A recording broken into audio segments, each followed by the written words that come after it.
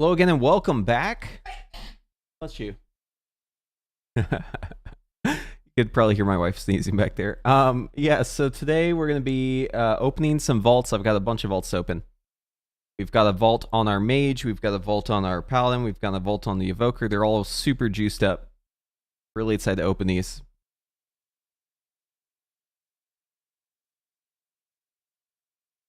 All right, let's get into it. Also, couple other important things to note.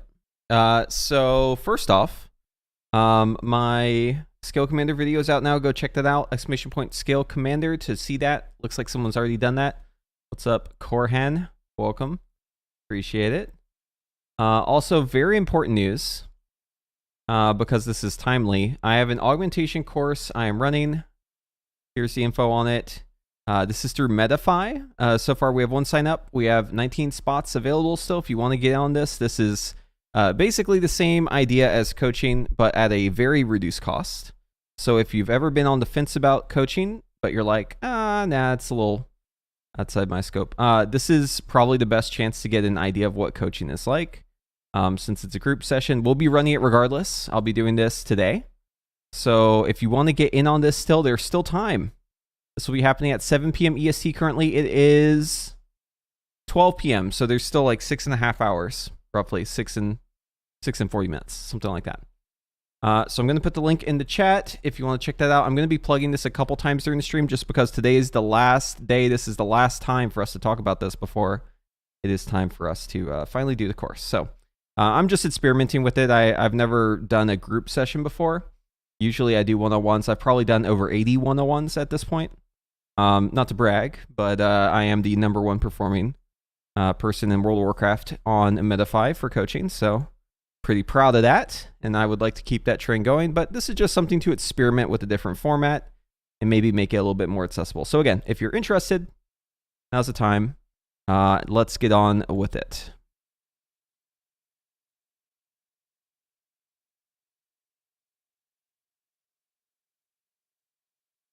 Oh, also, I saw that Wowhead made a post about deep breaths. It's kind of weird how they wrote this out. I'm not sure who wrote this tagline, but I'm not sure if they did a great job. Probably should have revised this a little bit. It's a little confusing. They said DPS evokers can turn your breath, but we have more than one breath. But it should say turn deep breaths. It says turn your breath abilities. I guess they're referring to Breath of Aeons and Deep Breath with breath abilities, but to me that reads a little strange because you also have Fire Breath and you have Dream Breath. You have like other breath abilities too, so it's like, what? Anyways. Yeah, so they're talking about like Breath of Aeons and Deep Breath, but I did a little mock-up here of what it should look like. The idea is like you press the button, you fly into the air, and as soon as you're in the air, once it's armed, your character automatically moves forward, then you can turn to steer here. And then if you press the button again after you're already like mid-breath, it should cancel it out. I think that's the perfect way to do this. I really hope they basically take the technology from, what was it, right? No, not Rising Sun Kick. It's like Flying Dragon Kick. Is that the one? It's like a monk ability. I really hope they take that tech and they just move it over to Evoker. Serpent Kick. Flying Serpent Kick. That's the name of it. Okay, chat. Which vault are we opening first? Is it going to be Evoker, Paladin, or Mage? We've got 3 Giga juiced up vaults here to play with. I think I want to start with the Paladin, but I'll leave it up to you. Which one we do in here? Pally first? Okay, I agree with that, Shane. Yes, I like that. I like it. All right, let's do it. Paladin first. Listen, whenever you get early to the stream, you get to make decisions. That's how it works, right? So that's why hopping in early is always good. As they say, the early bird gets the worm. And in this case, the worm is a weapon at 489. I hope. Or maybe not a weapon. Maybe I get the legendary this week. Maybe we get something else sick. Okay, so yeah, we have a juicy vault. Juicy worm to pull here. Let's make sure we're in the right spec first. So loot specialization is going to be set to right here, Retribution. We're going to go ahead and open this. Okay, actually, before I open this up, what do I actually want? Okay, so here's the Paladin. This is what we're working with here. Yeah. So we have a lot of items that would be an upgrade for us. A lot of 483 items still. So lots of possibilities. My trinkets are pretty good. I've got a crafted ring. I mean, my gear is actually pretty good. Like, I've actually worked on this guy quite a bit. So there could be a lot of things that we could get that just wouldn't be an upgrade. There's a lot of, like, duds we could get. But I'll tell you this. Even if I am thinking I'm getting the legendary this week, if I get a sick weapon in there, I'll probably pull it. Just because my weapon is 483, that's probably holding me back the most. Because, yeah, the lowest stuff I have is 483. That's the bar that we need to pass. Okay, let's see what we got. What's in the vault? Oh, shit. Wait, hold on. We do have a weapon. Oh, we have 2 weapons. Oh, okay. Okay, hold on. But we got a ring, too. We got a... Oh, oh, this is heroic, though. Okay, so the mythic... We have a mythic axe, or mace. We have a mythic axe.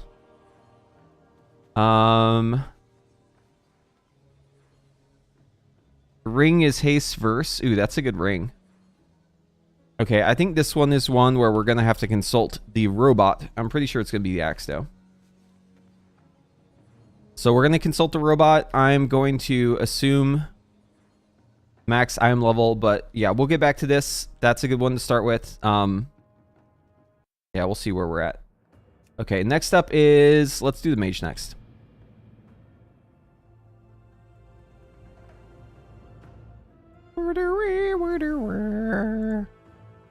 Oh, we're already in single target, so that's good. Okay, so gems. We'll do haste crit. We'll do crit haste. We'll do verse haste. Yeah, we'll do replace here. Patchwork, one target, 5 minutes. Let's go ahead and boost these up all the way, because no matter what it is, I'm going to boost it up. Same goes for the trinket. Oh, nope, we already got that. Okay. Yeah, so we would boost up the ring if we were running that. We would also boost up the cloak if we're running that. Okay, everything else here is good. Let's go ahead and see what the robot tells us to get. And while that goes, we're going to head back over to the vault and pull our next item.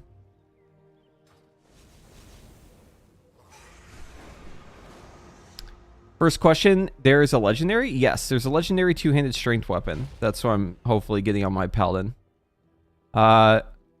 Second question, how is it a shortcut? Can you just do the raid or something multiple times so it's chances? Yeah, it's chances. Basically, it's just RNG to get it, but you have increased luck every week. All right, let's open this vault up.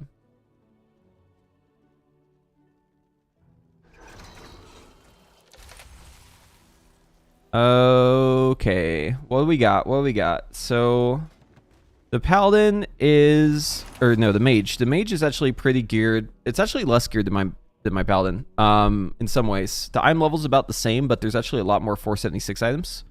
So the Mage has way more 489 shit already. I'm missing gloves. I'm missing neck. I'm missing bracers. I'm missing ring. And we got offhand, weapon, shoulders. Are you serious? Is this for real? What the fuck? This vault just completely whiffed. Do we even have, like, a socket I could put in here? Could I even add a socket to my gear? Ring. Telephone. Nope. No sockets on the rings. Already got the belt. Already got the bracers. Already got the helmet. The socket does nothing for me. Socket does absolutely nothing for me. I have enough aspect crest to upgrade one of my items, though. I could upgrade those bracers.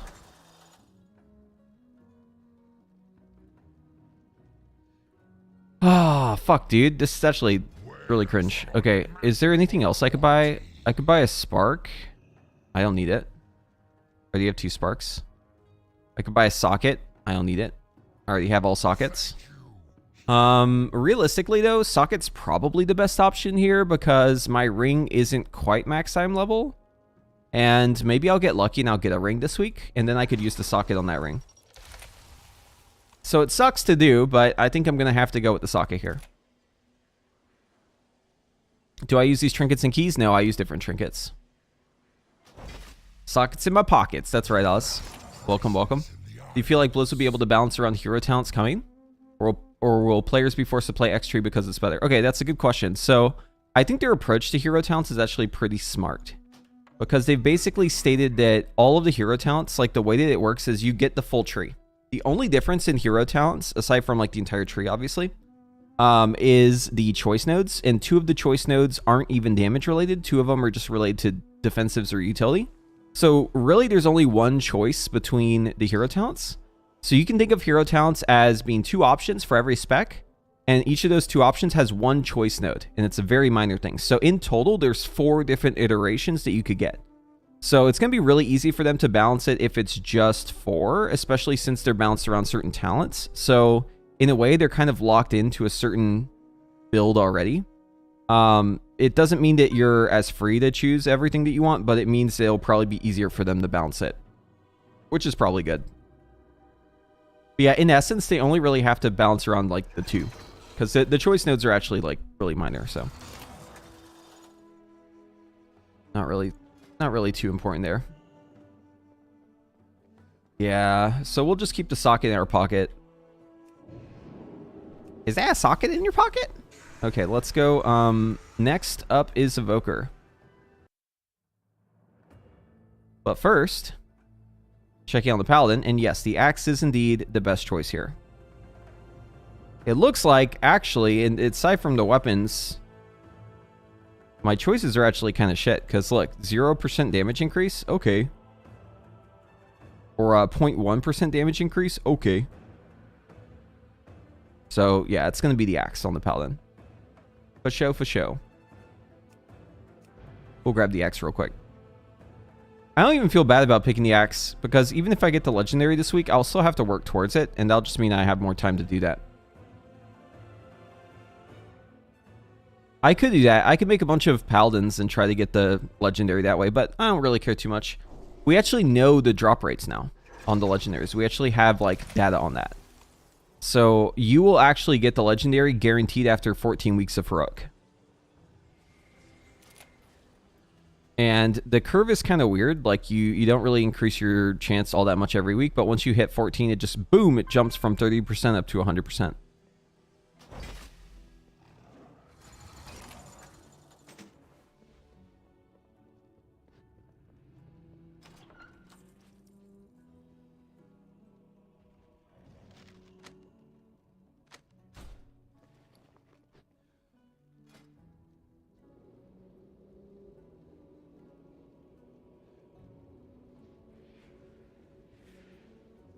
Oh, I got my heroic ferric like the first week I made this guy for only, I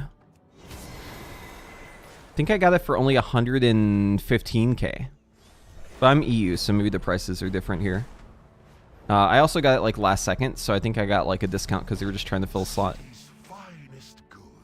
Okay, let's go ahead and upgrade this bad boy to the max. There we go. Fantastic. All right. Looking real good. Let's go. Please don't get off your mount. I need to transmog this quick.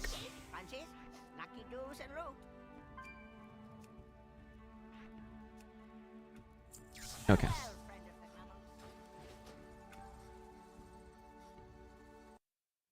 All right. Evoker time. What's going to be the Evoker legendary?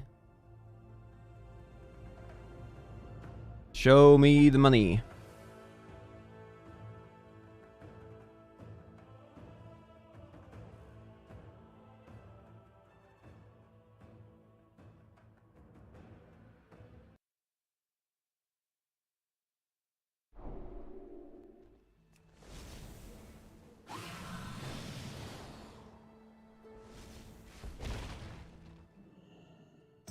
Let's see. So what can the Evoker even get anymore? I think the only thing my Evoker needs at this point is a ring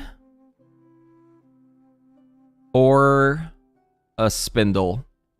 I've got 2 items that would be an upgrade.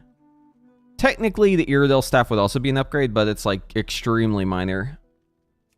To be fair, the ring is also extremely minor, but having the well-fed buff is actually really nice, so I kind of don't want to get rid of that. I think it's just spindle. So let's see. Do we have a spindle in the vault? Can we summon a spindle? What sort of summoning ritual do I have to perform to make the spindle appear in my vault? Is it available to healers? Can healers get the spindle?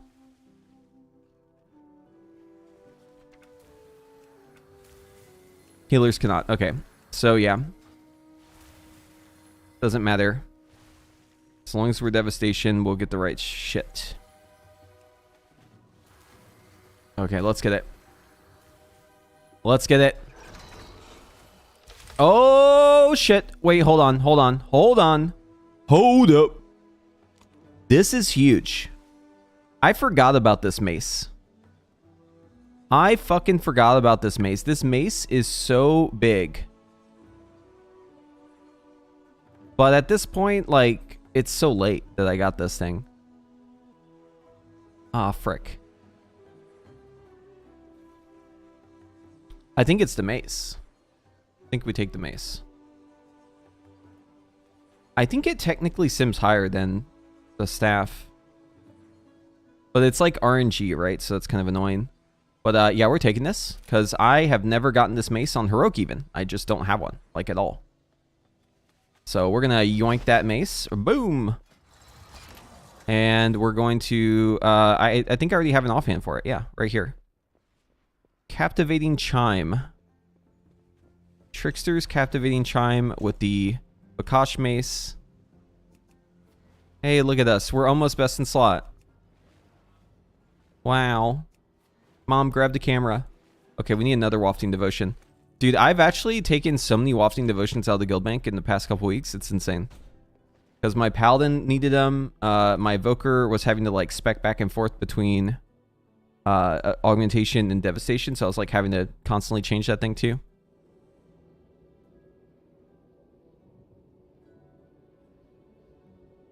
Okay, the question is this actually better than my current setup? I know for Aug it'll definitely be. I mean, this is like goated for Aug, right? Look at these. Both Mastery. Big. But for Devastation, Mastery is not as good. Not as good. So let's see. /SimC. We'll put it in the robot's hands again. The build is good. Actually, hold on. There's one thing I need to change. We're going to grab Innate Magic. Just for that, like, 0.1% increase. Okay, grab the SimC. Let's go over to raid bots and let's plug it in.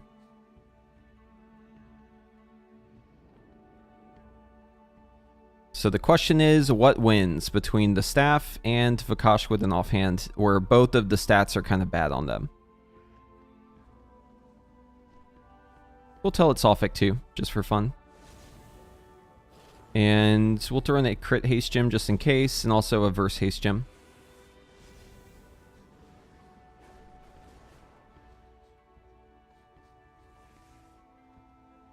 Patchwork, 1 boss, 5 minutes. Run sim. Usually you want to run the sim before you pick the item, but because this mace is like such a hard to get thing, I just went ahead and sent it. It also looks really cool, and I didn't have the transmog. I don't usually care about transmogs, but this is one I actually kind of like because it really matches with everything I'm running. See? I do need a different offhand, though. The offhand is not good. I have many wares. Let's see, what sort of offhand can we use here? I could go with the Sparkler. Sparkler would be cool. I also like this lantern. This lantern's cool because it actually goes on your belt. So what's really cool about this, see how I have this lantern that's just like flinging around now? So even if I like put away my weapons, see? The lantern is still in my belt. That's why I like this offhand. And it has physics on it too.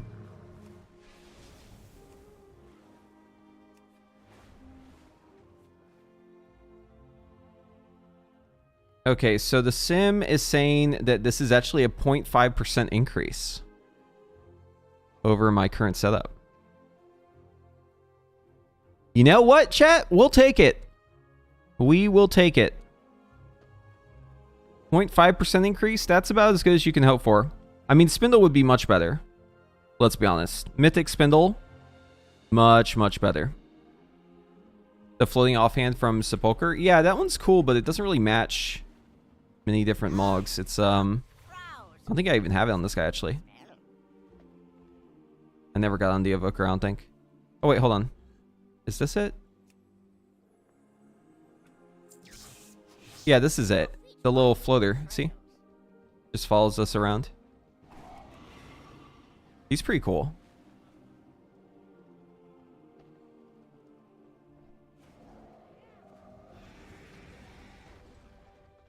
That's definitely one of the coolest offhands they ever made.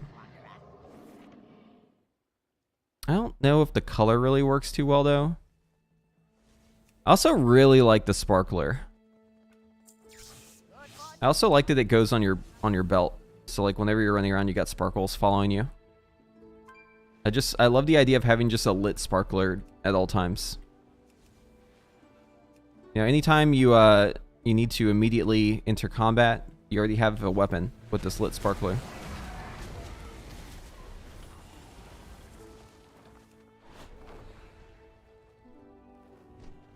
Yeah, I'm happy with this. This is good. I do like the staff, though. Like, I think on some fights, I'll definitely run the staff instead of this setup here. But I will say, my Mythic Plus just got a huge facelift. My Mythic Plus AUG set, specifically. Because, like, look at this. Now, if I go Vakash and I go Mastery Offhand, climb level is now up to 486. It's a little low because of the boots still, but my Mastery is at 930. 930 Mastery. Why didn't I drive my deep breath? I tried. Yeah, they didn't implement that yet. I'm so looking forward to that, though. That's going to be sick.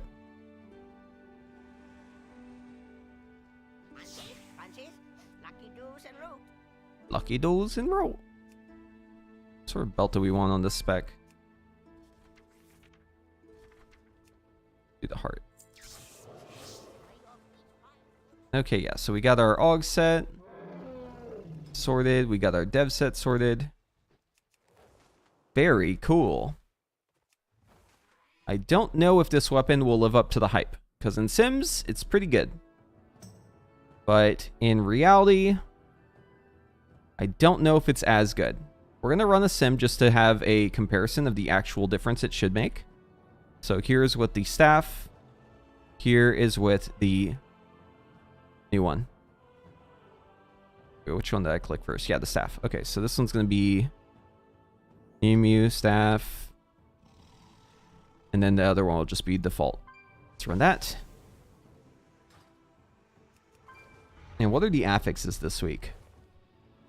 Tyrannical, Incorporeal, Spiteful. Yeah.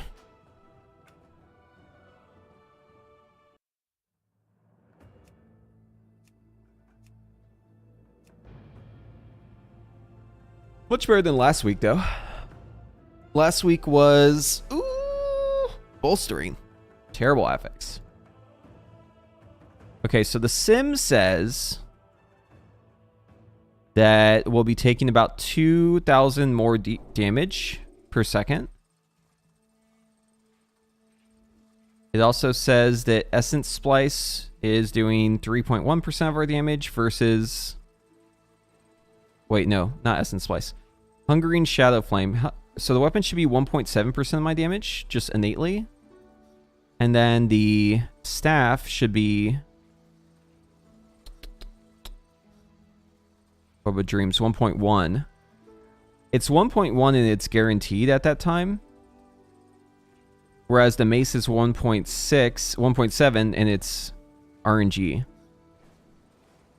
So it says on average, every 5 minutes, I should have how many procs? Where is it? Hungering Shadow Flame. This is the one, right?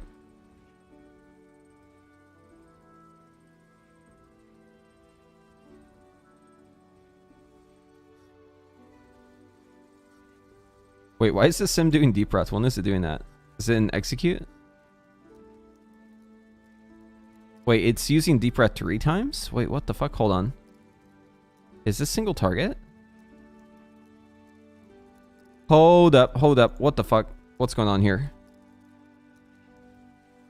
Deep breath if Dragon Rage is not up and you have imminent destruction and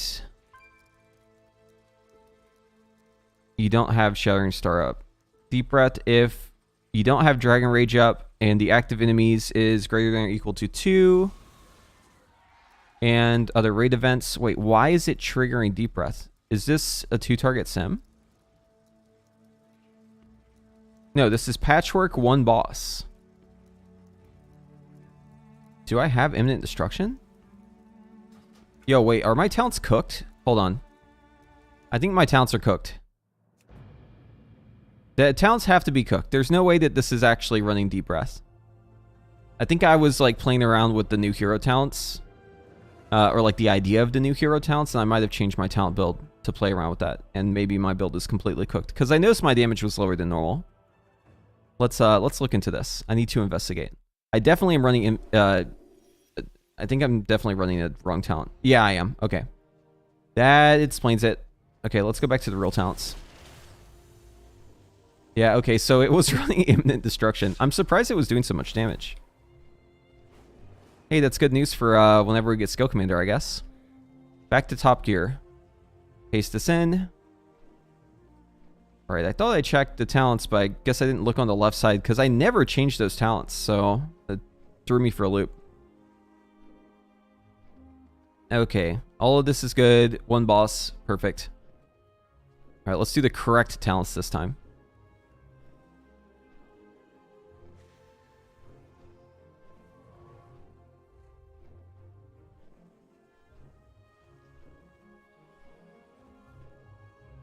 There we go, 250k. And it is still the same gap. So we're going to grab this one. We'll do the same advanced sim. This is the staff.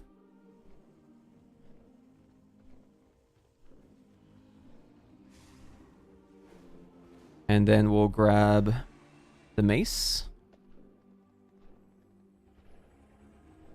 And we'll run it again.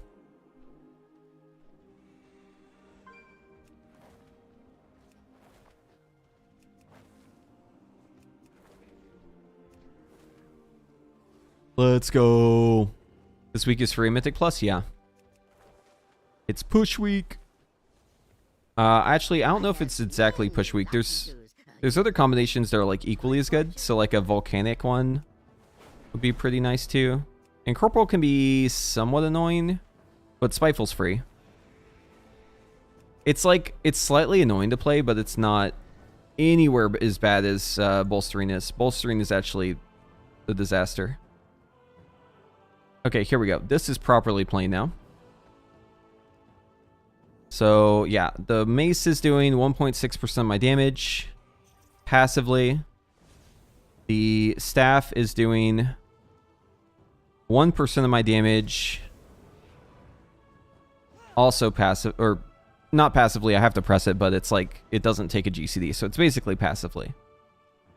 So it's a very, very minor difference, but the chance of it popping off, there is a potential there. It could pop off, or it could do the opposite. It could be shit. How many procs am I supposed to get? Let's see. So if we look at... what's it called again? Hungering Shadow Flame. So it's saying that over 5 minutes I should get 14 procs. Over 5 minutes I should get 15 procs. Let's look at what other devastation are getting.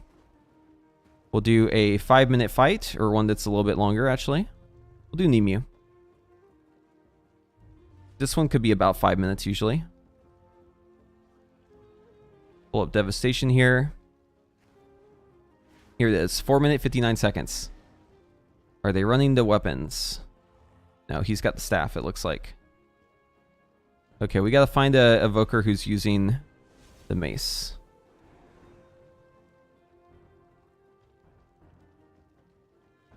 Has Blueprint gotten lucky yet? Let's see.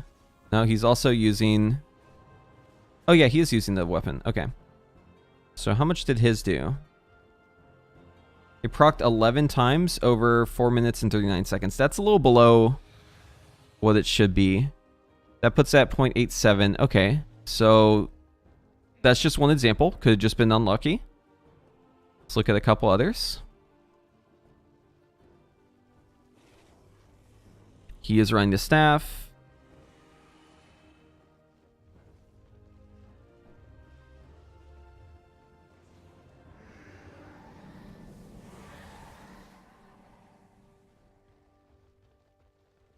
Okay, so this guy's actually running it, and it did proc 15 times over a 5-minute 25 period. So that's about the average it should be. And it did, what, 1.12% of its damage? In this log, the staff did 1% damage. In this log, the staff did 1% damage. I'm gonna be real with you, chat. I think it's the staff. Like, the other one sims higher, but I don't want to deal with the RNG bullshit. So I think I'm actually gonna stick with the staff for devastation. But as augmentation, I will run the mace. Because as augmentation, I care a little bit less about that. And also, it's more mastery. So I think we're gonna actually put Sophic on it. And that way we'll have a weapon to swap to Aug for, because it'll have Sophic Devotion on it. So let's yoink another scroll. Yeah, we'll do Mace as Sophic, and we'll do Wafting as our devastation weapon. Yeah, I mean, Dev is not bad. It's not. You like how also Aug is the bottom? I like that. Alright, yeah, so now we have a pretty good augmentation setup here. The only thing I'm lacking with this setup is my boots, I think. And obviously the trinkets are not great because I'm still running the branch. Oh, the belt's actually not too great either, but it does have a socket and it is high mastery because I catalyzed it. Yeah, it looks like the boots are probably the biggest problem with this.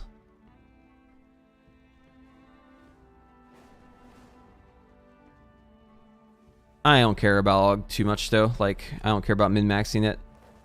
Caring about min-maxing Aug is like a fruitless endeavor. Like, you'll care a lot. You'll really rack your brain over trying to make it like as good as possible.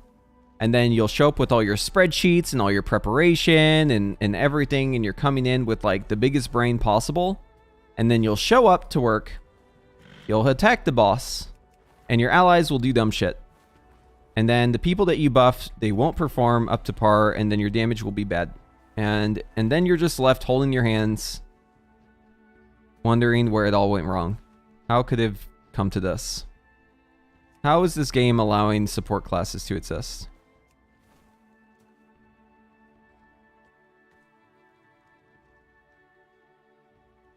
Well, that's what I run besides branch. As Aug... That's just rating in general. Yeah, true, but it's way worse as Aug, because not only is it like your overall performance, it's also your personal performance, which also, that like stings way worse, in my opinion. Okay, for trinkets, I run Spindle, I run Branch, I run Belore. Those are the three I run. I also once had a really good one, the vault that was like, I think it was the Tindril trinket, right? Or maybe it's Smolderon. It's the one that's like, it gives you like a big steroid and then it cuts your haste afterwards. I had one of those in the vault with Avoidance and I was really tempted to take it, but I didn't end up taking it. But I have no regrets. No regrets. But I will use the staff, I think, as devastation. Because I would prefer to have the guaranteed damage. And also, I like this staff because it means that... the main thing that I like about the staff is that it means that I have the damage during damage amps. Because you have control over it. Like, you know when to press the button, you press it. It happens when you press it. It's not random. Whereas the mace is random. So, like, the mace could just proc only outside of damage amps, and then you would get less damage from it overall. Whereas the staff, since you're controlling it, you can always make sure you hit it during the damage amp. To me, that's more important. Ashes of Ember Soul. Yep, that's the one. Thank you for reminding me.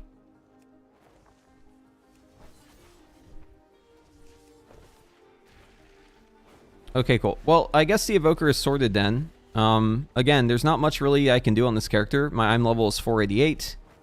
The highest I can go is replacing my ring and my trinket.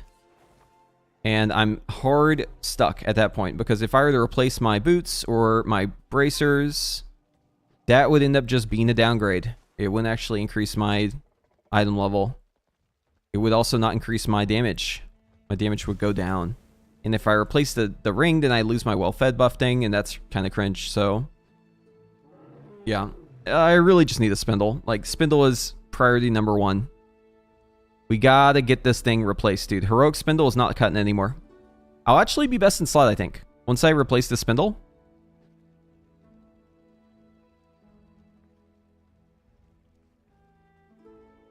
I was about to say 496. That'd be crazy.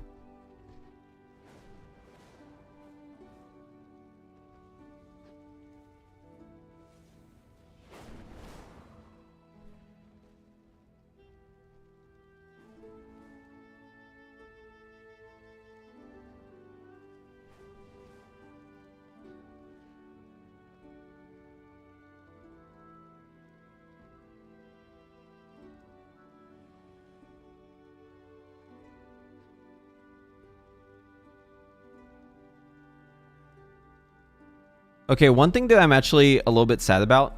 So I guess this is probably time to talk about the Evoker stuff. I have a video I came out with for Scale Commander. If you haven't already checked it out, make sure you check it out.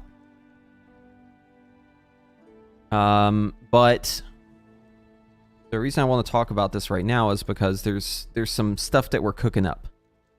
You could say we're cooking with this talent tree stuff. So if we bring up the talents, and then we bring up the new stuff,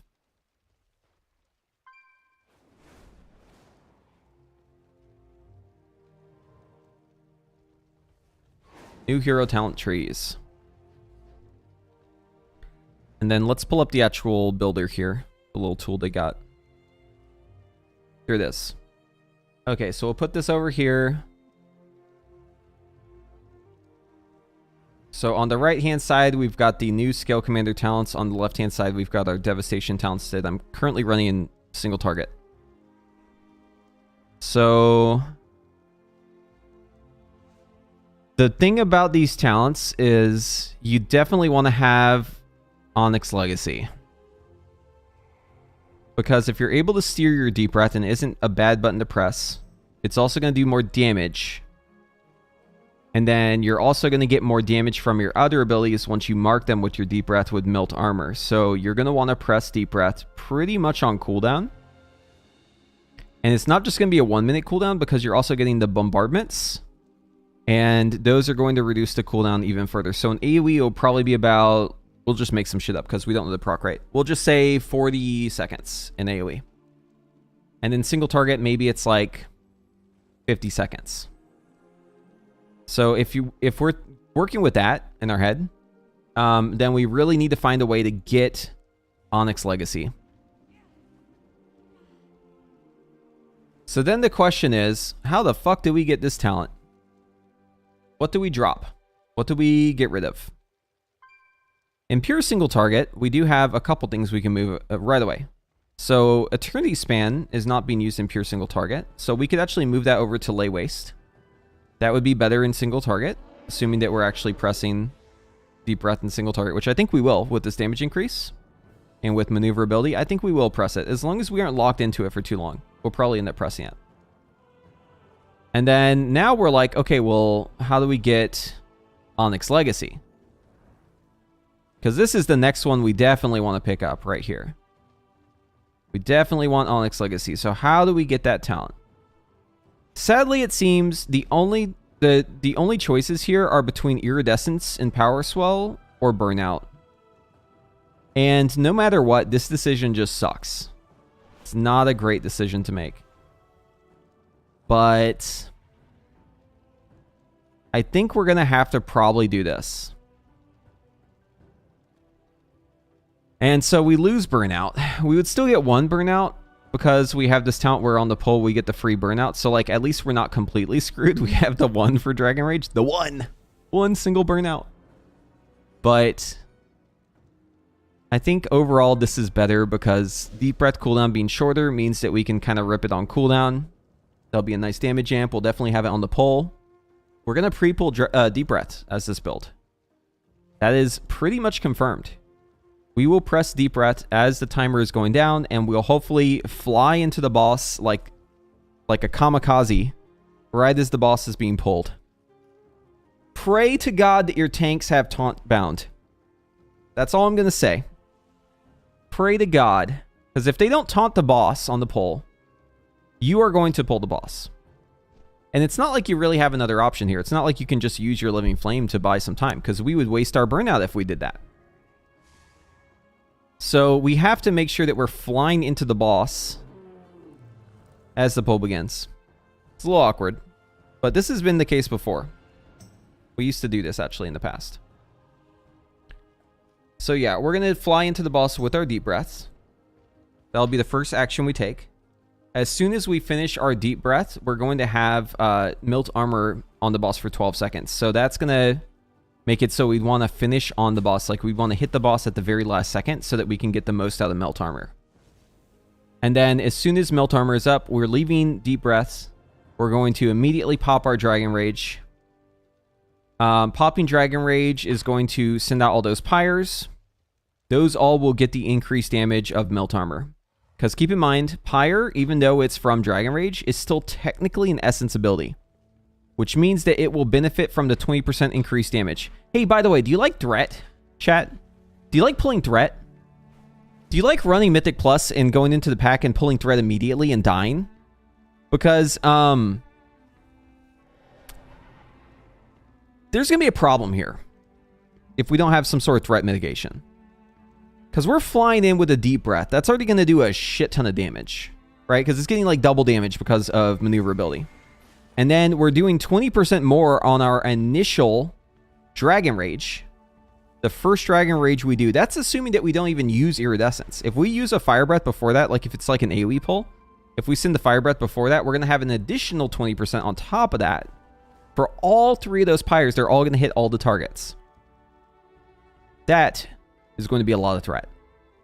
But let's assume that it's going to be single target. So we fly in, we do our deep breaths, we immediately send our Eternity Surge. It's definitely going to be an Event Horizon angle, if I had to guess. It might actually end up being Eye of Infinity if... It depends on how this works, because it says on your primary target. But if we're able to cleave our Scintillation procs onto the main target, we might actually run this. But either way, it doesn't matter. I'm just going to assume that we're running Eternity Surge first. So yeah, we send the Eternity Surge. That's going to activate Mass Disintegrate. Mass Disintegrate will make it so our Disintegrate, since this is pure single target that we're talking, that first Disintegrate's going to do 50% more damage. So as soon as we do that, we're going to send our Shattering Star, and then, so that'll use up one of the blue Iridescence procs, not a big deal. But the next one, it's going to have 20% increased damage from Iridescence. It's going to have 20% increased damage from Melt Armor. It's going to have full Mastery value due to Tyranny. And then it's also going to do 50% damage on top of all this. Oh, sorry, I forgot to mention. It's also going to have 20% more damage from Shattering Star. So 20% here, 20% here, 20% here. We're already up to 60%, plus an additional 50%. And that Disintegrate's going to be big. And remember, this Disintegrate is cut into 4 pieces. It ticks 4 times. And the first tick happens instantly. As soon as you press the button, okay? So just imagine the threat. Imagine the threat you're going to cause. Because, again, you're opening with Deep Breath. Then you're immediately pressing Dragon Rage. And then you're sending your Empower spell. Shattering Star, Disintegrate. That first tick, boom, that's going to be a huge tick. So you let that Disintegrate finish, and then you're going to send a Fire Breath. That's going to activate Mass Disintegrate again, right? Because Fire Breath is a Mass Disintegrate driver here. Also, I didn't mention this, but You're also going to have bombardments active on the target now for 10 seconds because you used your Mass Disintegrate, your first one, so you now have bombardments proccing too. We don't fully know what that means, but that'll be happening. And then, so you send your second Mass Disintegrate after your Fire Breath. And your Fire Breath is going to activate Red Iridescence, which is for Pyre. That doesn't really matter at this point. So, yeah, you'll have a Burnout proc too at this point. We'll talk more about that in just a little bit. But you Mass Disintegrate there. That'll be your second one of the fight. And now we've gotten 2 of those off at 50% increased damage, plus 20% more damage. We won't have Iridescence on the second one because we Shattering Star. But we will have the Dragon Rage bonus, and we'll still have Melt Armor up at this point. This will be about 6 to 8 seconds into the poll, so Melt Armor will definitely still be up on the poll. And so after that Disintegrate finishes, now we go into our Spender mode, right? We're going to have full Essence at this point because both Disintegrates that we sent were a little spaced out there on the poll. Actually, it may not be full. We'll probably have... It'll probably be at 3 Essence because the first one will be with Shattering Star, so that will give us Essence Burst. So the first one's free. Oh, by the way, I didn't mention this, but we'll also have Titanic Wrath on that first one. That's a 15% increase. Haha! Just a casual 15% on top of the 60% plus the 50% plus the Mastery plus everything else. So yeah, after that, we're going to send our first Natty Disintegrate. And then after that, we'll probably send our Burnout proc. That's going to be with Leaping Flames. That'll instantly give us 2 stacks of Essence Burst, which means we'll have Titanic Wrath on our next 2 casts. And we're going to send those 2 casts. And then the rotation is kind of like it is right now. Nothing really changes there. For the rest of Dragon Rage, it'll be exactly the same as what you're used to. So you'll keep on using Disintegrates. You'll keep on using... Azure Strike, because remember, you won't have Burnout procs. So you're going to be using Azure Strike as your builder. As long as you have blue Iridescence or red Iridescence, you'll be using that. And then our second Eternity Surge will come up. We'll send that right away. That's going to give us Mass Disintegrate, so we'll be able to press Mass Disintegrate again. I think right after that, we'll probably have Shattering Star, so we'll probably send the Shattering Star and then use that Mass Disintegrate. And then after that, we will have Fire Breath coming up again. We'll go ahead and tip the scales on that Fire Breath. That will give us another Mass Disintegrate. We'll use that one and then go back to our normal rotation. And then at the very end of Dragon Rage, depending on our luck, depending on our haste, depending on if we get PI, and then also procs, we may be able to get a third Eternity Surge off in Dragon Rage. That will give us one last Mass Disintegrate there. And then if we're super lucky, we may even get a last Fire Breath, which will give us an additional Mass Disintegrate. So we potentially could have 3 Mass Disintegrates in our Dragon Rage opener. That's going to be 3 Disintegrates with 50% increased damage, and that's before any of the other modifiers on it. So now you're exiting Dragon Rage, and the boss has been in combat with you for about 44 seconds. And guess what? Guess what's up again? If you guess Deep Breath, you're right. That's what's up. Deep Breath is up again, because the boss has been in combat for about 45 seconds. More than likely, we've gotten enough bombardment procs, and we're also running with the Onyx Legacy, so that's a 1-minute Deep Breath. So as soon as we leave our Dragon Rage, we're immediately sending our Deep Breath again. We'll get in our little go-kart, we'll drive around the boss again, right? Mark him with damage. Exit our Deep Breaths. And now we have our Essence abilities buffed again. So I think we'll probably want to line up the Mass Disintegrates and the Melt Armors. If I'm not mistaken, like there's definitely a world where we just send our empowerments on cooldown, but I think naturally it should kind of line up where maybe we hold Deep Breath a little bit in single target for our next empowers. Because if we hold Deep Breath for our empowers, we could mark the target for the additional 20% damage and then immediately send the empower, immediately send a Disintegrate. And that will do the 20% increased damage on top of the 50%. So in essence, it's actually more like a 60% increase if you really think about it. It's actually a 60% increase. And then everything will go like normal again until, you know, about, what, a minute 30? Maybe you send a Deep Breath there, maybe you save it for your next Dragon Rage. And then the rest will probably be just a repeat of that. So, like, this is going to be a pretty interesting rotation. It's not really changing too much.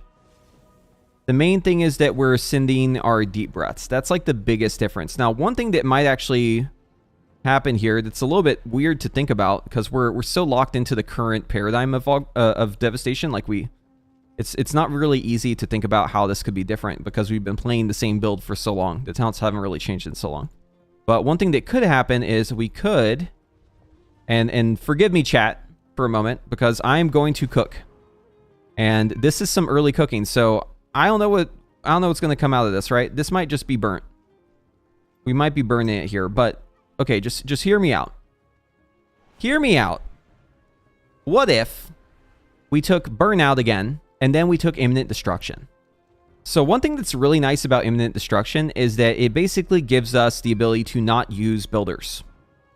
Now, using builders is obviously beneficial because we get Titanic Wrath, but it is a dead global. So even though we are spending our Disintegrate with less cost, and we're spending more of them more frequently, we will be missing on the 15% damage. But we're trading a global for just being able to use the spell more.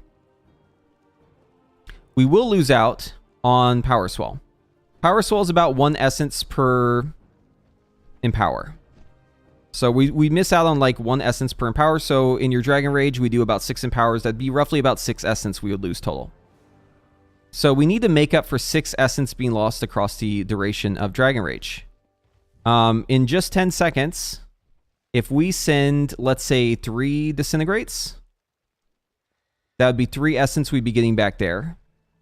And that's just during Dragon Rage. So that's already half of it that we'd be recouping. But then the main thing about Imminent Destruction is that it would give us the ability to spend outside of Dragon Rage. Because Dragon Rage, it's really not a fair comparison to look at Essence Generation during Dragon Rage, because Dragon Rage has infinite Essence Generation. You can just press Azure Strike and you get a free Essence Burst, right? It's not a fair comparison. What's important to note is outside of Dragon Rage how this would affect us, because if we could send Imminent Destruction at 45 seconds with our Empowers ready and everything ready to go, that means we could immediately just start slamming Disintegrates at a reduced cost. And those would be doing 2 essence per, which means that we'd be able to get out, 3 of them, essentially, with our bar. So that'd be pretty lit. And then, I think where this really shines, though, is AoE. Because if you think about it, this is halving the cost of Pyre. Pyre then costs 1 essence, which means it's literally half of the cost it was before. Whereas Disintegrate is only getting 1/3 of the cost refunded. So it's a little bit less efficient for Disintegrate than it is for Pyre.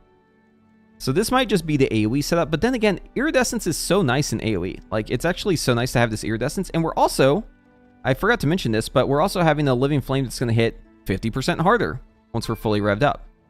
So let's just assume in between, right? The average Mythic Plus pull is going to be probably about 25 seconds to 40 seconds on like a normal key. So you can probably assume that Living Flame is going to be about 25% increased on average. Unless it's a long pull. So one thing that's really nice about Iridescence is we're obviously getting 20% more damage on our Living Flame after we use Fire Breath. We also get the benefit of Leaping Flame. So if we max rank our Fire Breath, we're going to hit, 3x targets basically instead of just a single one. Or 4x targets here. And all of those targets will have the increased damage on Living Flame and potentially Scarlet Adaptation if we have that built up too. So it's a lot to think about. Uh-oh, get the Fire Extinguisher? Yeah. Get the Fire Extinguisher quick before it's too late. Can't wait for pre-pull bops. Dude, I just want the tank to press taunt on the pull. As long as they do that, we're good. Liam says, all I wanted for Dev was a less powerful cooldown on 1 minute, kind of like how Arcane has the big boom and low burn. It seems they're trying to do this with Deep Breath, so happy face. Yeah, even if Deep Breath ends up not being a 1 minute cooldown, like even if this cook is completely cooked, even if this is burnt toast, and we're having a stroke, I still like the idea of being able to press Deep Breath without like killing myself. And I mean in-game. Because, like, whenever you press Deep Breath in-game, usually you're killing yourself. If you're not really, really careful about it. Even if you are careful about it. I mean, heck, it can happen, right? I don't know about you, chat, but, like, I have this situation. This happens to me all the time. I will be in-game. I will be considering pressing Deep Breath. Like, my mind is thinking you should Deep Breath now. There's, like, the devil on my shoulder. It's like, hey, press Deep Breath. Look at all these mobs. They have no health left. You got nothing going on. Just press deep breath. You'll be fine. There's no swirlies on the ground. You'll be safe. You'll be totally fine. So you press it, right? You give in to the devil on your shoulder. And as soon as you press deep breaths, a swirly spawns in the perfect spot to kill you. Right as you're flying. The coast was completely clear. There should have been nothing in your way. But it just so happened that the thing happened right there. And this is going through my head. Like, I actually see it happening. The future. I'm seeing myself flying, and I'm seeing myself dying to a swirly, and I'm thinking, there's no way that can happen again. I was just unlucky all those times that it happened. There's no way this will happen one more time. So I press deep breath, and guess what? It happens again.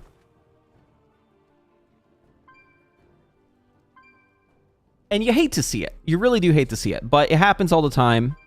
And what can you do? What can you do? So if I'm able to steer my deep breath, at least when I'm locked into that animation, I may be able to like go, go to the side maybe. Or maybe if they really make it a good button, maybe I can press it again to cancel it right at the last second so I can like move out of the swirly. That would be so, so awesome. And that would make me completely change how I feel about deep breath. I talk a lot of shit about this ability. And it, honestly, the ability deserves it. I don't think I'm out of line talking shit about deep breath. But yeah, being able to steer that shit, being able to get it out, that would be so great. Jethro says, good evening from South Africa. Yo, what's up? How's it going?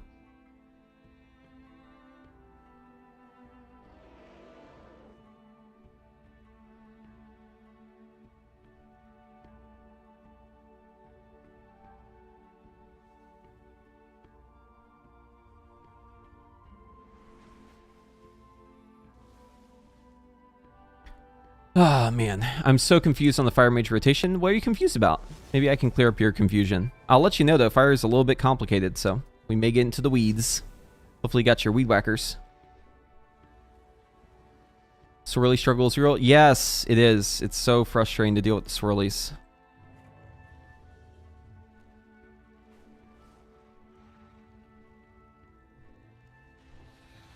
Yeah, if you want like the TLDR on fire, the most simple term or the most simple way to describe how to play Fire Mage is just press as many combustions as you can and have as much combustion uptime as possible, while also maintaining all of your buffs. And there's like 6 of them that you should maintain. So just maintain them. Just press the buttons. Just do it good, right? Just do it right. But yeah, unfortunately, like the reality of it is, it comes down to extremely precise gameplay, and it's not always the same. You have to just be able to react in the situation, and you have very little time to react. And there's also like a cadence to it. Once you get the muscle memory for it, it's actually not too hard. But if you're new coming into fire, you're going to be like, well, what the fuck? Because you're just pressing so many more buttons than you're probably used to. Also, yeah, if you're playing Ignite build and you're doing Mythic Plus and your damage is bad, let me just say that you're probably playing the wrong build. I know people have a tendency to gravitate to the build that people are playing on high keys. That's only natural that people are going to follow the quote-unquote pros, right? It's only natural that will happen. But the problem is if you go into it trying to copy what they're doing, you're completely in the wrong. You're not doing it right. You're not using the right tools. Because what's good in a 30 is not the same as what's good in a 15. There's a very stark contrast there.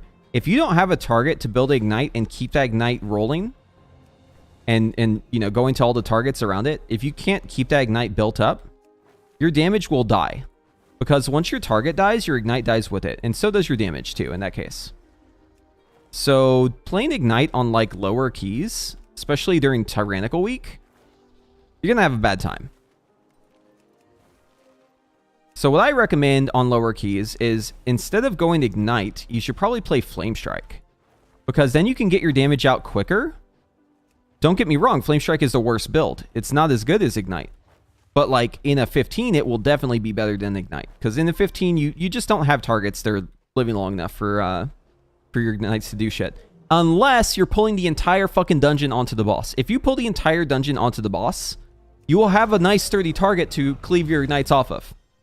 Same goes for like certain targets that just have like an incredibly large health pool. Like if we go to Darkheart, or not Darkheart, Throne of Tides.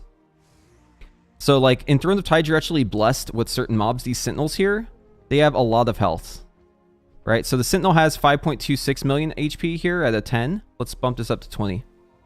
Okay, 13.65 million health, right?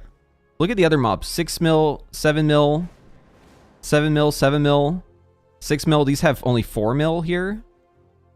6 mil, 6 mil. So as you can see, this mob has like more than double the health of all the rest of the mobs. So if you're doing this key, you're actually kind of blessed because you've got really nice targets. You can hit the Sentinel here. You can cleave off of him. You can hit this Ravager here. You can cleave off of her. There's another Sentry here. The Sentry has 13 mil. It's not as good as the other targets, but at least it's something. So you have something to work with there. Over here, you've got the Sentinels you can work off of. Obviously, we have the Ravager over here we can work off of. We have another Sentinel here. You know, there are options for you in Throne of Tides. You can make it work. When you go to this wing over here, it's going to be a little bit more of a struggle. But at least, like, these mobs have 13 mil, so it's, like, not too bad. Throne of Tides is actually a pretty decent key for Ignite. But if you go to another key, let's say a Taldazar. I think this is probably the most egregious example of, like, just really bad for Ignite. Because, like, here, all these mobs have 5 mil health, right? And then the only mob that, like, has more health that you have like early on in these early pulls is just the big guy, the Colossus, but it's only 8 mil. This is not enough. And people like usually try to hit the high health mob anyways. So like if you have like more than just you on the Colossus, or even if it is just you with Lust, like you will kill this mob too fast. And then the rest of the pack, now you're fucked because the rest of the pack has like half health. So they probably only have like 2 million HP each. And you just can't build an Ignite word shit if the mobs only have 2 million health. It's just not going to happen. If you can pull the trash with the boss, obviously you can make this one really good, this pull. Same goes for Rakan. If you can just, or Razan, if you bring like stuff down to Razan, you can just cleave off with that boss. But yeah, it's a struggle in here. Like a lot of low health targets are around. Like these little dinos, they don't even have 1 million health. These little toxic guys. They're so weak. This is fortified, by the way. I'm not even looking at Tyrannical. On Tyrannical, yeah, just forget about it. Look, 6 million health? Excuse me? 800k? Like, no. This ain't gonna work. Ignite's just not gonna work there. Okay, end rant. Yeah, anyways. It's important that you understand that, like, it's not always best to follow to chase the meta. If you're not doing the same content as the meta. It's a bad fit.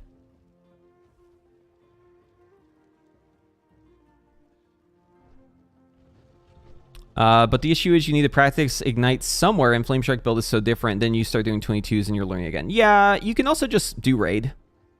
Like, Ignite plays very similar to Raid. The biggest difference between Raid and Ignite as Fire is that you're doing less as Ignite, because you don't have to worry about Flame Accelerant, you don't have to worry about Improved Scorch. The only key difference in the opener is just going to be Firestarter. Firestarter does make things a little bit different. If you head over to my Wowhead guide, I actually have a breakdown of how your opener with Firestarter should work here. And if you go, yeah, so you go to Fire, you go to Rotation, and then you go down here and you click on the openers part, you click Firestarter. There's this nifty little graphic you can pull up, and this shows you what your opener should look like if you're like lusting and everything with Firestarter. Because the thing you need to understand about Firestarter is people like totally underestimate this ability. Firestarter is basically the same thing as Combustion. The key difference between Firestarter and Combustion is during Combustion you get your tier bonus, right? Your 4-piece bonus. And during Combustion you have the crit to mastery conversion. But both of those things aren't like really that big of a deal, at least in single target.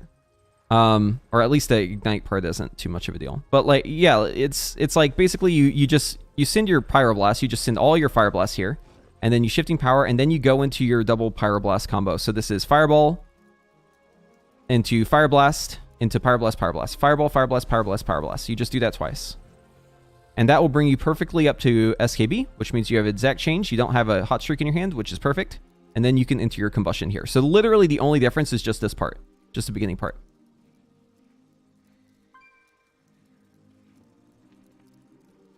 Okay, we need to do Heroic. Let's see. Do I have any friends who are playing right now? +2 Tendril Ferric. Oh. Is that a good group?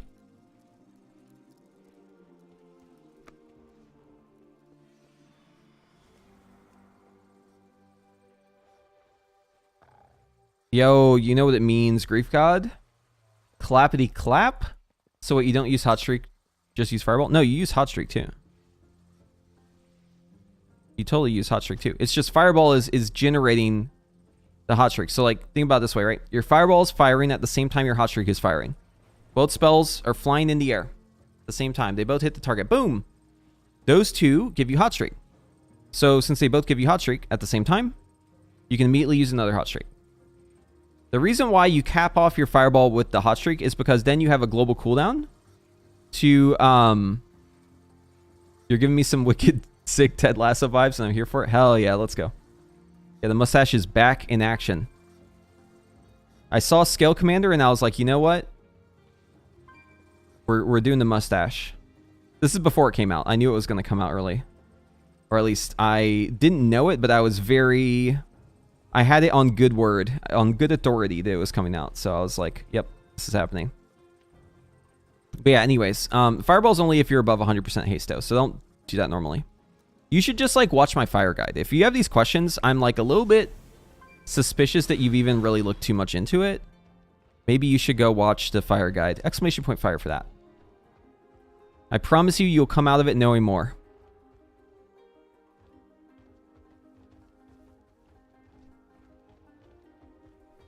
We need to find like a blaster group.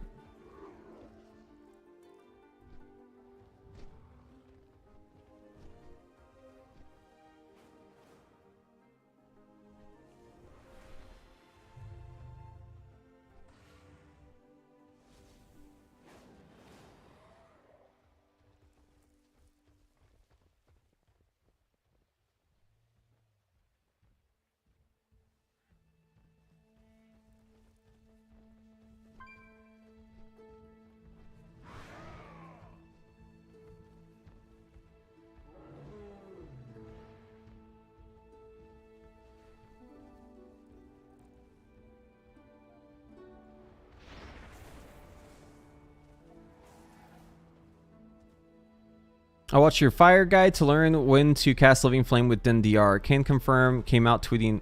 Came out learning more. wait, hold on. Tweedledum. I think you may have gotten a little confused there, my dude. Those are two different classes. But hey, you know what? As long as you learned something, then I'm happy. Yeah, I think they're. You might have your wires crossed a little bit.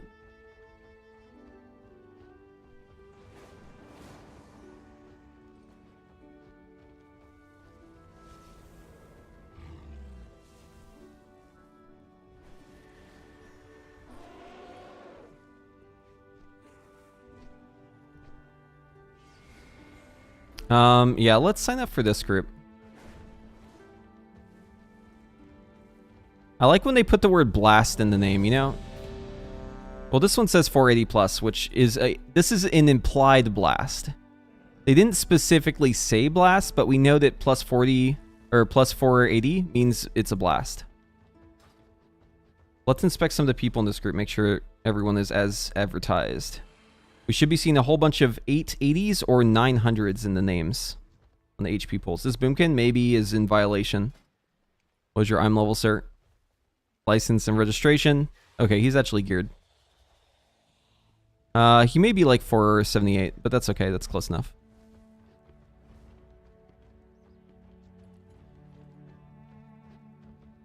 Okay. I'll trust this because everyone I've looked at so far seems okay. We have unread mail. Hold on. Where's my mail? Mythic helmet? But I don't even need that. Minus 275k. Damn, is the guild subsidizing that? Probably not, right?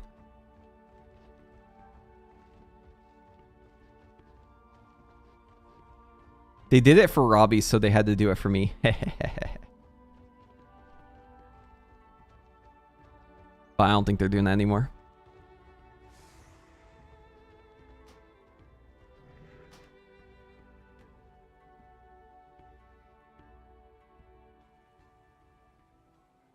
Wait, do we have a new trading post stuff today? Oh, it's... Okay, so we're actually really close. Real close to new trading post stuff. Oh, now's a good time to bring it up again. I'm going to plug this throughout the stream just because this is the last day. In fact, it's like the last couple hours to do this. So let me just do my thing here for a second.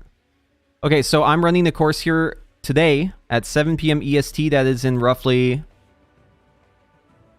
5.5 hours from now on Augmentation Evoker Basics. If you're looking to get into it, this is going to be for beginners to intermediate people who are looking to get into it. If you're on the fence about coaching, you've never done it, and you're like, what's this stuff about? Since it's a group session, it's a reduced cost, so you can get in on this.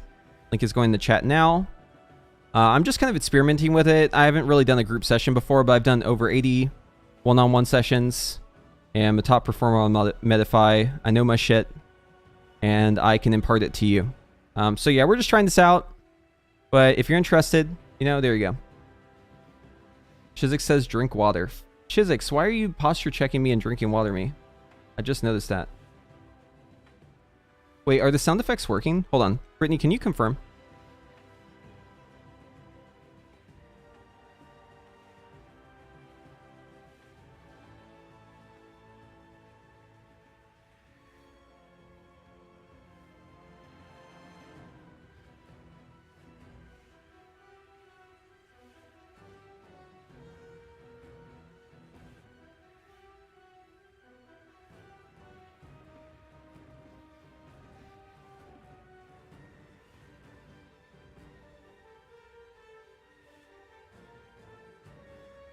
I'm going to need to get those sound effects set up again. I'm noticing Chisix is sending them in. It's not working.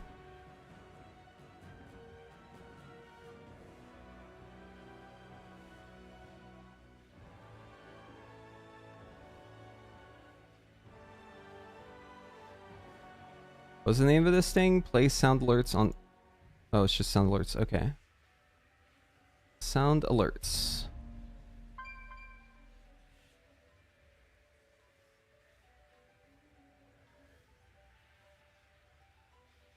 Sound alerts.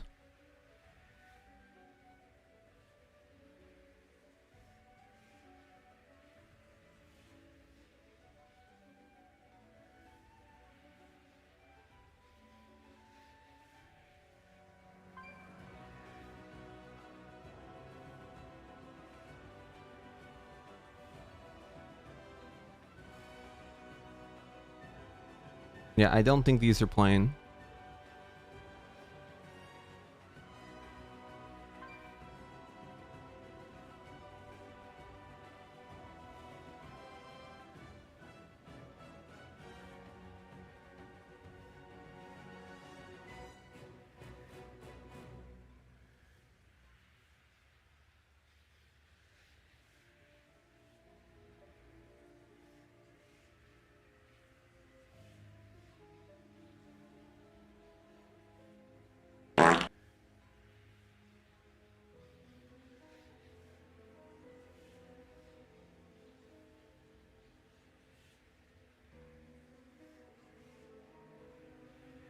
Okay, group's still getting together, so we have some time to debug this a little bit.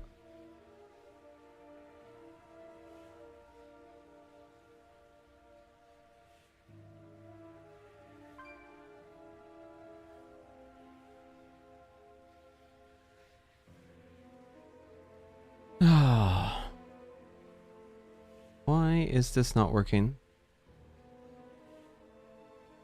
Oh, here it is.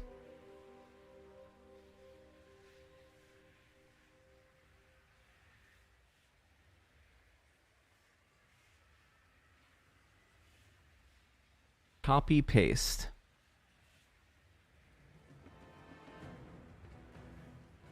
Hey, kappa, kappa, hey, kappa, kappa, hey.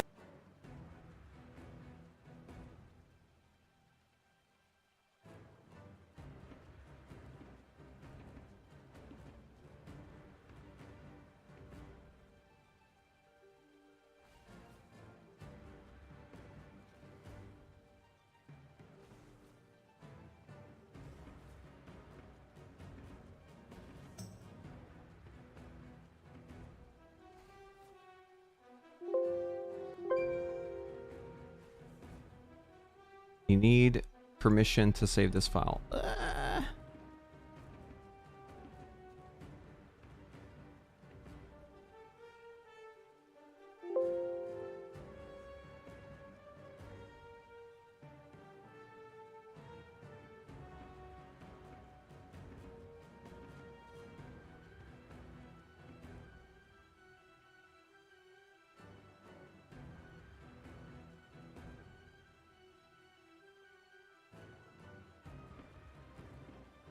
Wait, are you hearing it?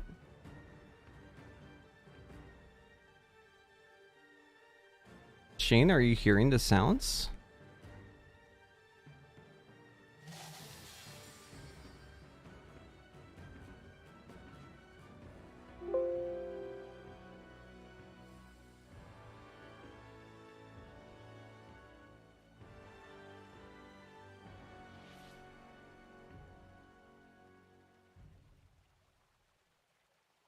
The sound of free. Shut up, dude.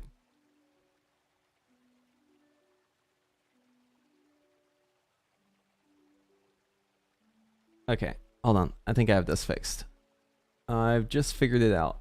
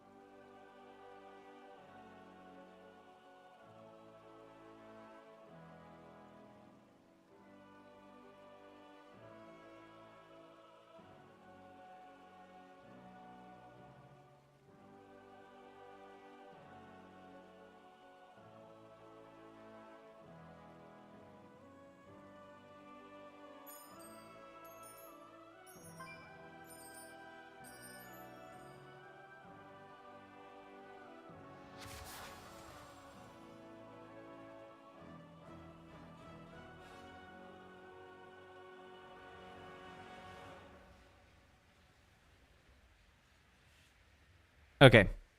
Chat, I need you to work with me here. Someone play a sound alert. Hit me with one. Let's see if we can hear it.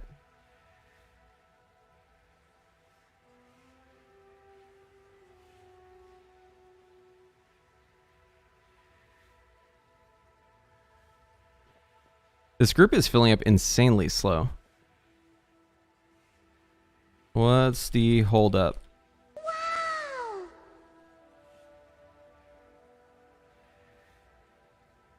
Did you hear it, Yenny? I saw it go off.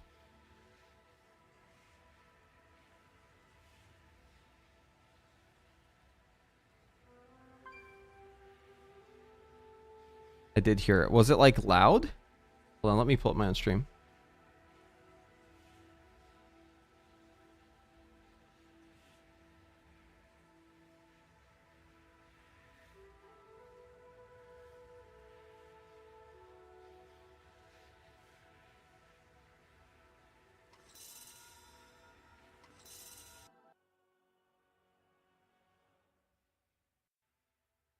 Hit me with one. Let's see if we can hear it.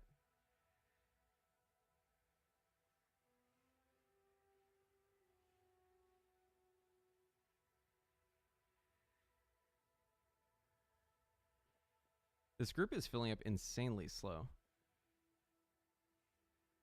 What's the holdup? Okay. No, that's perfect. Good, good, good, good. Thank you for bearing with me there. I want to make sure those were still working. That was a loud wow. Wait, was it super loud?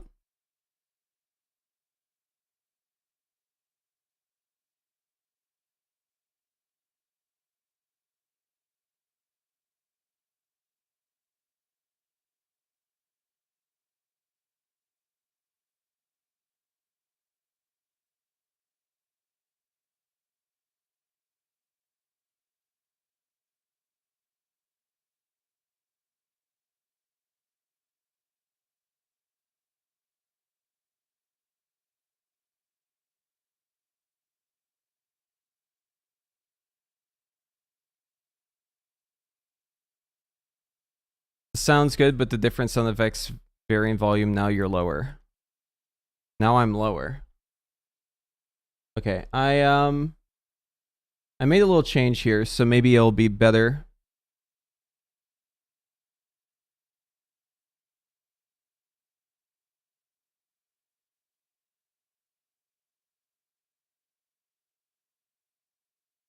We'll turn back on game sounds.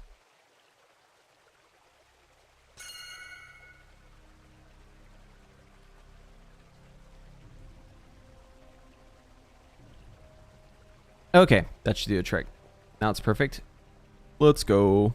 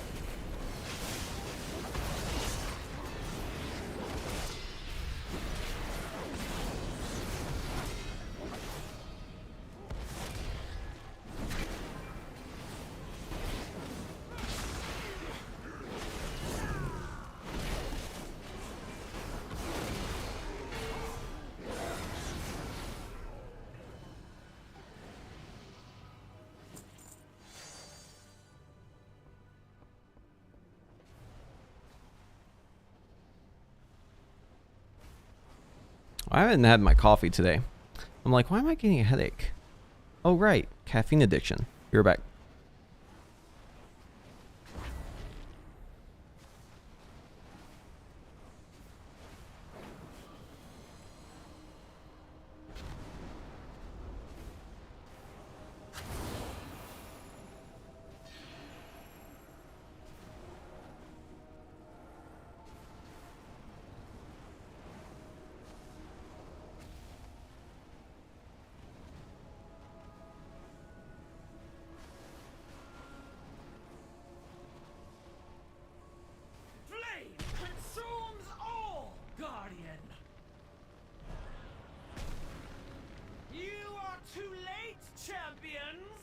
Even now, flame and shadow twists its mind.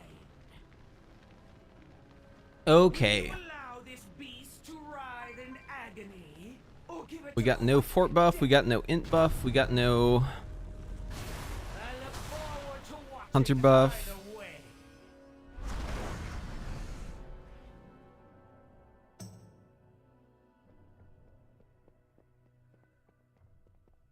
Doesn't matter though.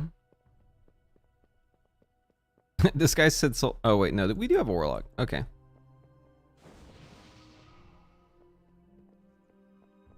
No enhancement.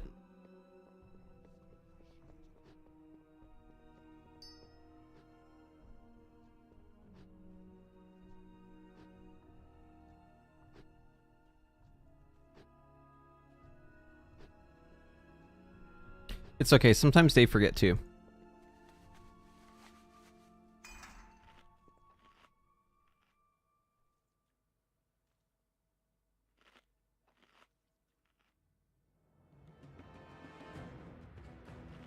I can't get over how insane Devastation Cleave is going to be. You really think about it.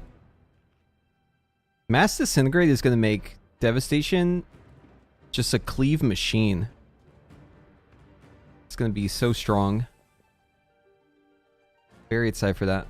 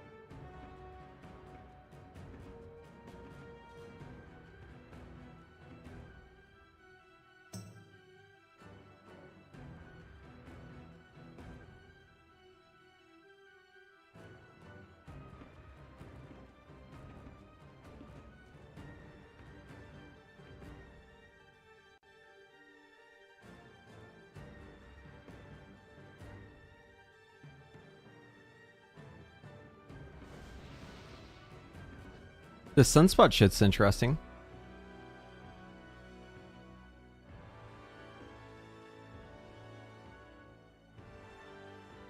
Every time you Wake of Ashes, your next 2 spenders are going to make sunspots go out. Sunspots also make your holy spenders deal increased damage. Critical strike chance of Hammer of Wrath is increased. That one's not really too big. Because Hammer of Wrath is guaranteed to crit.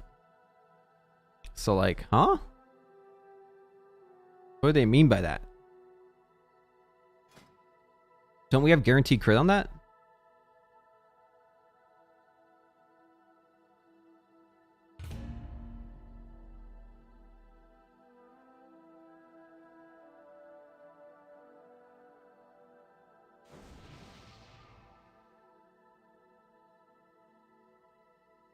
Where's the talent? I could have swore there's a guaranteed crit on Hammer of Wrath somewhere in here that we take.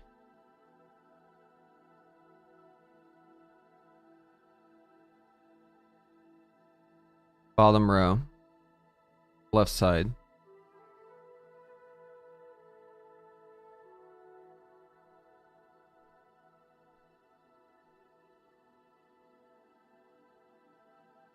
Oh, it's on the class tree. Oh, wait, hold on. Blessing of Dusk. Oh, here it is. Hammer of Wrath always correctly strikes. Okay, yeah, so what are they talking about? I guess you just wouldn't run that talent? Maybe? Critical strike chance of Hammer of Wrath and Divine Storm is increased by 10%. I appreciate the Divine Storm part. Hammer of Wrath, did they mean to say... Did they mean to say Templar's Verdict, maybe? Is this like a Blizzard mistake? Like, did they mean to say Templar's Verdict? Because it's weird that it's Hammer of Wrath that has guaranteed crit. And it's Divine Storm, which is AoE. No, but it says... It doesn't say crit damage, though. It just says critical strike chance. Like, it very specifically says chance. To me, this should be Templar's Verdict, right? Because then it would be the AoE and the single target spender.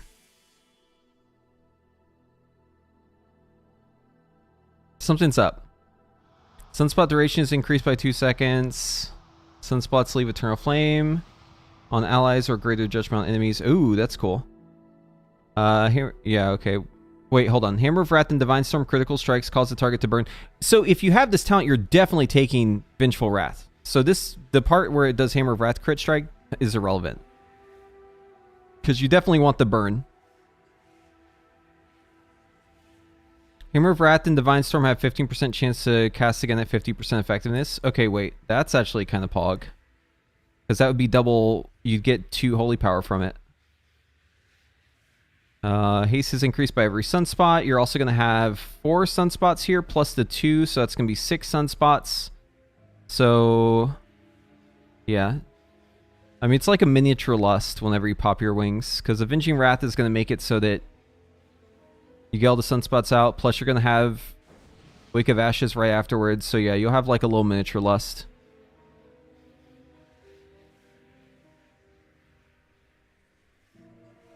After you cast Wake of Ashes, gain Divine Purpose. DP. Oh, so free spend. That's cool. I think the Templar ones are more interesting to me. The sunspot stuff's like okay, but like... This is actually cool. Because whenever you Wake of Ashes, it changes your spender.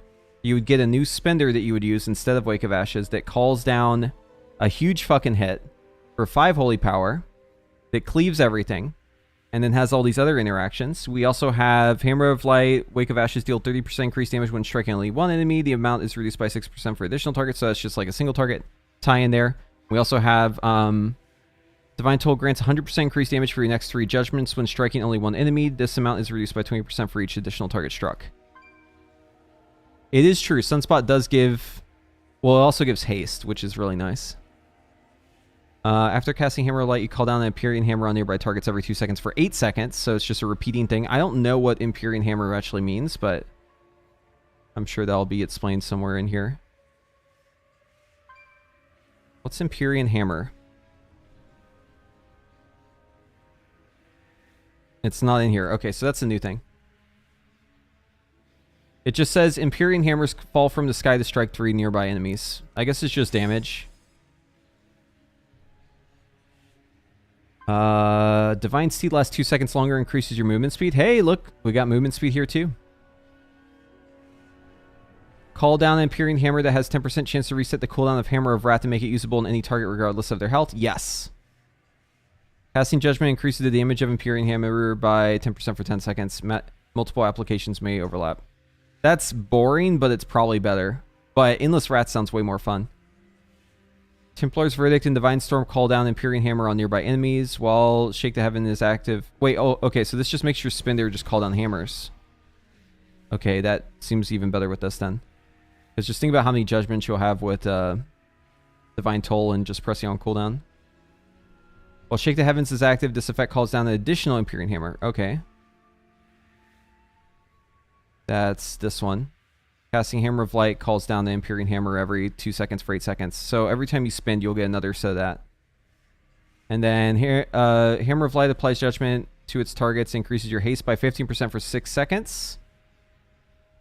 Wait, seriously? So we just... Wait, that's an insane amount of haste. These kind of do the same thing, though. That's a little weird. Because if Hammer of Light gives you haste, and you're calling down Hammer of Light after Wake of Ashes for 12 seconds, and you're also calling down Hammer of... You're also calling down Hammer of Light with every spender, right? Because it says Templar's Verdict calls... Oh, wait, no, it's different. I'm getting confused. Hammer of Light is different than Empyrean Hammer.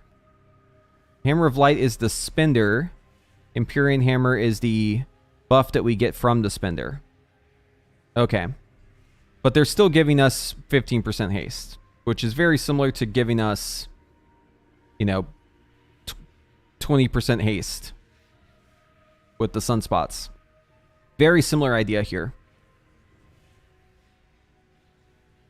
You gain a stack of Light's Deliverance when you call down Empyrean Hammer. That's the buff. At 50 stacks, calling Hammer of Light empowers you for 12 seconds to cast Hammer of Light and an additional time for free. Oh, wow. Okay. Wait, you gain a stack of Light's Deliverance when you call down an Empyrean Hammer. Light's Deliverance is... Where? Fuck is Light? Oh, it's the bottom one. Okay. You gain a stack of Light's Deliverance when you call down an Empyrean Hammer. So it just stacks up to 50. And at 50 stacks, it's basically just a double Divine Arbiter. But instead of being for making your single target ability do like the increased damage or whatever, with like another Divine Storm Popper, it's gonna be it'll be a juiced up one. It'll be a Hammer of Light. I think I understand this tree. It's actually both the Paladin trees are like pretty similar, and they're both like pretty straightforward. They both just make your Wake of Ashes and like your cooldowns way stronger, which is fucking pog because your cooldowns are so short. And they all give you haste, and haste is like really, really good. Feels really good to have haste. There are not many classes in the game where like you distinctly feel every amount of haste you get. And I feel like red is definitely one of them. Like you feel every crumb of haste you get. You feel it deep in your soul.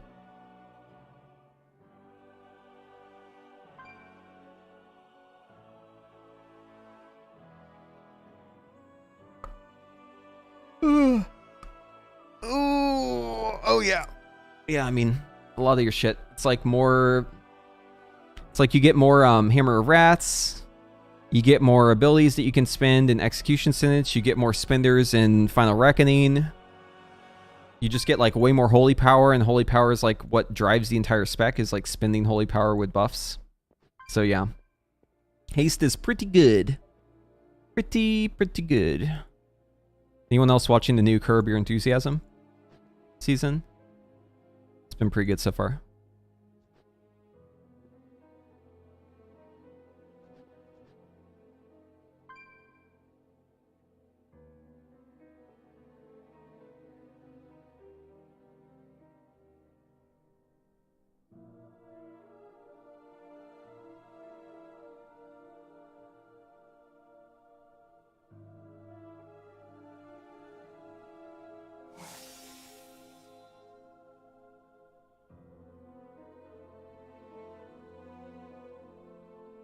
The group is still filling. This is the slowest group I've ever seen.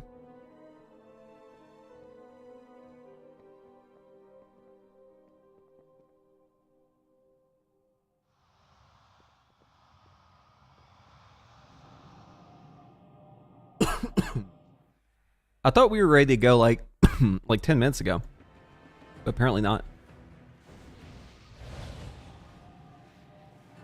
We're gonna spend more time building the group than killing bosses.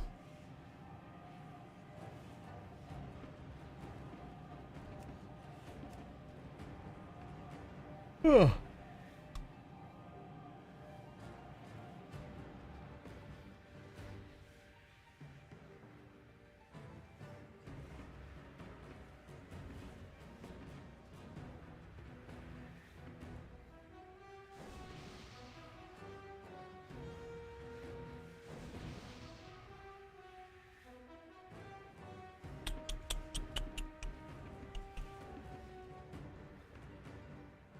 But yeah, I think I made a good choice playing Paladin.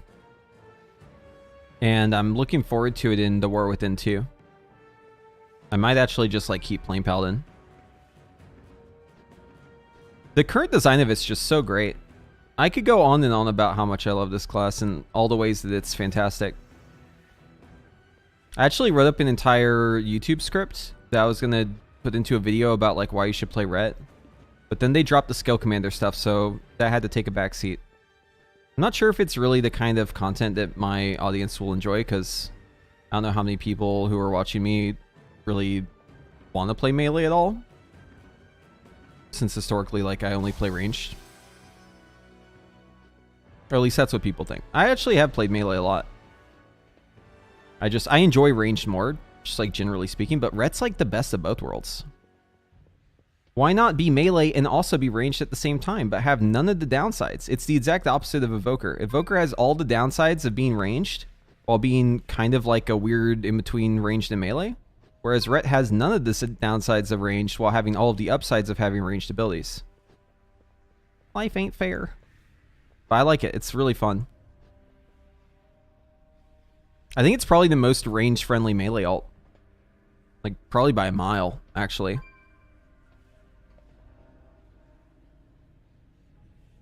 Like, if you only play range and you play this class, you definitely need a weak aura, because you're not going to be in melee. I have a weak aura that I use to make sure I'm, like, in range to, like, hit the guy, because otherwise it's very easy to end up playing out of range of melee. Because, I mean, all your abilities still work, so, like, you can just be at wherever, right? But, like, you'll be missing out on a lot of holy power, because your Crusading Strikes just won't be doing jack shit if you aren't meleeing. So it's kind of important that you're in melee. But I mean, you can also just be at range too. It's like, you just miss out on some holy power. No big deal. Just one every 2 swings. Not a huge difference. And a little damage too, obviously. But yeah, it feels good. I think you can play it, like, pretty efficiently without having to be a melee guy. You can just do your thing and just remember to be close to the boss whenever it's convenient. And probably do just fine. You won't parse doing it that way, but you'll probably do okay damage. Yeah, I think if you're new to WoW and you're looking to play a class for the first time, I think the best choices are probably Ret Paladin, BM Hunter. Honestly, it may even be like Evoker too. Maybe not AUG, because like, well, no, okay, you could do AUG, but it depends on the content. I wouldn't recommend it though, just because I don't think it's fun. But Devastation for sure, like, it's very beginner friendly. I think any of those classes will do just fine. I think the worst class you could probably pick up if you're completely new, like you never played WoW like in the modern version of the game, I think it may actually be Fire Mage. It's probably like Fire Mage, or maybe it's like, okay, so DH isn't like super complicated, but it does have, there's like a lot of like weird mechanics that you may not necessarily be familiar with if you haven't played WoW a lot, that you'd probably be like confused by with Demon Hunter. And like the fact that you have to add like stop channeling to all your macros, I don't think new players would do that, so they'd probably be constantly interrupting their own I-beams or having extra delays. So I think that one is actually like pretty noob unfriendly too, just because of how the mechanisms of the game need to kind of be understood at a certain level to like be able to play. It's not that it's difficult or complicated, it's just that like if you have actually zero experience, you'll probably fall into like noob traps, right? Common pitfalls. So yeah, I don't know if Demon Hunter would be a good one. Definitely not Fire Mage, though. Fire Mage probably has the most pitfalls. Again, it's not like it's like the most complicated class or like the hardest class to play or any of that shit, but it definitely has like an insane amount of pitfalls for noobs who would just totally get led astray by it. I don't know enough about Warlock to really speak on it. The rogue specs seem like okay. From what I understand, Outlaw seems hard, or maybe it's just hard to certain people. But I always hear people complain about Outlaw. Shaman's pretty beginner friendly. I know how to play Shaman. Enhancement and Elemental. Feral's pretty beginner friendly. I know how to play Feral. What else? Oh, Frosty K is also very beginner friendly. You could definitely pick up Frosty K. But I think it's less beginner friendly because you aren't as able to do your rotation from range as you are as Ret. Because your Spender requires you to actually be touching the boss. Like, you have to melee it. Whereas for Ret, you can be far away from the boss and do your Spender still.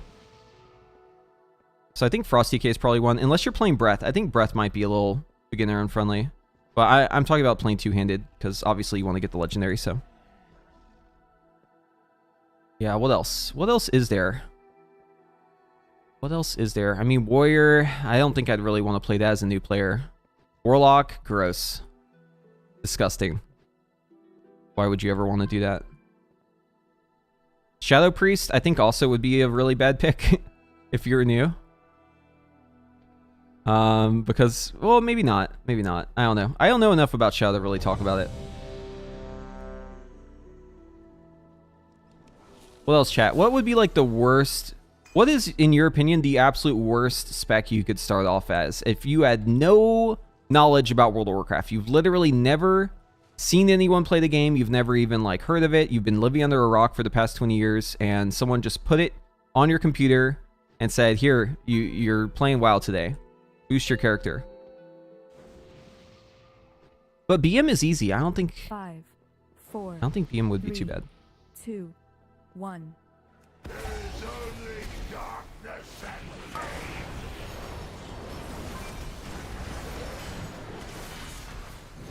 Destruction takes root.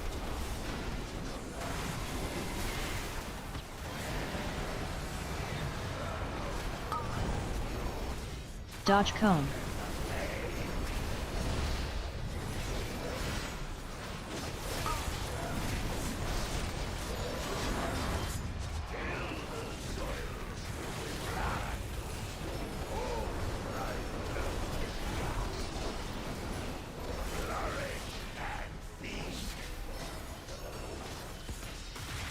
Dodge cone.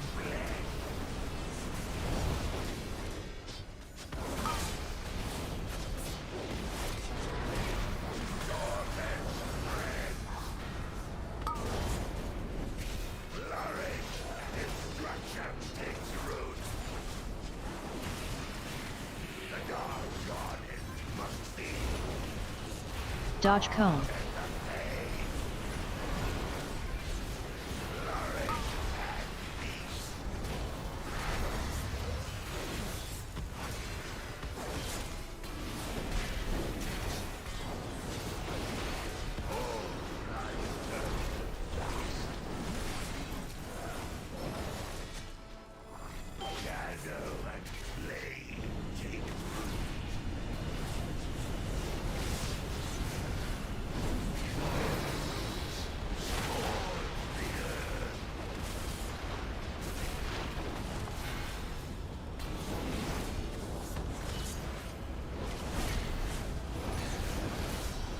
Destroy roots.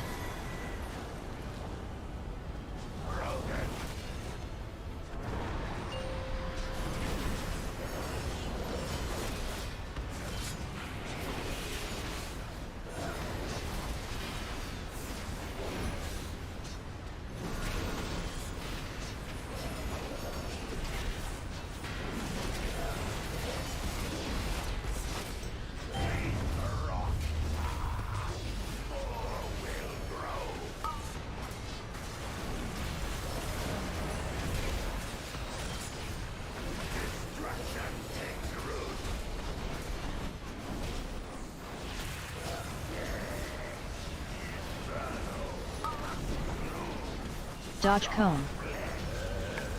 Hell yeah, dude. Let's go. It screams. Big pumpers. Beginning to bore me.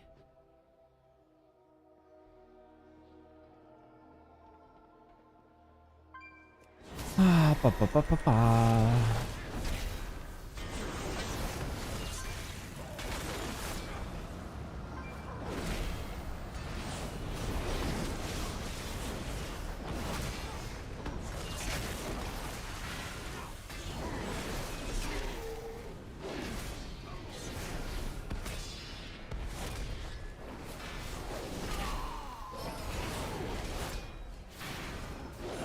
Finally, a worthy challenge.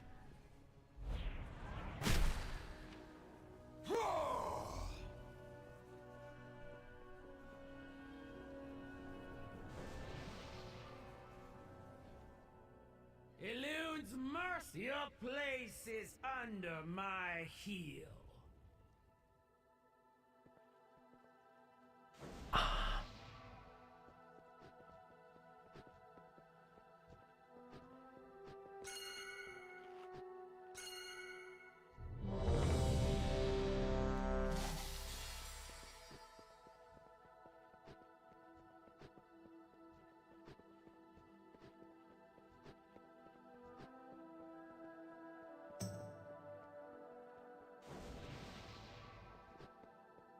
Oh, top boss damage. Shoot, let's go, dude. This other paladin was padding. You little fucking patter. Oh, he is the legendary. Okay. God damn, dude. Give me that thing. I need it in my veins. Inject me with the legendary right now. Maybe he wasn't padding. Maybe that's just how the legendary works. It is AoE after all. 5, 4, 3, 2. Oh shit. Cannot reach you here. Dodge.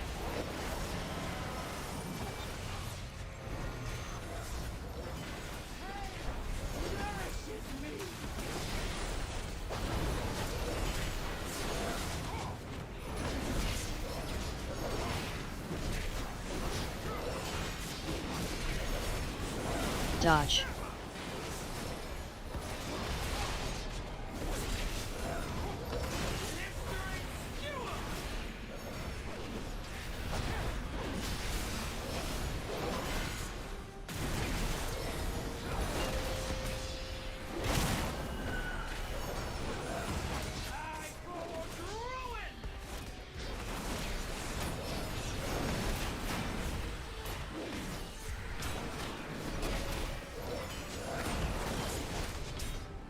I don't know if she can parry doing this, but not taking any chances.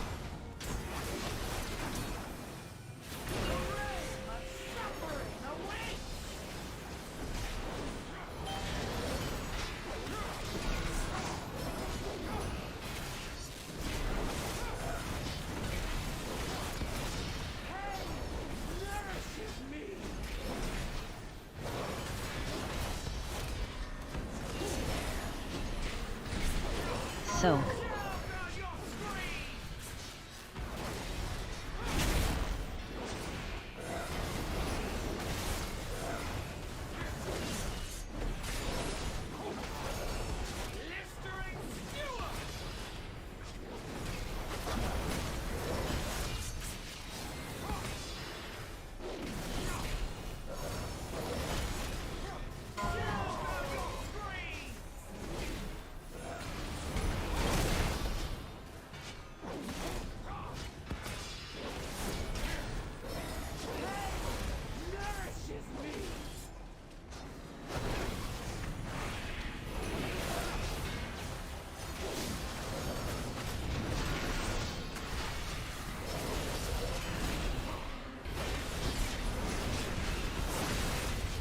Dodge.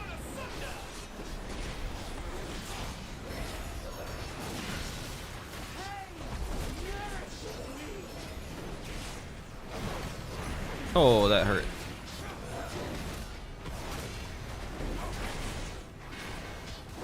We got wings though. Let's go. Dodge.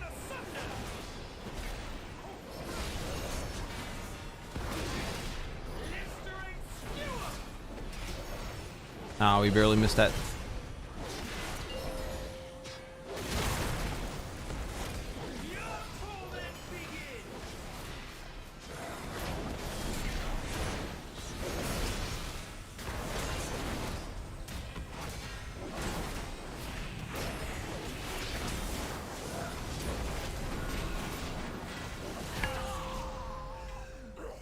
Damn, barely got beat. Their screams are beginning Get to our crests. All right, let's go.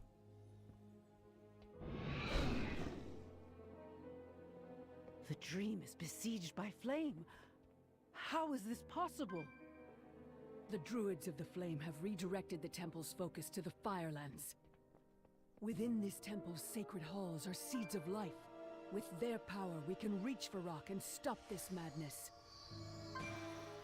I have opened the dreamways for you. Tread carefully. The creek. The Emerald Dream will serve Dude, the warlock got beat by the og. Wait, what? the Fireland. Oh, he died.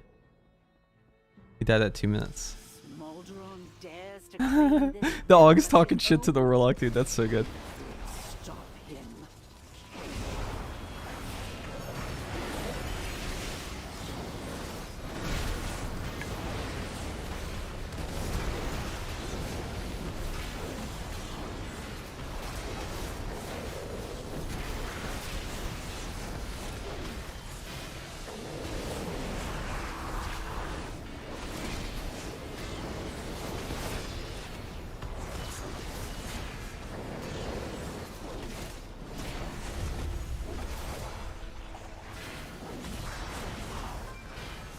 Hey Yinny, at with single target build, at what target count do you Divine Storm? Is it 3?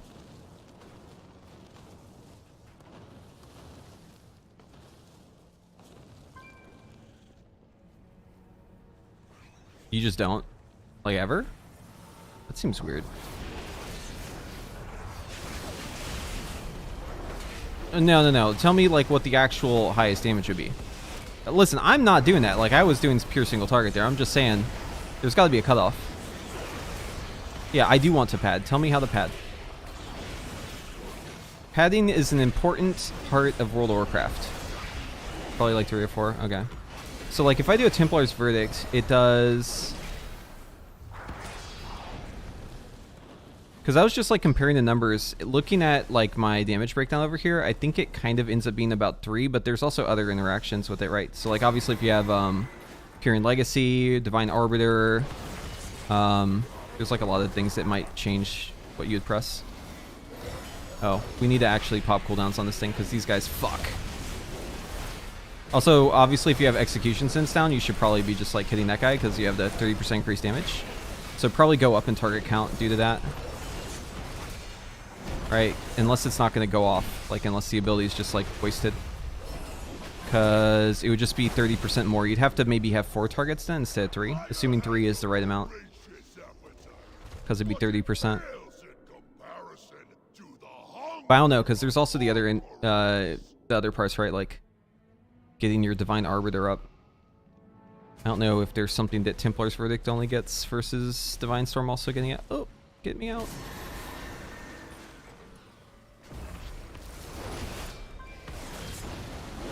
I know it's definitely worth it to press Templar's Verdict even in AoE if you have those procs. Dude, Wake of Ashes is such a sick move. God, I fucking love this ability. I can't wait for that to make me have like a giant hammer after I press it. It's gonna be so good.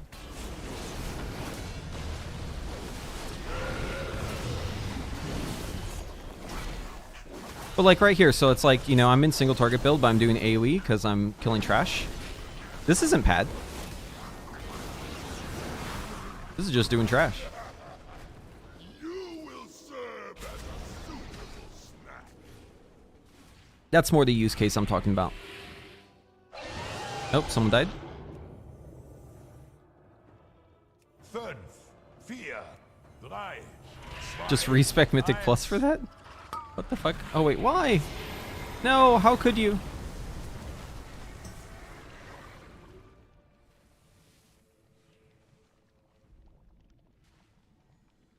How could you? You killed us all.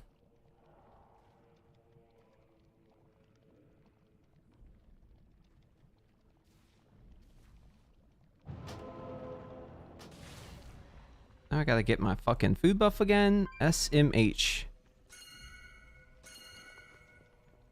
Oh, good. They dropped a feast for me. Just for me. No one else. Sorry, everyone get away. It's my feast. 2, 4 right. Okay. I always get assigned to the range group whenever I do this boss in main raid. And it's funny because I just like... Basically, there's a line. If the range is like on this line, I will soak for them. If they're at the back though, like if they're beyond this line, they're on their own. But I'll go out here because you can pretty much still melee the boss from like back here.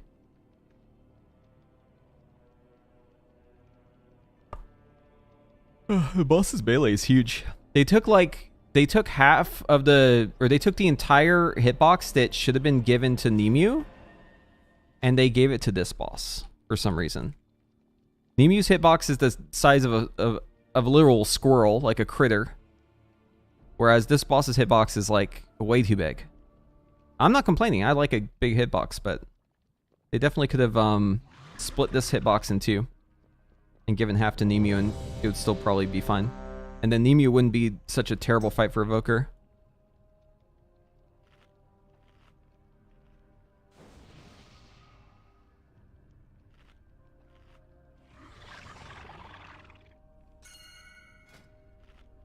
Oh, I have this thing. I've never used it though. After Blessing Sacrifice ends, 50% of damage is diverted to your next judgment. I should probably press sack.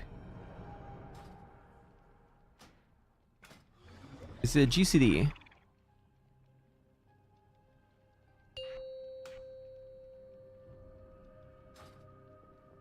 Five, 4, 3, 2, 1.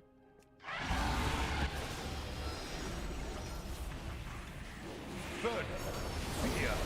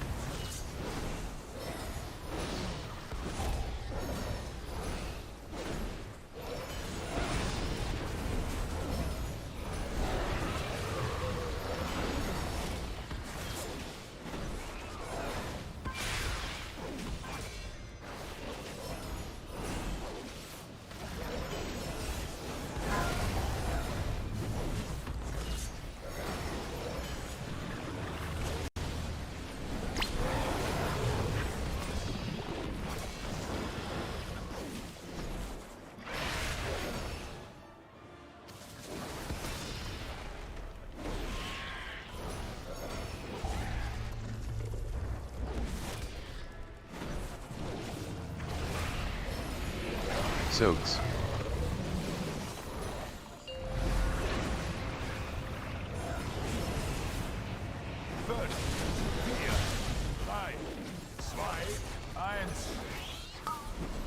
We'll pop our cooldowns here, defensives.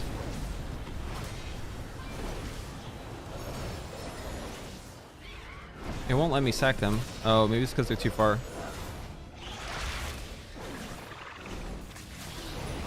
Maybe Shiffy? Okay, there we go.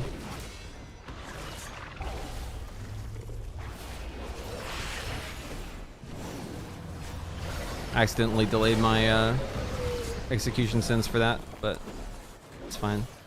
Just wanted to see how this would work. Got like no damage in that execution sense.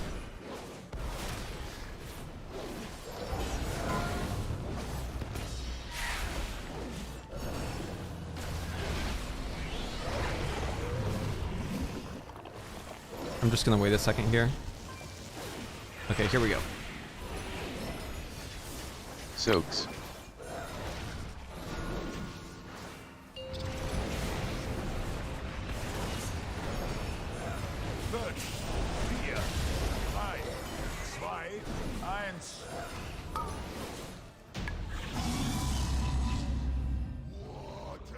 So what's the damage called?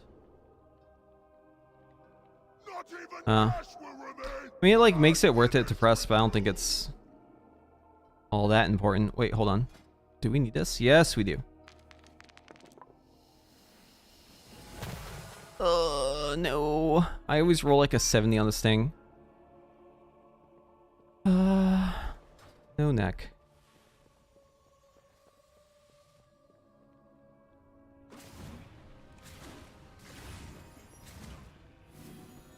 I should probably change the keybinds here though. Comes to an end. Shift V will be for my focus sack, and then V will be for mouse over sack. Burns the world.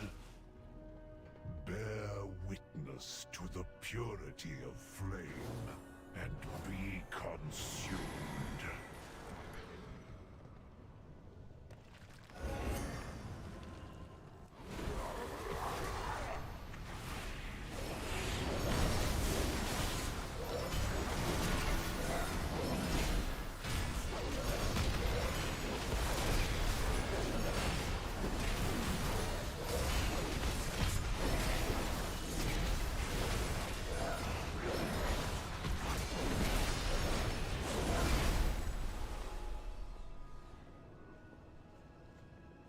Yeah, I wouldn't drop verse for that. I think having verse is worth 0.1% damage at least.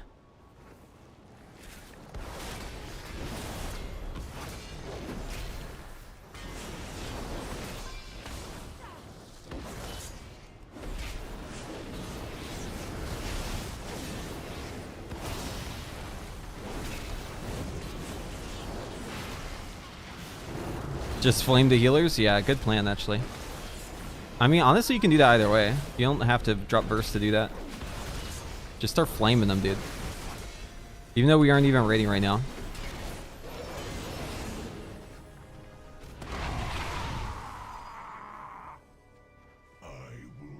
Young reset, please. Remains across the Firelands. Let's just try it anytime you you die to anything, even something that where you got one shot. Just be 5, immediately aggressive towards the healers. 3, 2, That's a winning strategy. 1. God damn it, dude. Okay. Is a new beginning.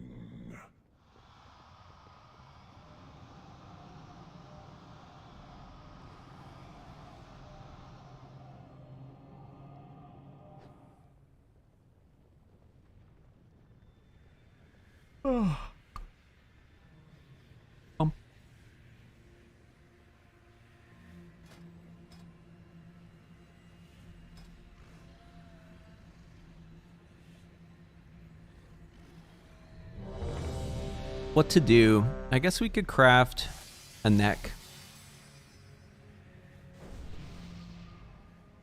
And a cloak.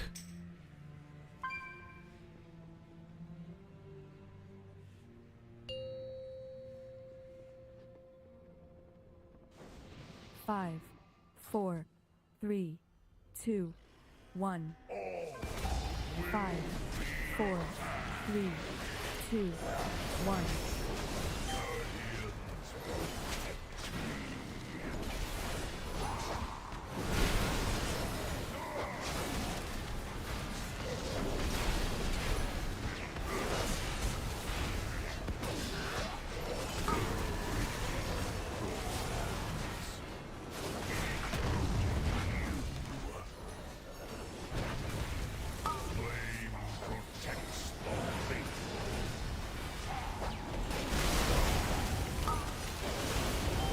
Wait, my execution stance didn't go off. God damn it. I pressed the button.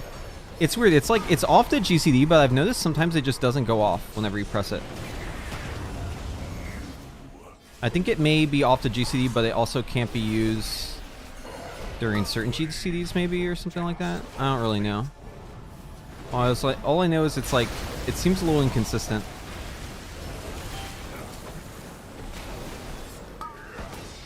Oh, it's a half GCD? Is that it?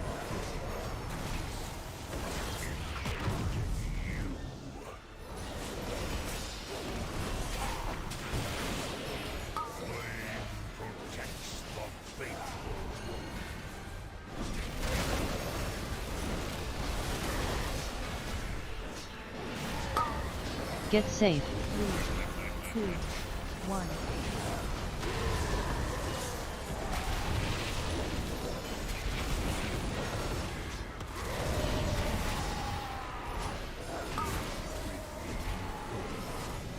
5, 4, 3, 2, 1.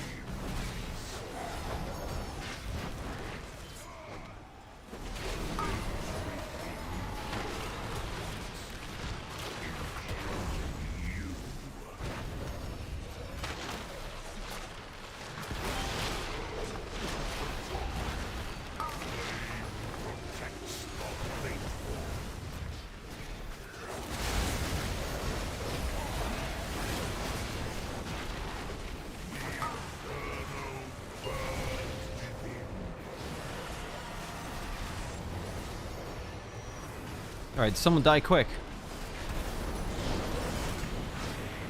Yeah, dude, we got it. They heard me ask. You just have to ask nicely and people do it.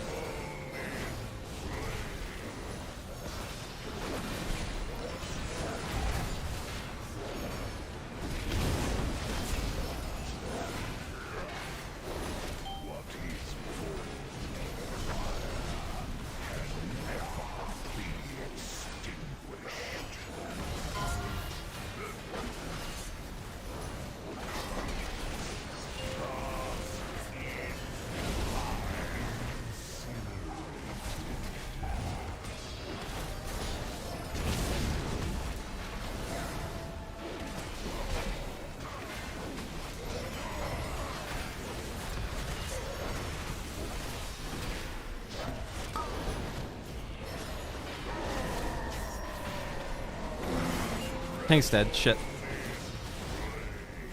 I'll get him up. Oh, that wasn't worth. I shouldn't have sent that global. Okay, ring. He was twisted beyond redemption, No. but we will mourn him still. Thankfully, the seed of life remains unharmed. Take care, champions.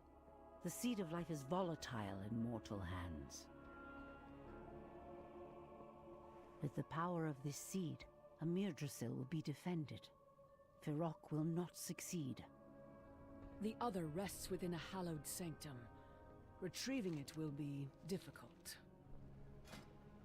Yeah, I suppose I have nothing left to do with my worm crusts except for just convert them into aspect crusts because all of my shit is now 483 at the minimum. So I should just start converting these. 90 worms into 15 aspects. That is the worst trade. They should give you at least 30. Champions, what lies ahead is a It's lame that they only give you space within 15. the Emerald Dream. They're so goddamn stingy. And did y'all see that change that Blizzard made? No matter the purity They made the announcement like it's a big deal. Like, oh, guys, you can now farm as many aspect crests as you want. You have infinite aspect crests you can farm. It's like, are y'all for real? Are you for real about that? Who the fuck needs over 1,200 aspect crests? No one. No one needs that many. There's nothing to do with that many. You will be done no matter what at that point. There's nothing you can do with that many. There's no reason to raise the cap. It's literally irrelevant. It's already basically uncapped. How about instead you just let us fucking use them on our alts so we actually have something we can do with them. We can actually have fun with the game. But no, instead you just uncap it, which is like the most asinine decision ever. Literally does nothing for us. I could not believe that when I saw it. I was like, what the fuck are they smoking?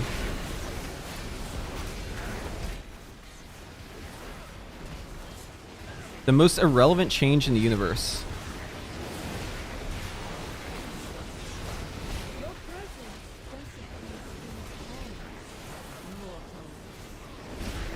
Well, it gives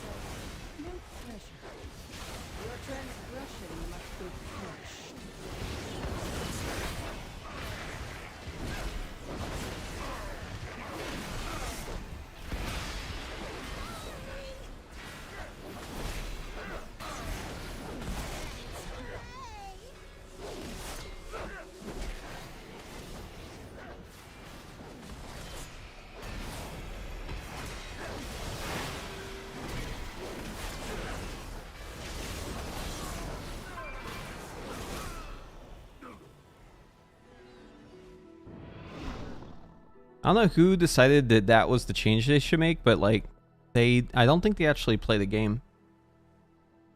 Because I'm not sure how you could think that that change is doing anything if you're playing. I appreciate that they uncapped it, although it literally doesn't matter. Like, it makes no difference.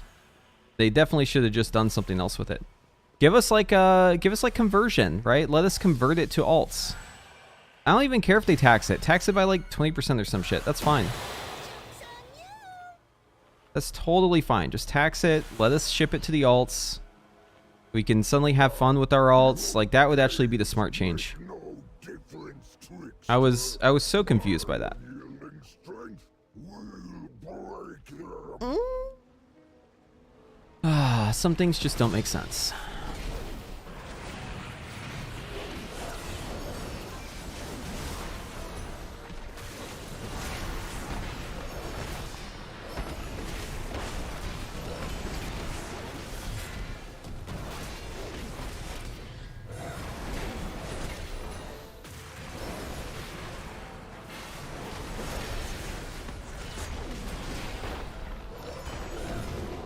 Enough bickering! Our combined efforts will expel them from the dream.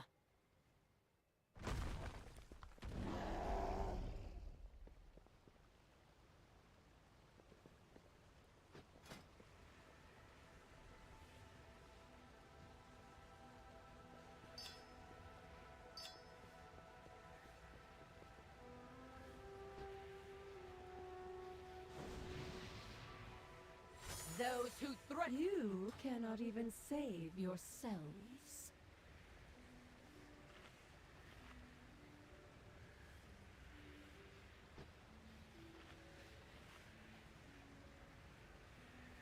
Yeah, the fact that it changed it, nothing makes it so, like, it doesn't matter that they changed it. So, like, I'm not mad that they changed it. I'm more so just confused how they could come to the conclusion that that is anything.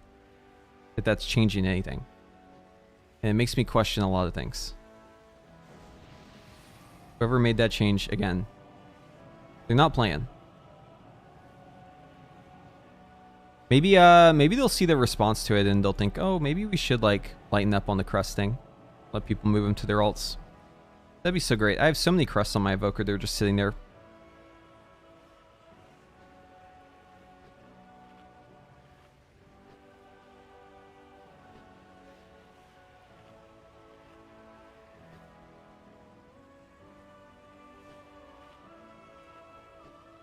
Dude, the Evoker is still flaming this Warlock. I am here for it. Rise up, Augmentation Evokers. Rise up.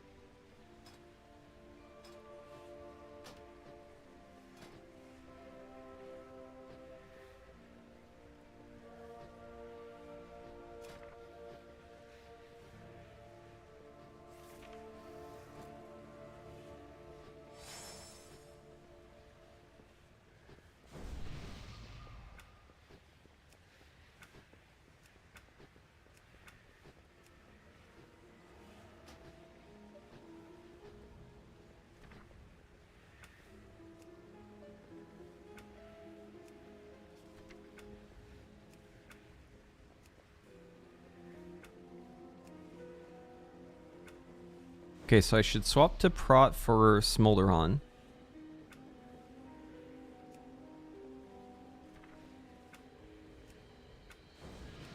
And I should stay Prot, I think, because...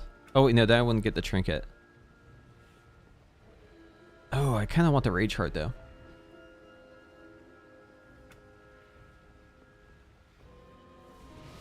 Rage Heart or Augury? Tough calls these are.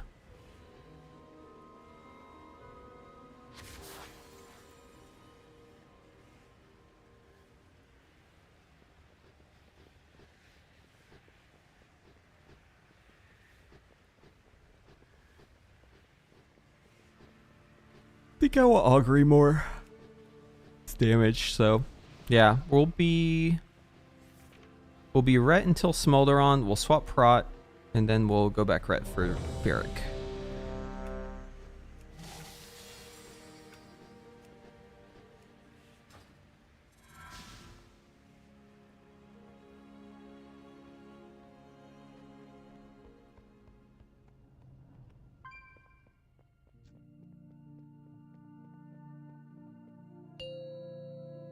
God damn it, I'm sorry. I shouldn't be yawning on stream. 5, I apologize. 4, 3, 2, 1.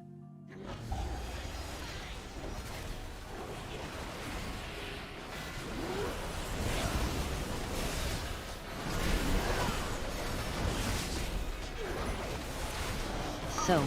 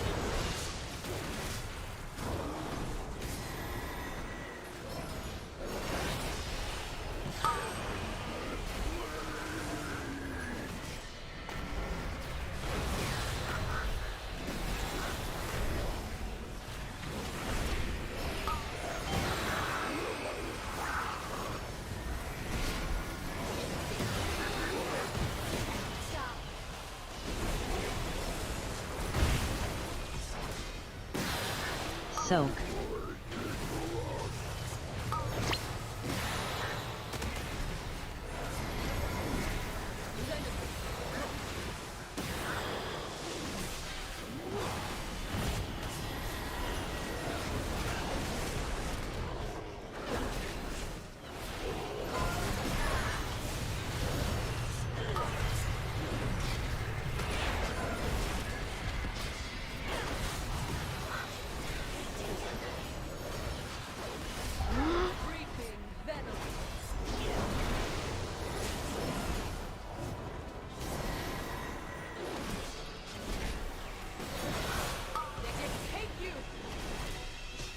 Soak.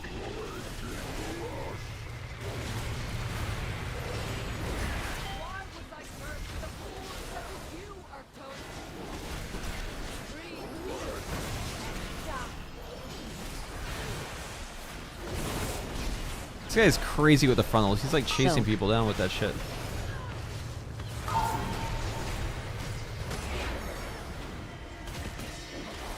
Hell yeah, you can dodge the duck? Oh, never mind. Oh, I'm bubbled, so I can't fucking pick him up. God damn it.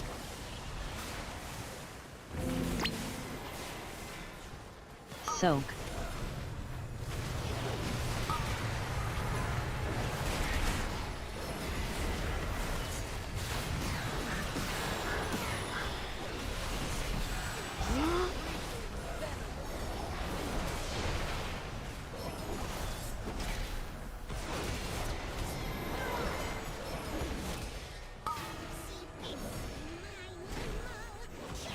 Standing goop. Oh, fuck me. Where is it?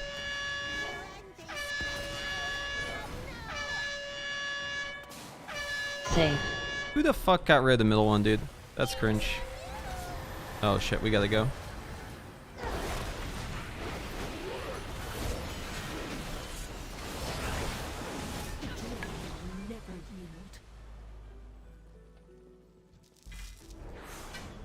It pains me to see them fall, but we must obtain the seed of life if we are to Worst succeed. fight ever.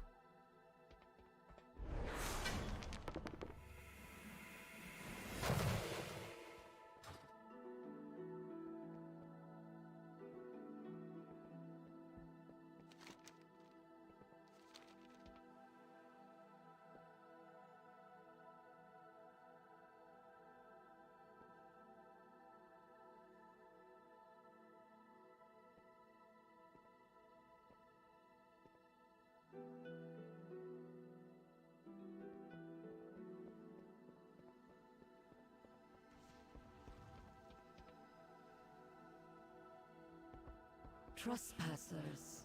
Your very presence disturbs the balance of this place. You will be destroyed. The Guardian of the Seed will never relent. They will die to keep you from it.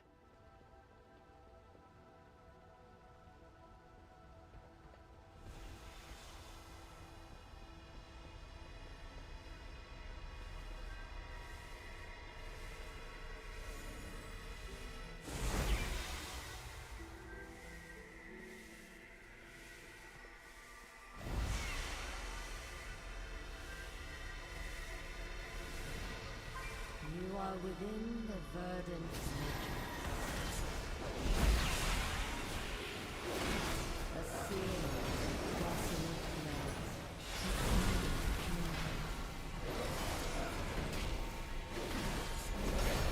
So delicate. The slightest disturbance becomes the entire structure.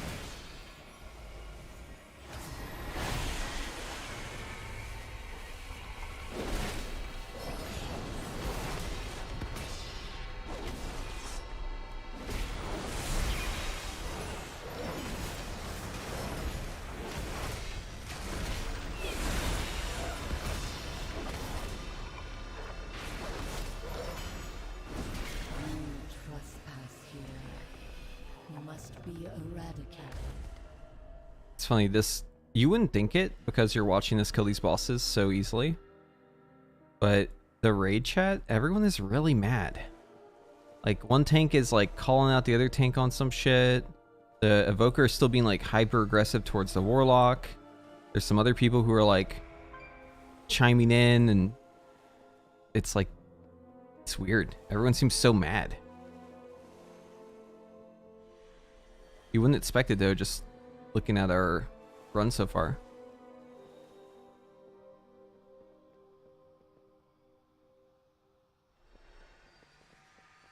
To be fair, the tanking on that boss was like really fucking weird on console. It's bizarre. Okay, I'm right side.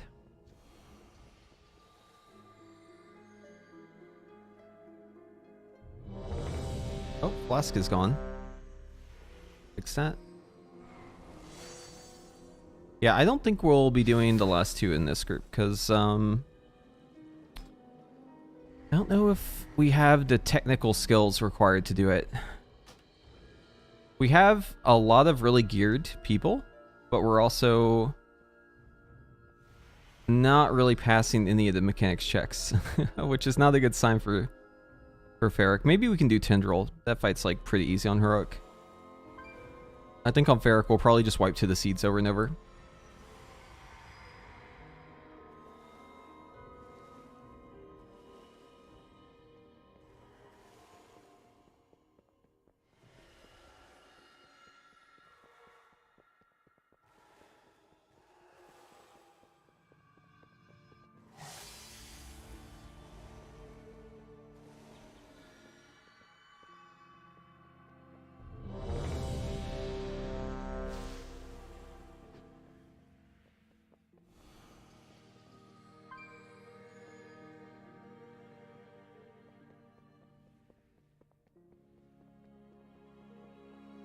What'd you say? Oh. Over here.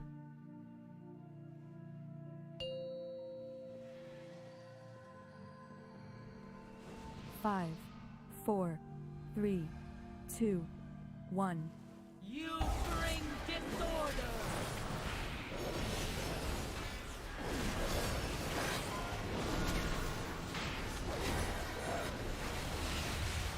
That was a late loss. Holy shit.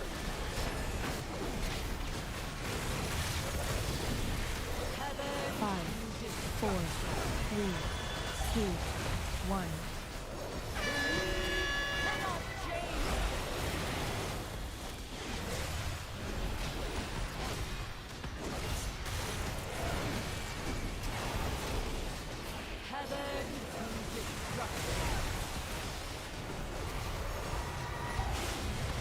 Five, 4, 3, 2, 1.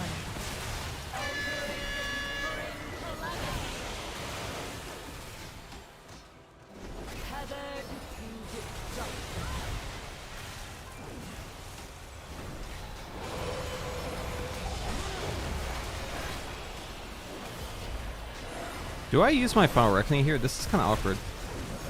Or my Execution Sense? I don't think I do.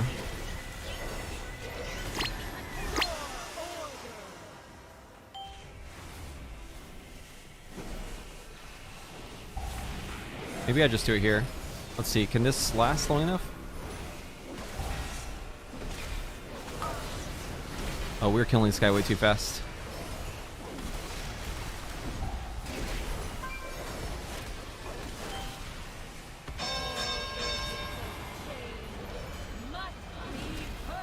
Maybe I saved that.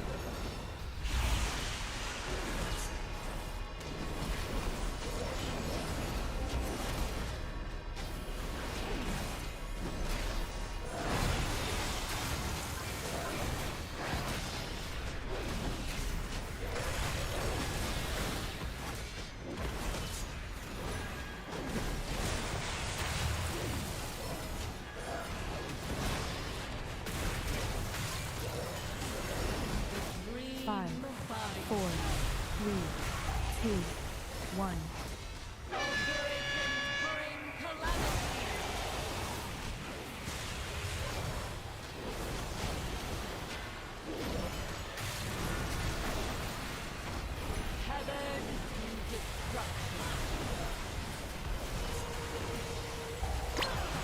Five, 4, 3, 2, 1.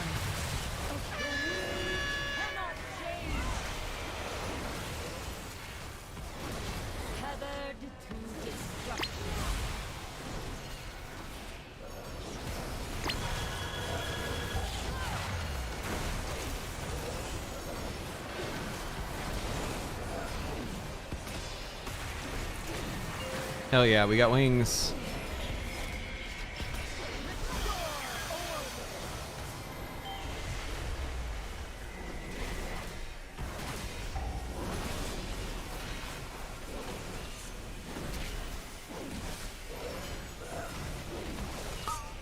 I'm just gonna send here because the boss is gonna die like insta once we get back.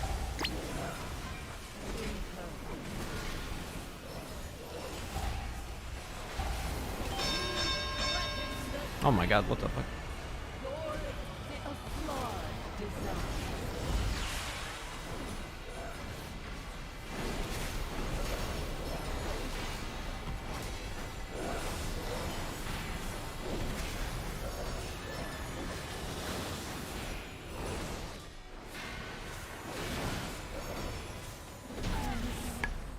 Change. Inevitable. I will take that. A grievous sacrifice, but one we shall not waste.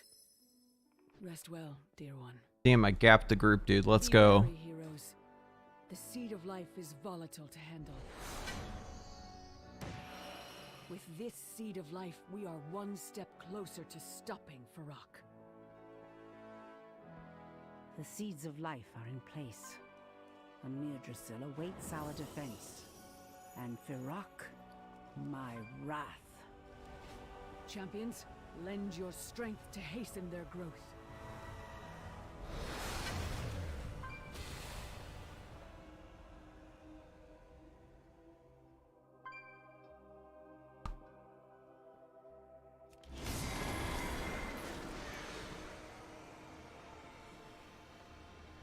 They wish you chained, Firelord. Bound as your predecessor was to the Firelands alone. I will not be shackled. Come, kindling, and feed the fire.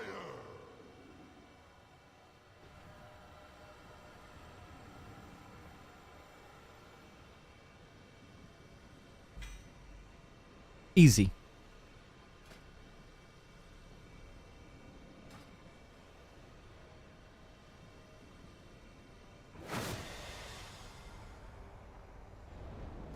Okay, so for Smoldy, we want to go prot spec, right? Yeah, we want to go prot. And then Tindy, it doesn't matter.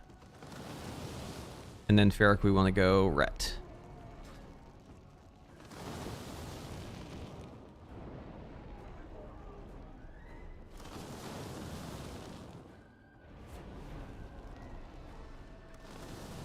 If I forget and stay prot though, it's not too big of a deal because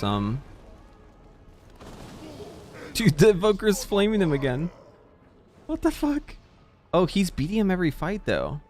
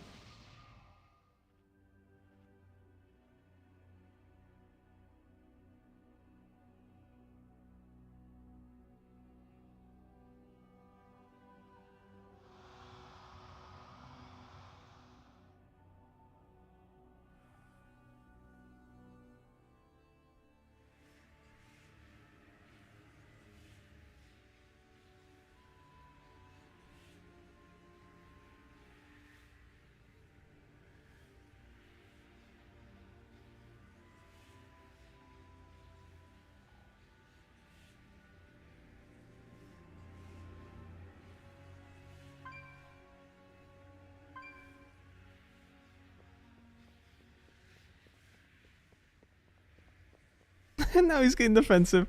I had to join in. The AUG was flaming the Warlock again because the Warlock is doing...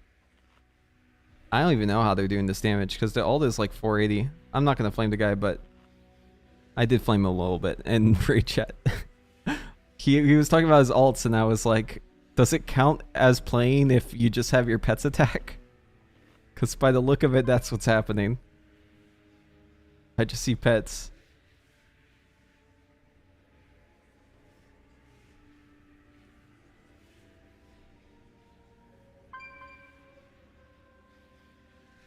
Keep Ret Aura active in case you're too far from the other Ret Pally. Oh, really? But we don't have Dev Aura then. That seems kind of bad. I think the group should have Dev Aura. I think that's more important. Because we don't have a third Paladin.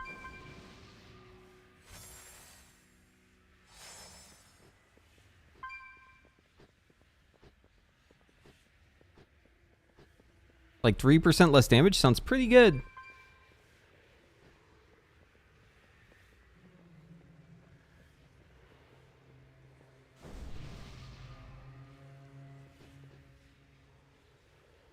Alternatively, I could get the other Paladin to run Dev Aura, and then I could run Red Aura. And that way, I would always have Red Aura. That sounds better. But I'm not going to rock the boat. It's fine.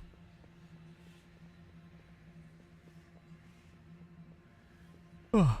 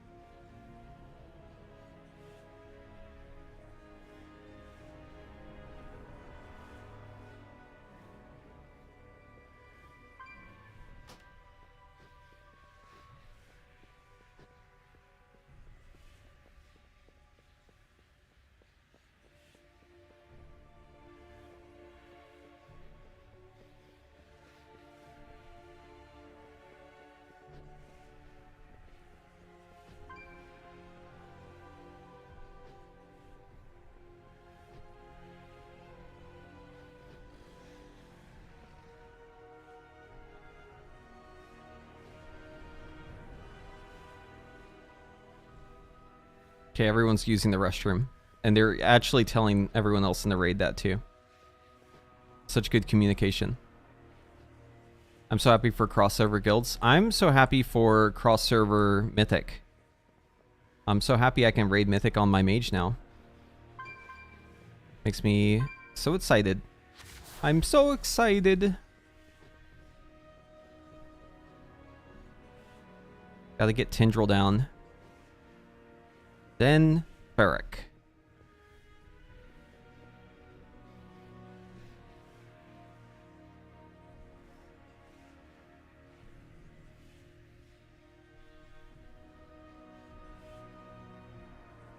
Well, if everyone else is taking a break, I'll be right back.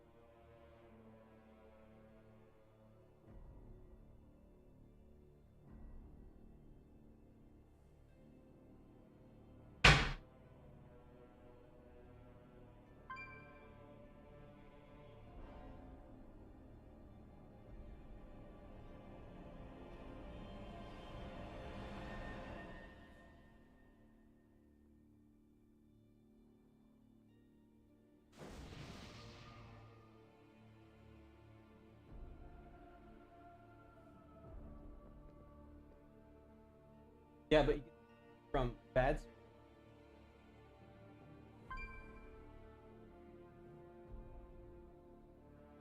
Okay, we're back. What class do you feel like you want to main the most now?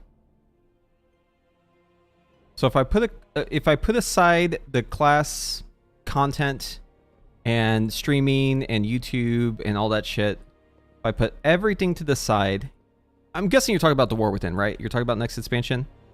Right now, I want to play Devastation the most of any spec. Devastation to me sounds the most hype. The second most hype to me sounds like Ret. I actually put Ret above Mage. Because I'm just really liking Ret, and I like the design of Ret a lot. I just feel like... And it's so nice that you can tank. Oh my god, having Prot...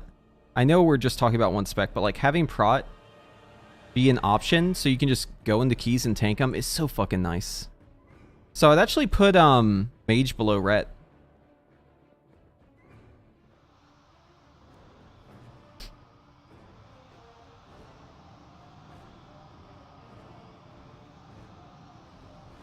Oh, repeat it? Okay. Number 1, Devastation. Number 2, Ret. Number 3, Mage.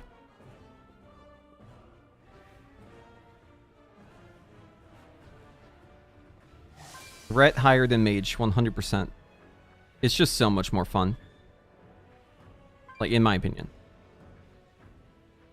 Like, don't get me wrong, I like Mage a lot. I've always liked Mage. Mage has been a thing forever for me. But Ret's just really fun. It doesn't really feel like playing melee when you play Ret. I mean, it is melee.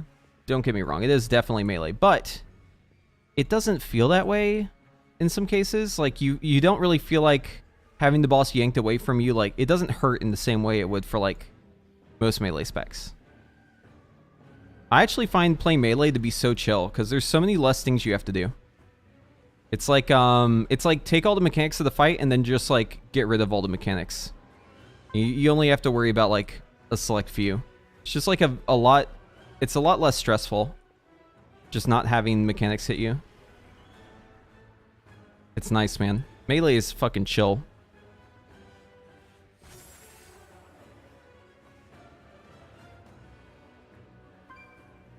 I think if you play ranged and you're interested in having a new ult, I think red is the perfect ult for a ranged player. Because again, all of your abilities are ranged. The only thing you need to be in melee for is to get your Crusading Strikes procs. And that's just a natural passive thing that just happens over time. So like, you can just play from ranged if you have to for like a short period. And you can just go back into melee. I think if you're completely new to it and you aren't trying to min-max the shit out of it, you're just like trying to get a feel for it, you could potentially play it from ranged. But obviously that would be like leaving damage on the table for no reason. It'd be stupid because you'd just be like missing damage. But you could do it. I don't know how much it would affect your overall damage. I actually have no idea. That's actually that's an interesting question. I wonder how much it would affect your damage. What if we ran a sim where I force my character to be out of range of the boss, but still in range of all my abilities? So like 20 yards, let's say. What if I put my Paladin at 20 yards? So this is without 20 yards. And then this one's going to be at 20 yards. What is it? SimC, GitHub. We need to go to the wiki. And I think it's under basics.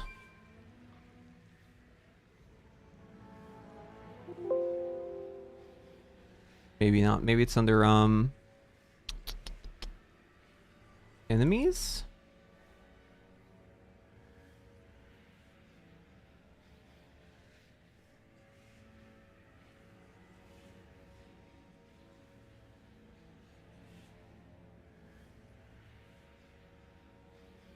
Maybe it's distance?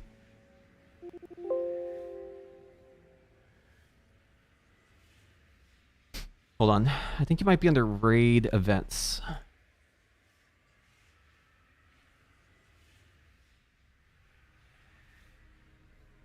This is just movement.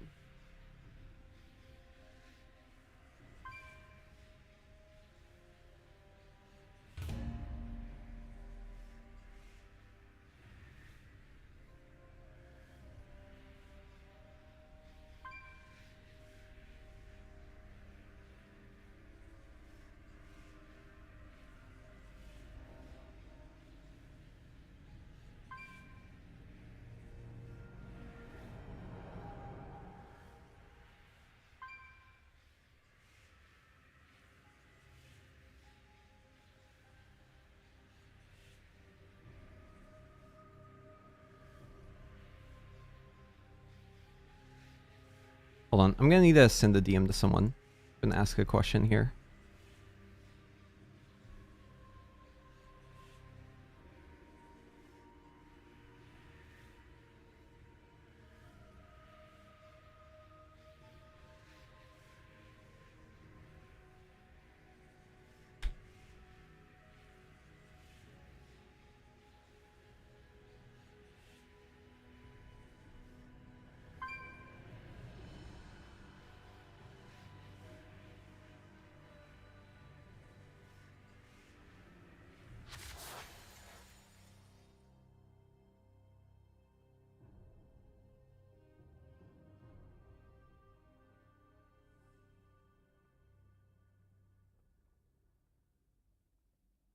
Okay, let's see if I get an answer.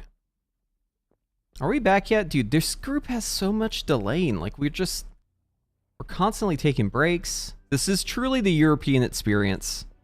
You know, I remember back in the day in the Race World First, people always made fun of, like, Method at the time or Echo because they would take, like, these really long breaks between, like, every other pull. And that's how I feel about this Heroic. It's like, okay, tea time, guys. Get the tea sets out. All right, we're taking a little respite. Oh, would you look at that? It's brunch time. Okay, let's go do brunch real quick. Okay, we're back. Let's all use a restroom break. Yep. Be back in 30 minutes. Okay. No, we're back. All right, it's tea time again. Get your tea set out.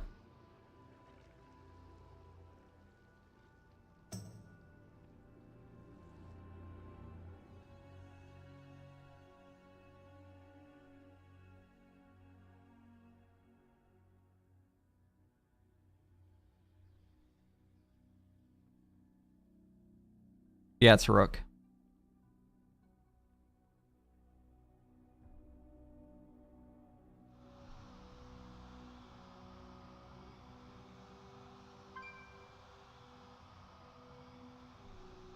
Okay. Norinir came in for the win. The command is distance equals number. So we'll do distance equals 20. So Ret Paladin in melee range is going to do, right now with my setup, it's going to do 236k. Wait, that can't be real, right? Hold on, is it actually doing melee? Oh, it says unknown. It says unknown option, hold on. Let me, maybe I put this in the wrong spot. I think I need to do it after I declare the player. Let me try that. I think I just put it in the wrong spot. So I shouldn't have any Crusading Strikes damage, but I do.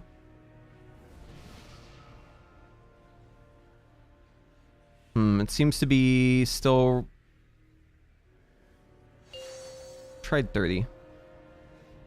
Maybe I'm like still in melee range. 5, 4. Okay, here we go. 3, 2, 1.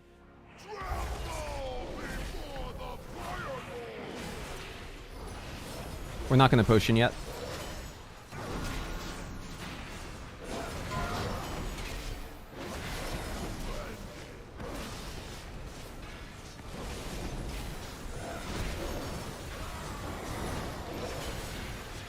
Bait.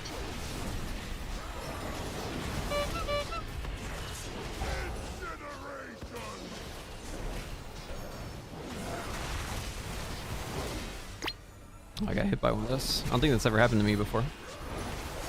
Didn't know this knocked you into the air. Okay, we gotta do this to the tank. 2, 1. Bait.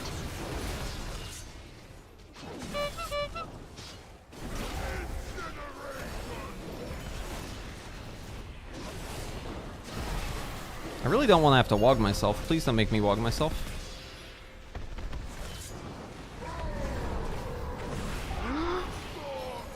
Collect orbs.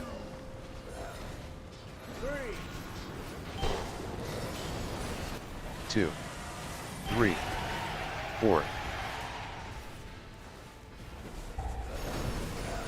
Our healing is severely lacking. What's that?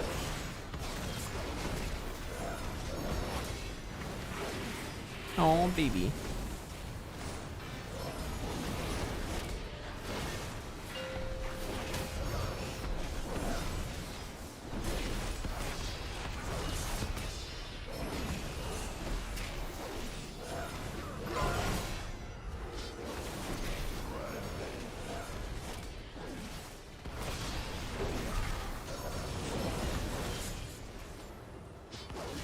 Bait.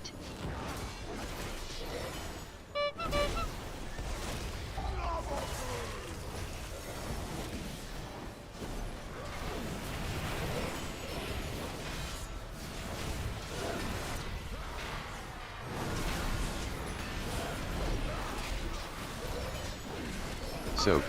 2, 1. Bait. Please heal me.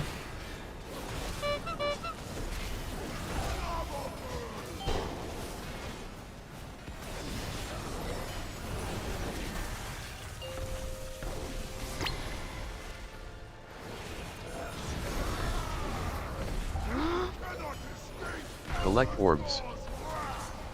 1, 2, 3, 4.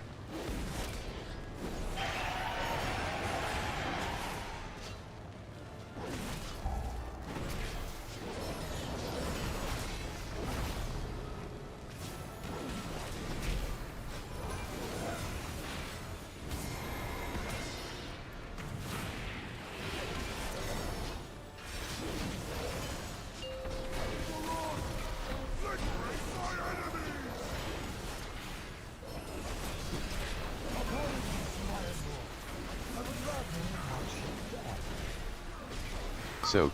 2, 1.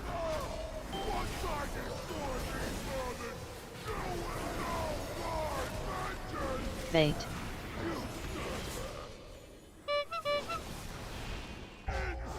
Someone died again. Let's go. I love when people die as ret. It's so sick. Damn, are we even getting a lust? Oh, we already lusted. Shit, I didn't even realize. I should have felt it too. Must have been distracted by something. Just gonna Bait. bubble this shit.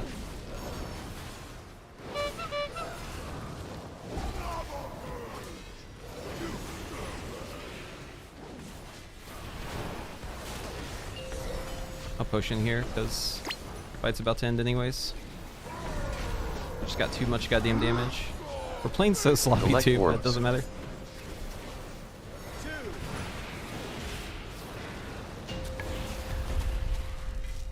LFG. Champions, to me, you are Trinket. Give that to me. Give that to me. Give that to me. No, it wasn't me. I saw a P. I thought it was me. Oh, it's not me. Who's this guy? What's he got? Do you need would be huge for me? Smiley face.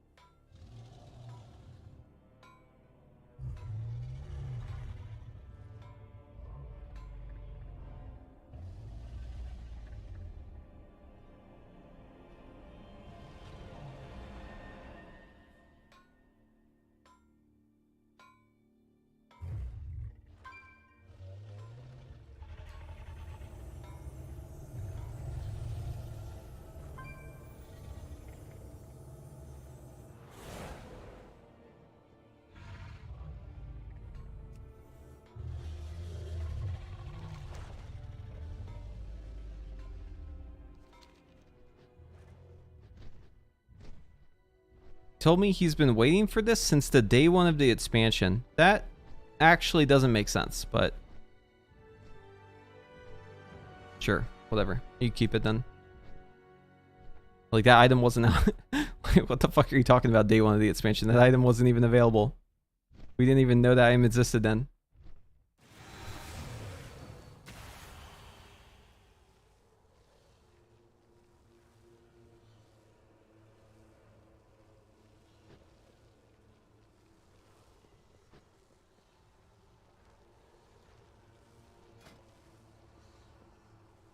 Okay, what I could do to make it not do autos is I could spec out of Crusading Strikes, and I could subtract the melee damage, and I could remove the APL calls for it to do Crusader Strike at all.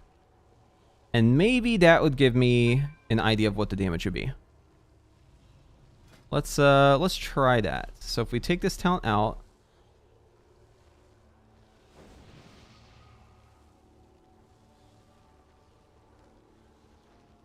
is there like an irrelevant talent I can pick up?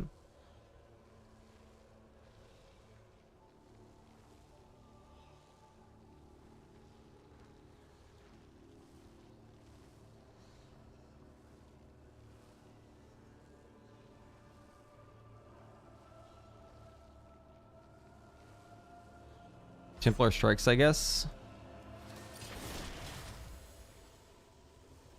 And then I just take out Templar Strikes and Crusade Strike.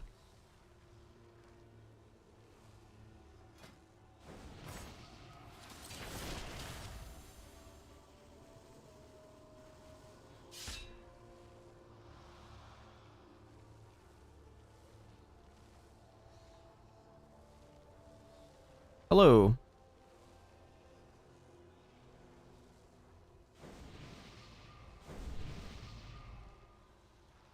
So I go down here, I grab all this shit. Back to advanced, paste this in. Control F. We need to remove all instances of Crusader Strike.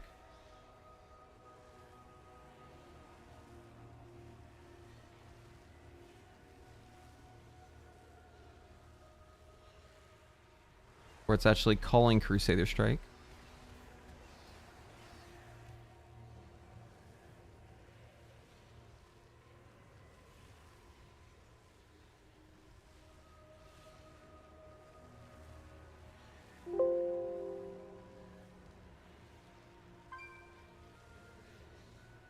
Okay, it's not really called here, so let's go. What's the name of it? Templar Strike? Is that it? Templar Strikes.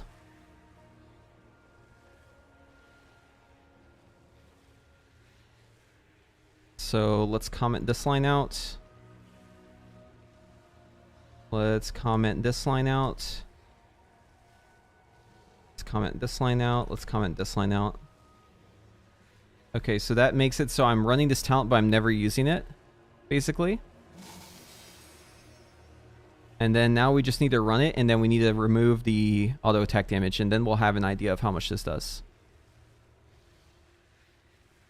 Look at the baby. Oh my god.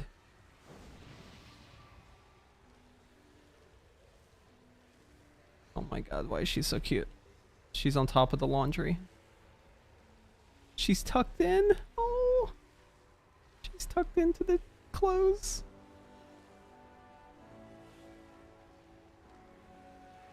I see her little ear popping up. That's so cute. Okay, now we need to subtract auto attack damage. So melee is 4%, so actually we need to subtract 4% damage. That is 4% of this number.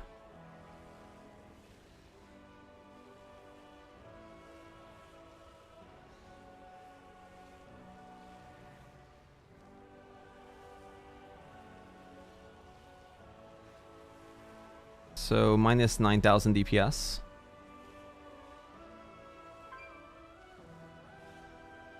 So 214 versus 236.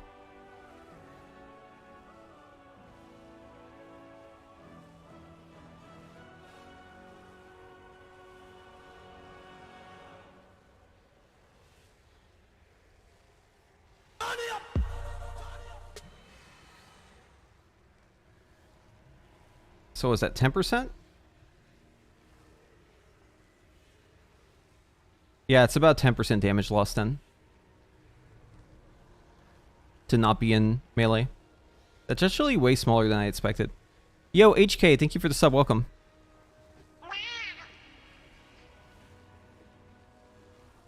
You only lose 10% of your damage as a Ret Paladin being in melee. Or not being in melee. You can be out of melee the entire time and only lose 10%, roughly. Oh yeah, Ret loses way more. That's crazy. Only 10% for being in melee?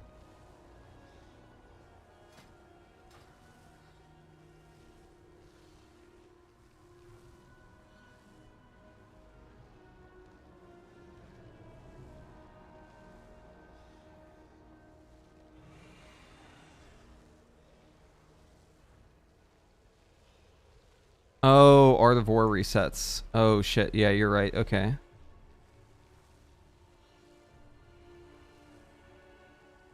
That one is going to be really hard to not take, because I'd have to pick a different talent for it. So, it's a 20% chance to refund this.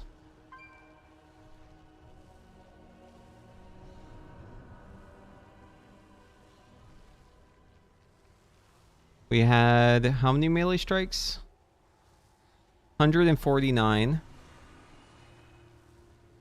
So we're gonna have 20% of this. So that's like 30 Blade of Justice that we might miss out on. That's a lot. That's more than we use though. Or it's like half of what we use. Its intervals every 5 seconds, but the recharge is 8. So we would lose out on, at least with my current haste.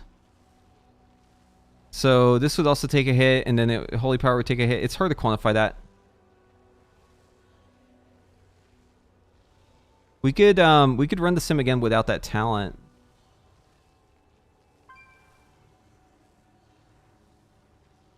There's a way to do this.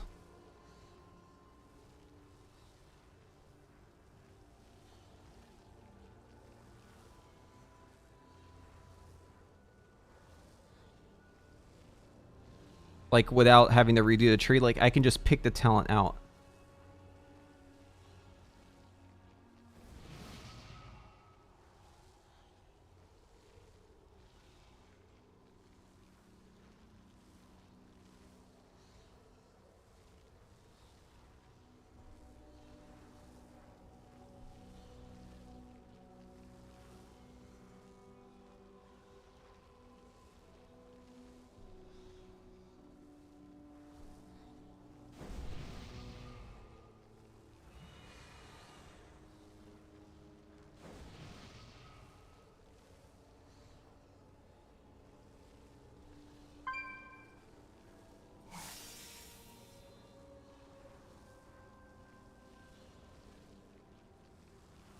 Okay, I figured it out. Okay, so it's a spec talent.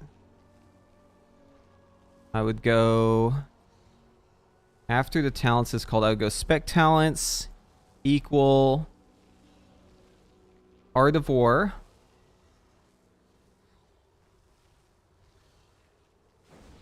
Art of War is 0. And then another easy way to do this is instead of doing Templar strikes, I'll just do Crusading strikes. Crusading strikes 0. Crusading strikes 0. Okay, so we copy this. If we... Bless you. We go back to advanced. So first we're gonna grab the good one where we're like playing it properly.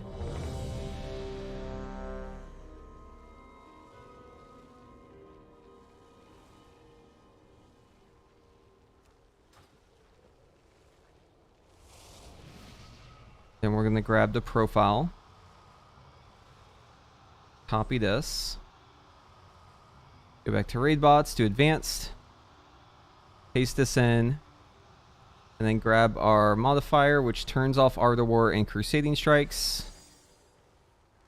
Put this in.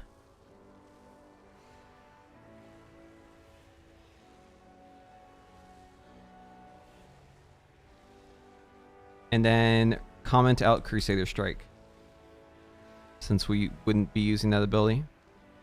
And run it. And then we just subtract auto attack damage, and this should be accurate.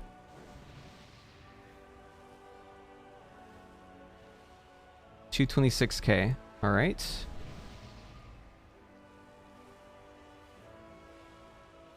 I don't see any Crusader Strike being cast. Oh wait, it is being cast.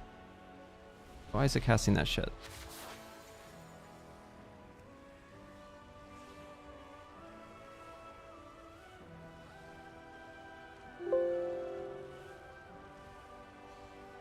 Oh, oops. I forgot to comment out one of these. Okay, let's run it again.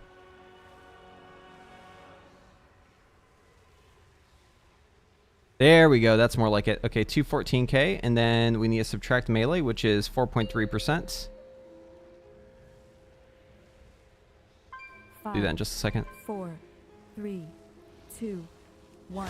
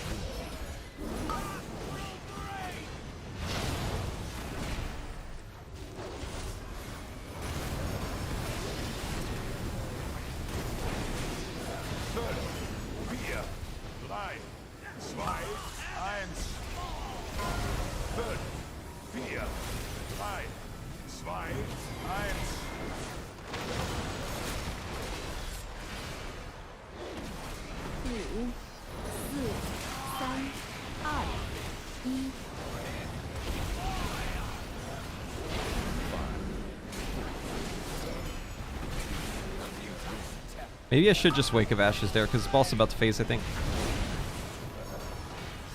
Oh, we should move out of this.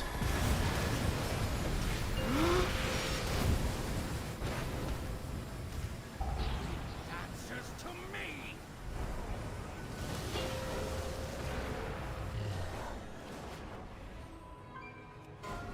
Seems a couple people don't really know what they're doing here. Just gonna fly straight down. Okay, so we need to remove what, 4% of this, so it's gonna be times 0.96. So the actual number is 206.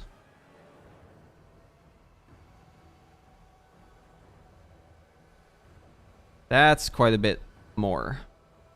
Blazing sky. So about 13%.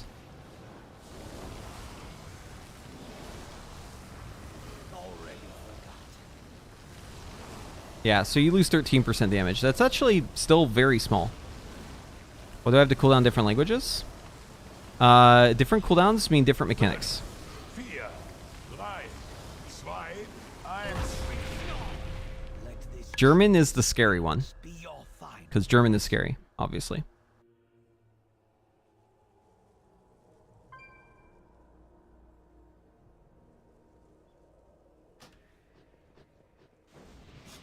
I have many, many wares.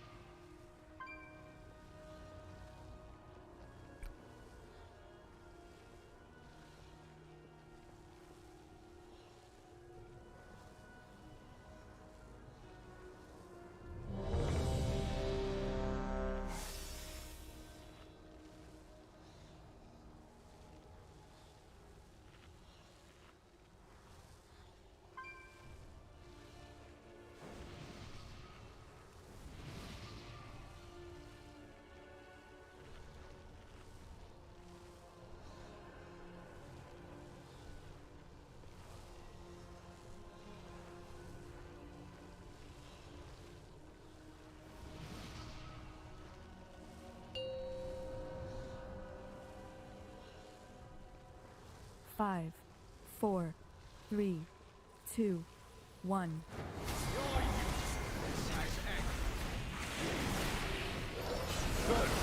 Fear, life, slide, iron.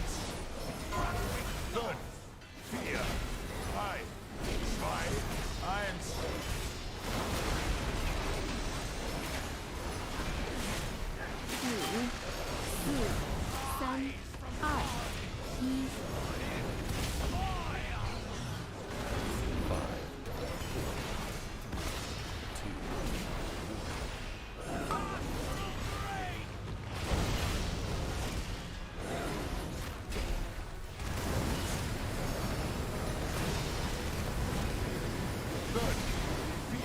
Holding Wake for these brutes.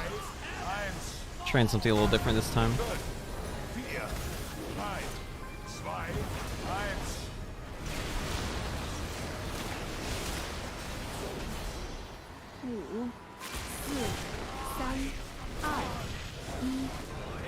Not sure if I pop my 1 minutes here. I think they maybe won't be up for the shield if I do it.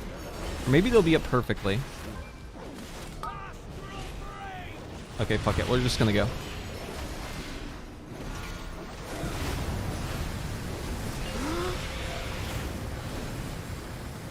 Yeah, see, he instantly flies away. Well, now they probably won't be up because I delayed my shit. It should be 2 minutes, right? So, like, these should be back up if I just press it on cooldown. It's, like, a little weird to not get your second set, but maybe Final Reckoning is better here because you actually get your damage out.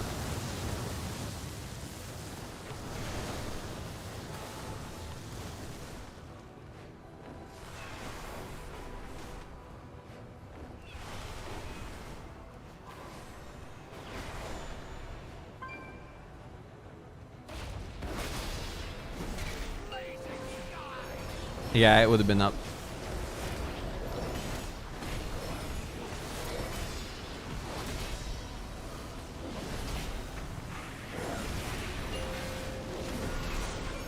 So you just gotta sit on cooldown. Definitely think it's a final reckoning angle. At least on heroic here.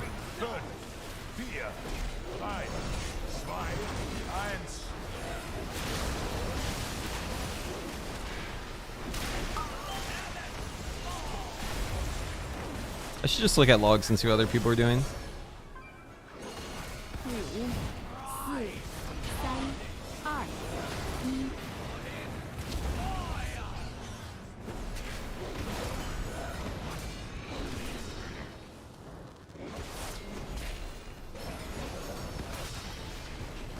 We're gonna try to line up our cooldowns here a little bit.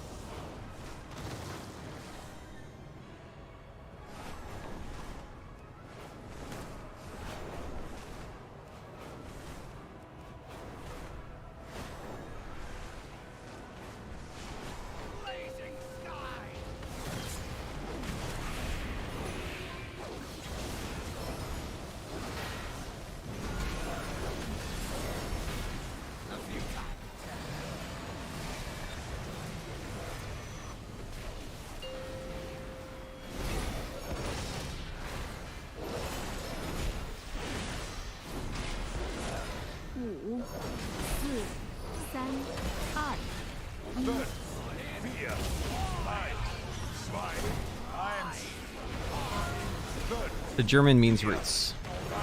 So now it's gonna count down again.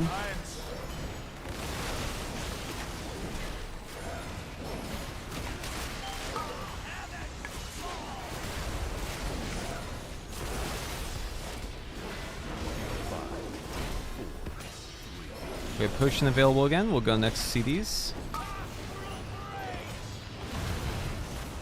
What's the tank doing?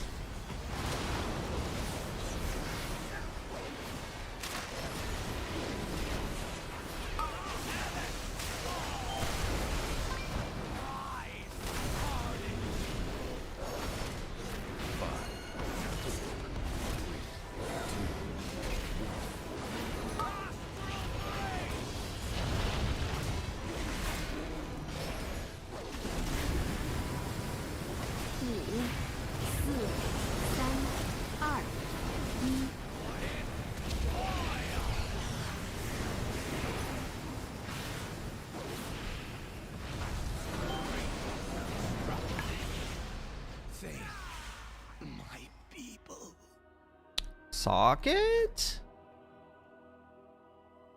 Ashes to ashes. What a pity. When you are ready to die, find me.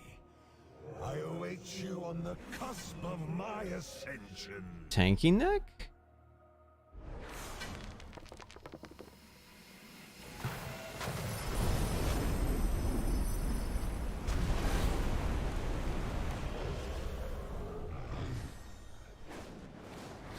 Can we do Ferric in this group? These are the important questions. We're specking back Rhett.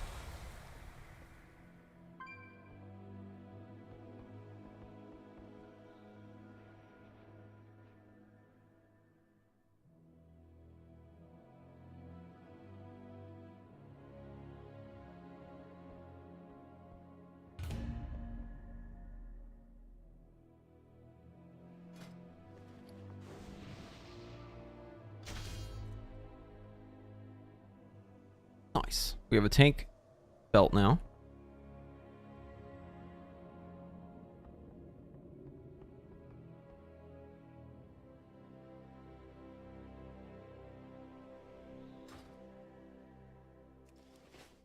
We might just do it. I mean, we trimmed a lot of the fat, so a lot of the people who were like doing bad damage, we removed from the group. We might be able to do this, boss.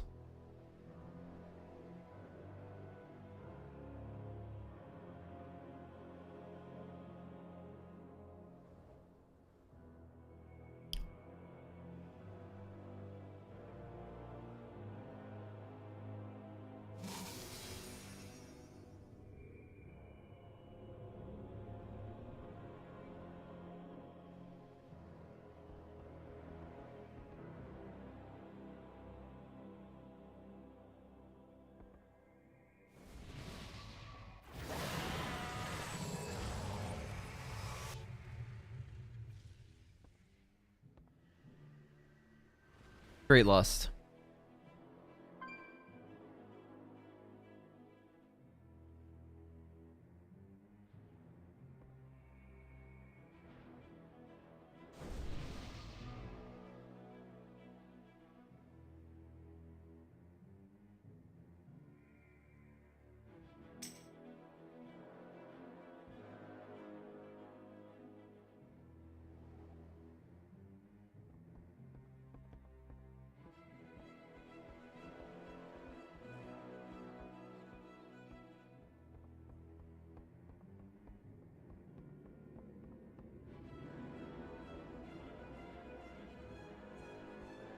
Fuck yeah, dude, I'm getting PI. Oh, we fucking dead. Bye bye.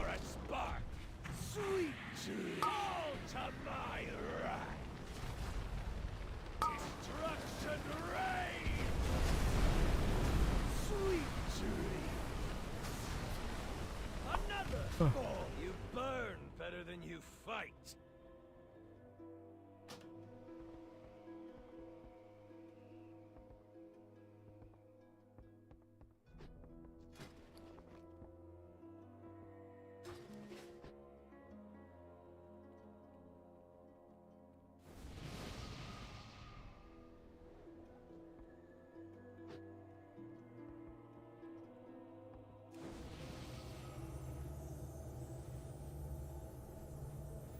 Any feasters?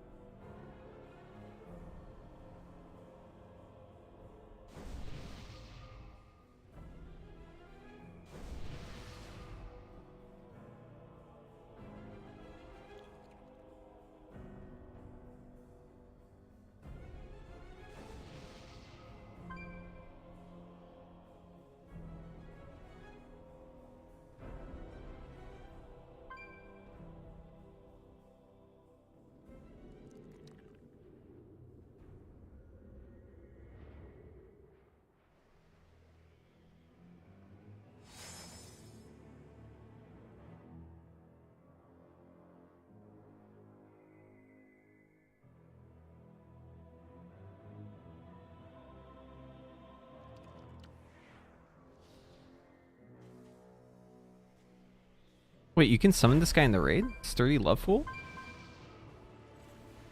I didn't know that.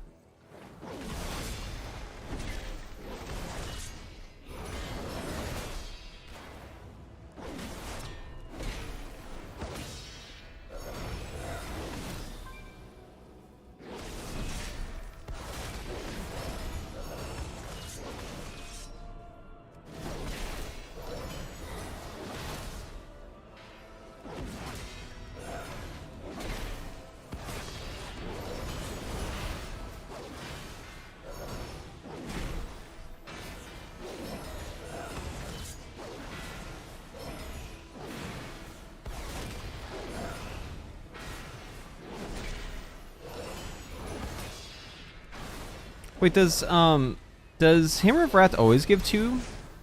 Or is it just whenever you're in Execute? Like if you have Wings Hammer of Wrath, does it give 2?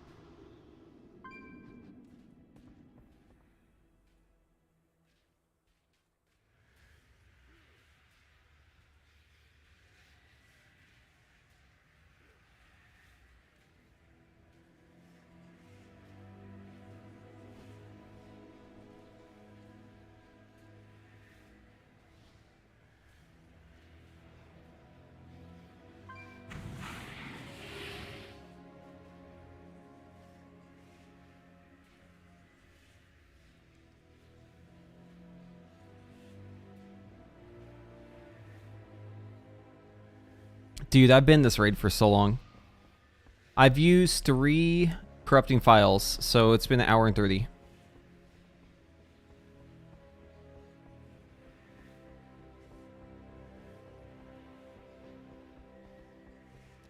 Yeah, like, most of it's just sitting around. I don't know why we're so slow. I should have joined a group that said blast in the name. That would have been faster. Clearly, right? Because they've got the word blast in there.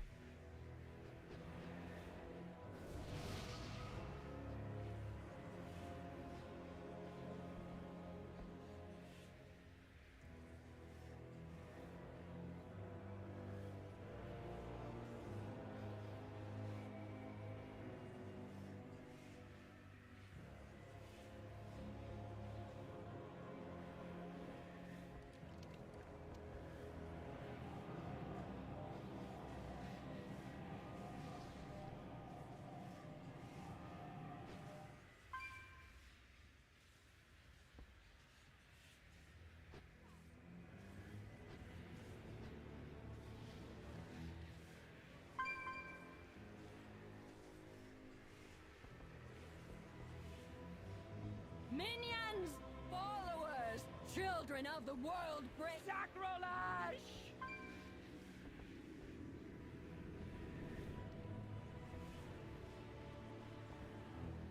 Starfight, why I can't hoist them blasted You face not Malchazar alone, but the legions I Ooh, buff. Let's grab that. You dare to disturb these waters? You will drown. This meeting of the Assembly of Iron is adjourned.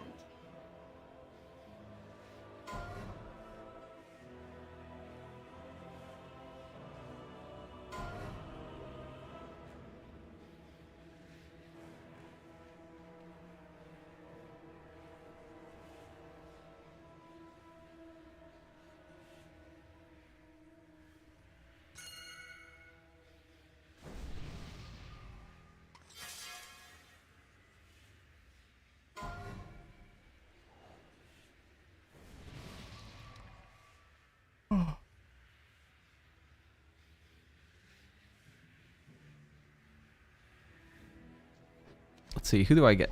It is no good. Oh, I'm the Pope, dude. Evil, Let's go. no light. There is only power.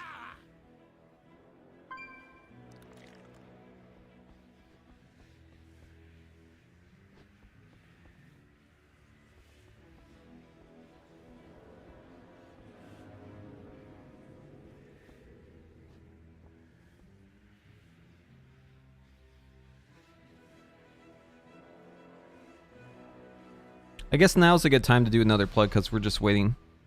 So, quick reminder. Today, in a couple hours here, I will be doing a course for augmentation. The link is in the chat right now.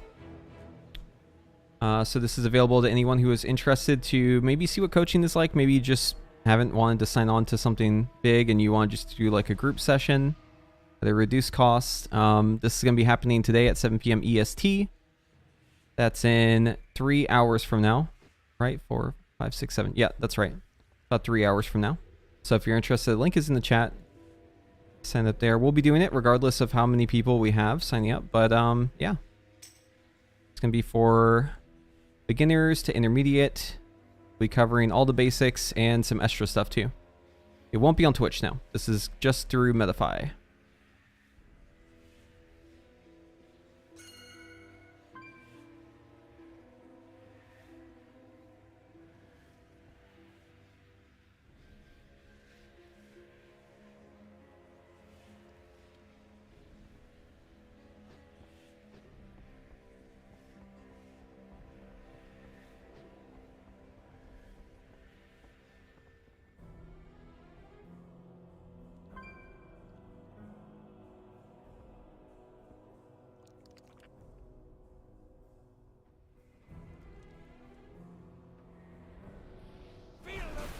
Oh my god.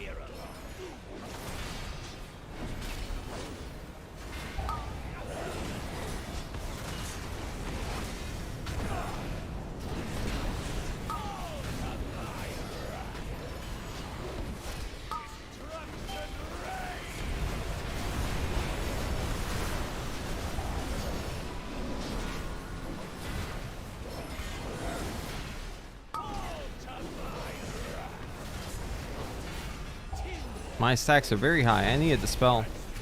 I'm in danger. Please dispel me.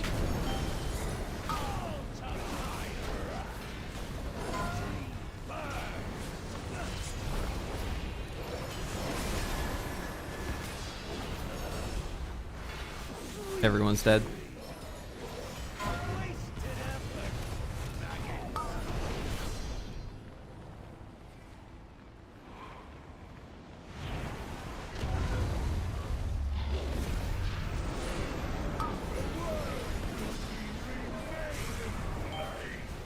I'm just gonna keep going, but this is for sure a wipe.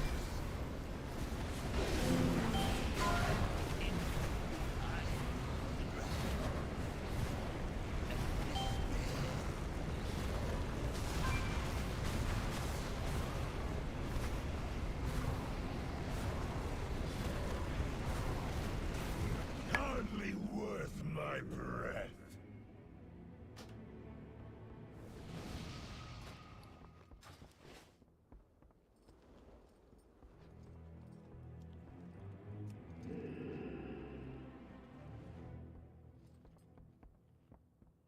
We have so many Paladins. Surely one of them can run Devo, right? Swap to Ret. Many deals for a friend of the grumble. Like you.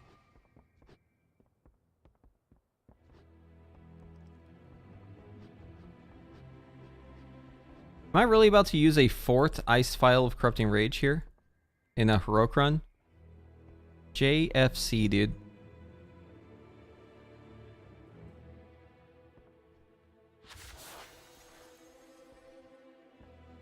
Behold the power of torrential water.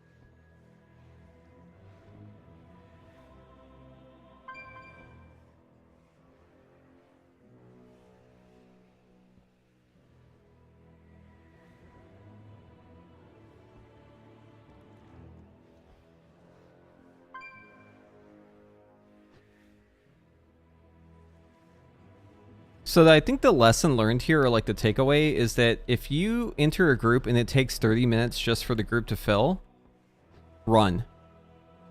Run immediately. Do not go with that group. You will end up wasting your entire day.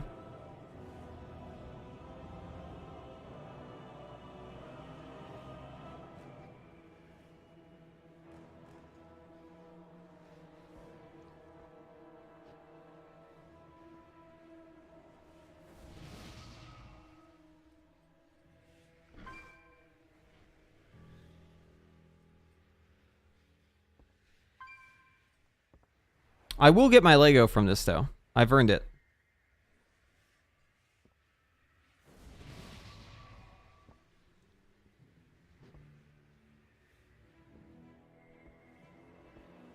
No quarter!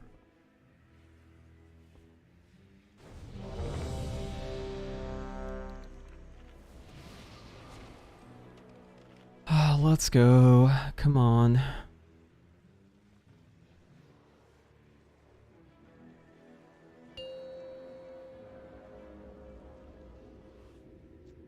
Five, 4, 3, 2, 1. Feel the fight of spirit up! Waiting for a spark! All to my wrath! Destruction reigns! All to my wrath!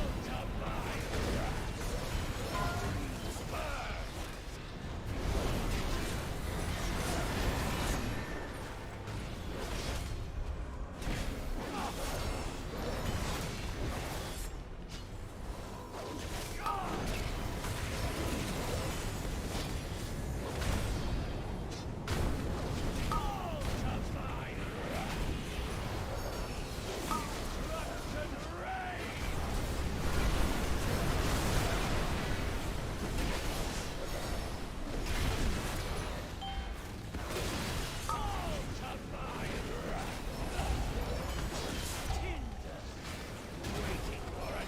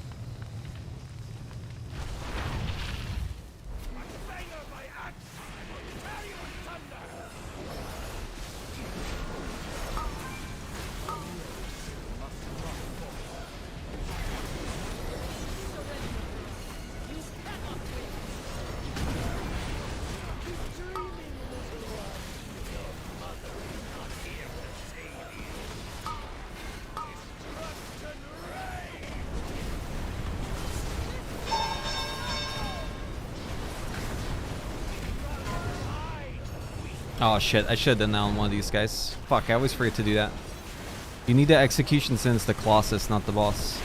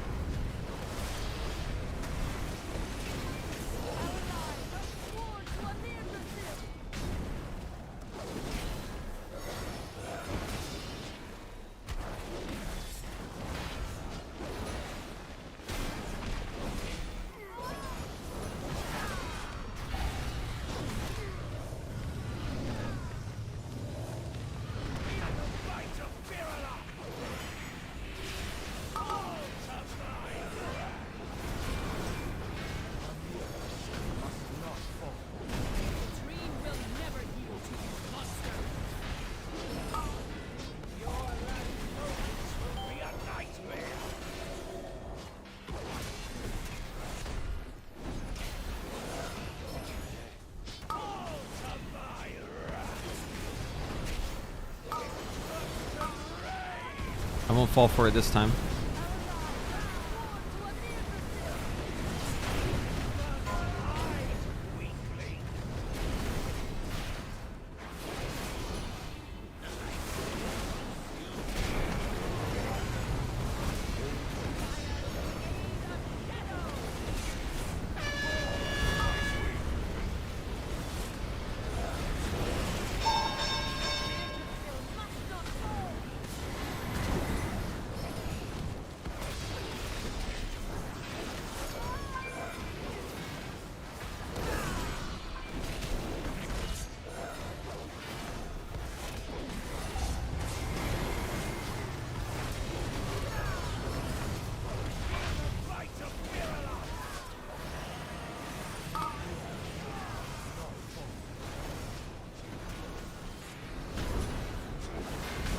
Oh, don't hit all those ads, please.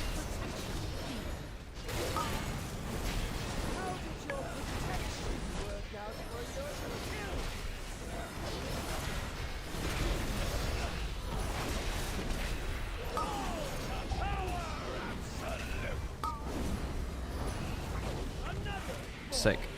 Love that.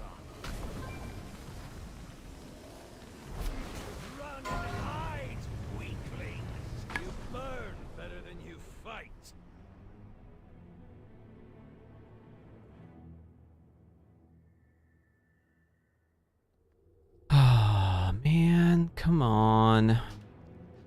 Why is it so painful?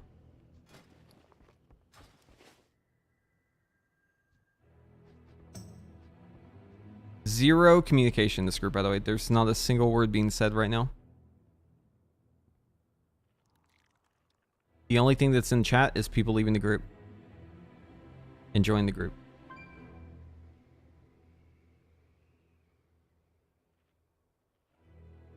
Alright, see you, Shane. Dude, the legendary's so good. Holy shit. When I look at people with the legendary, I just see like 7% more damage with an ability I have no access to. Free! Look at this shit. This thing fucking owns.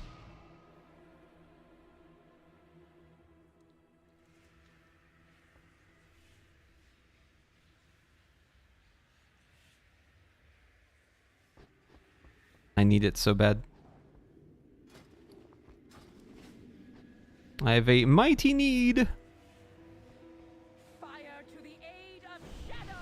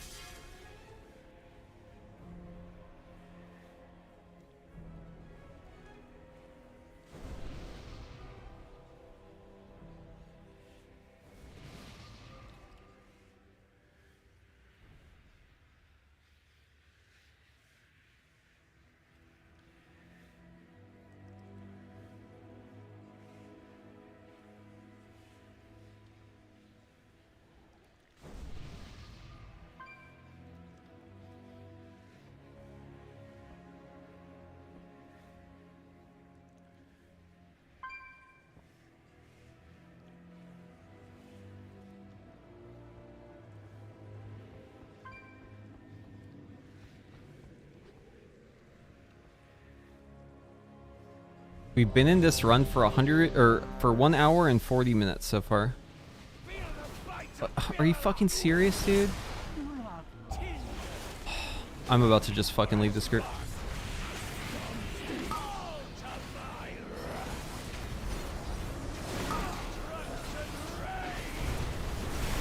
This is probably the worst pug I've ever been in. And it's not even bad, like, in terms of the player performance. It's just, like, painful.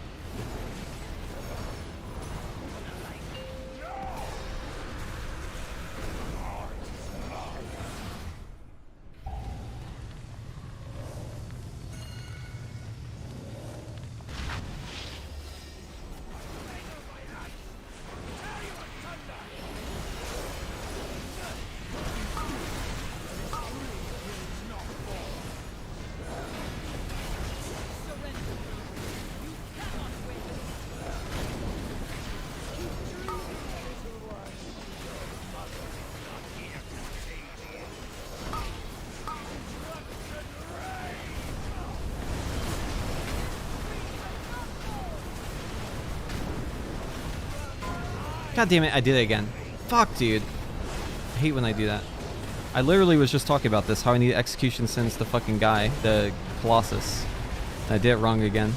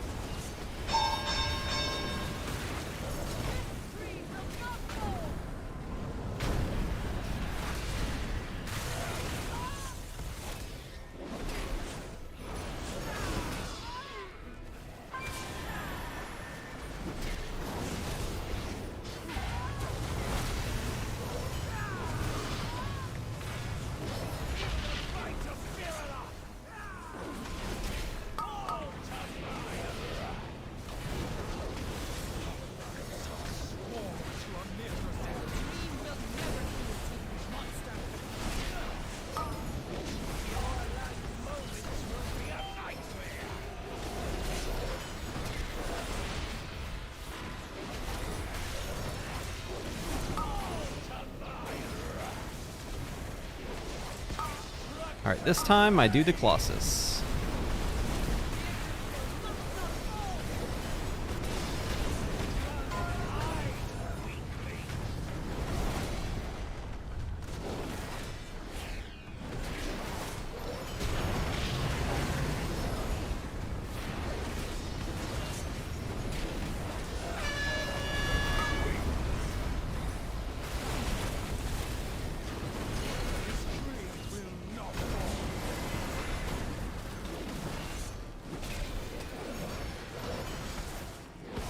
I hope we don't wipe to the healing shit again.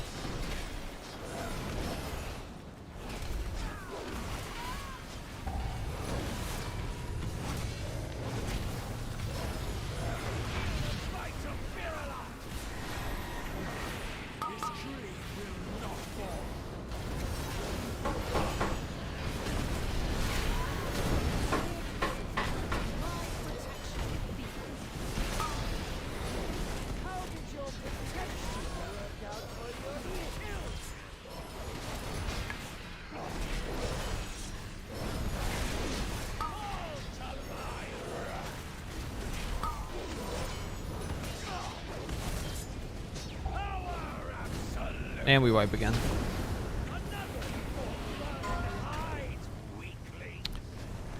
I think I should just cut my losses. Hardly worth my breath.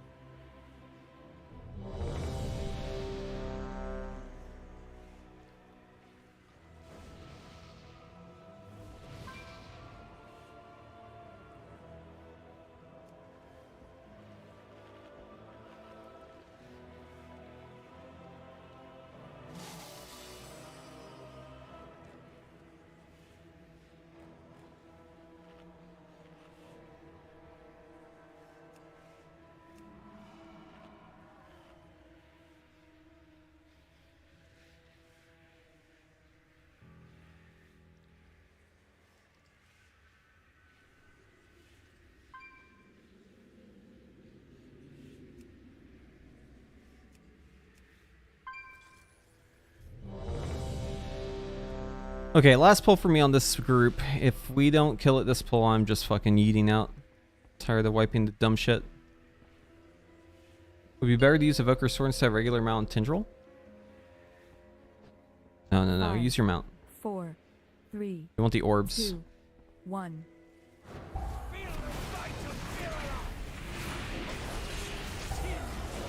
Nice, the tank didn't pull.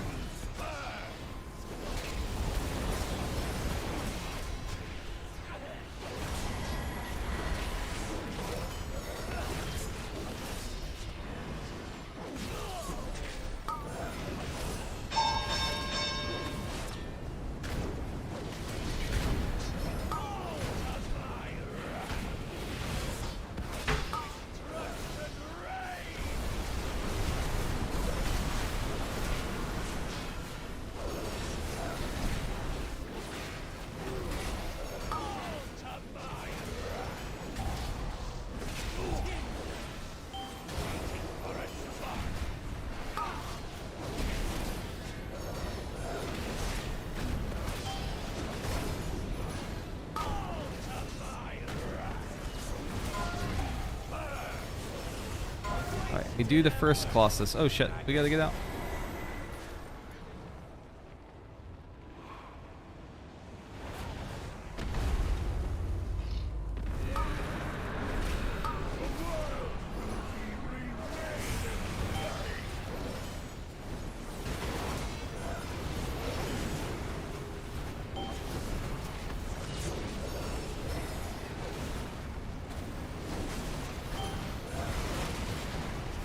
I'm gonna hold my wings here.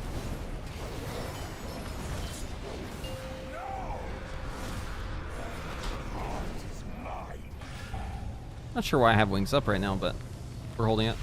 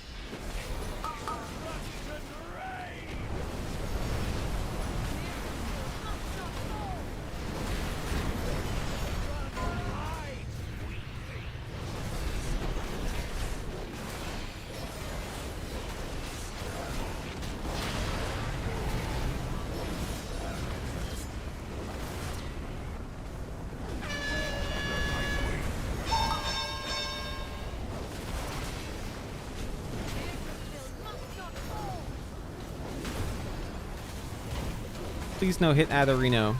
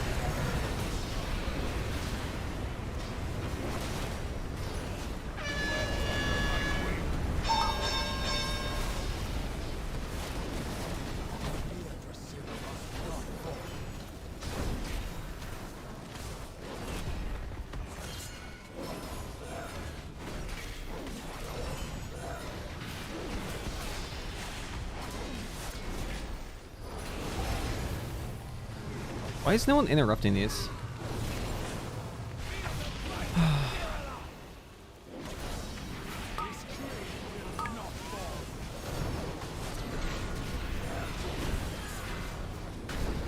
We're also like tanking the boss in like a really wonky spot. They're like right next to the ads.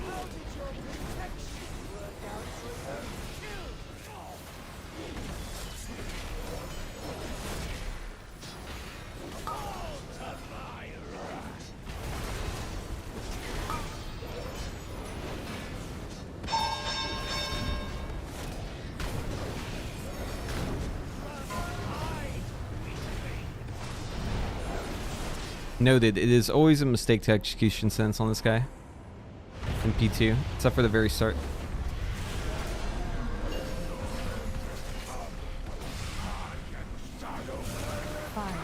Alright, please no seed wipes. 3, 2, 1. 5, 4. Oh, we are doing some weird shit. 1.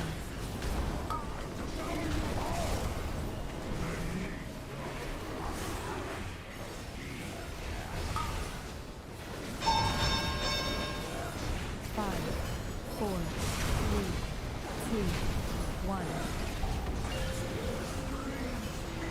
Drop a seed, drop a seed, drop a seed, drop a seed, drop a seed. Fuck this group. Fuck this group. Fuck this group. Fuck this group. I'm done. I'm out. 4, 3, 2, 1. my breath. 5, 4.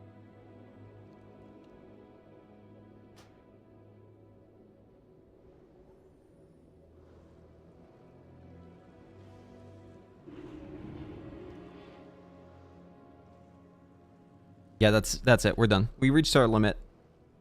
I can't take it anymore.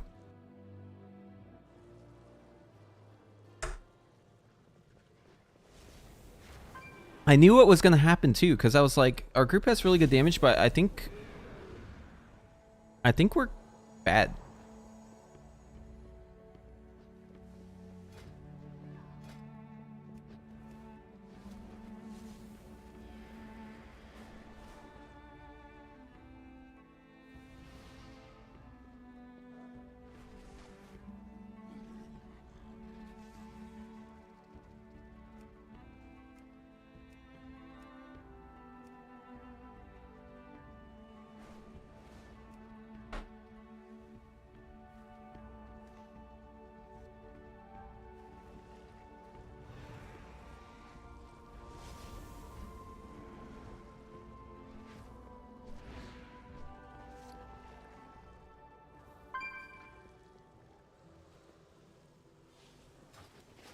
I gotta send over some gold because I've literally spent so much gold doing this run.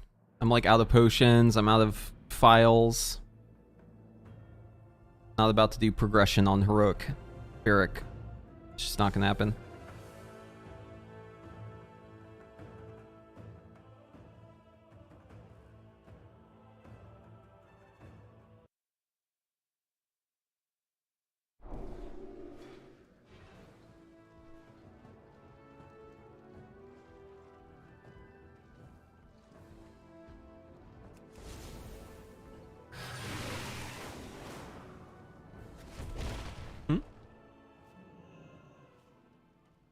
Okay. You would ask something of me?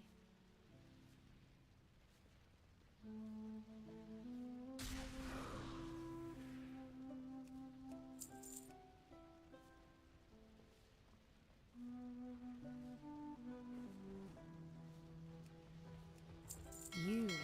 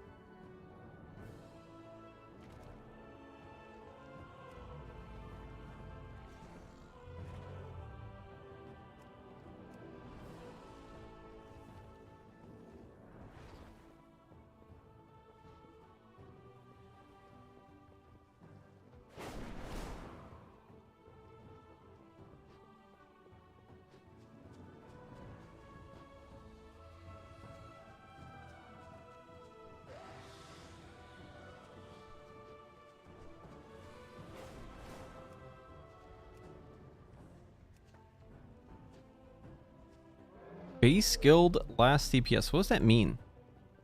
Also, why is a guild working on that? That makes me suspicious. Makes me think they're going to be struggling with it.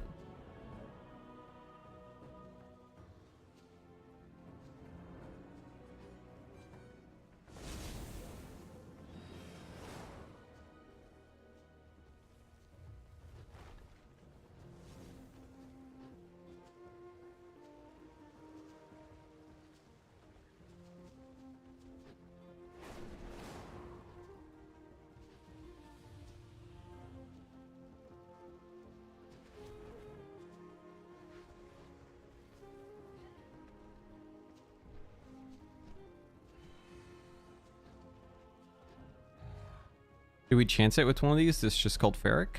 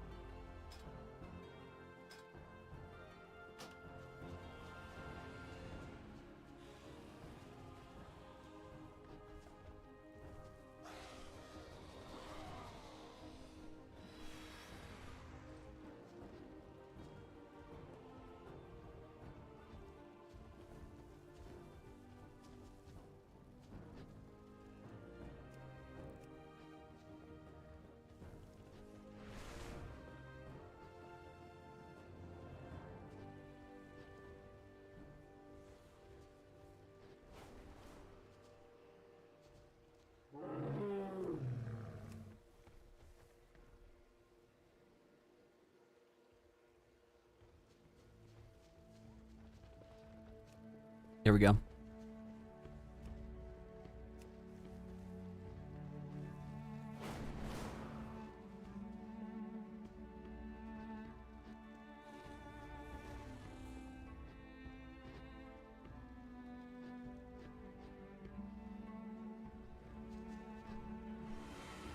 Delisted.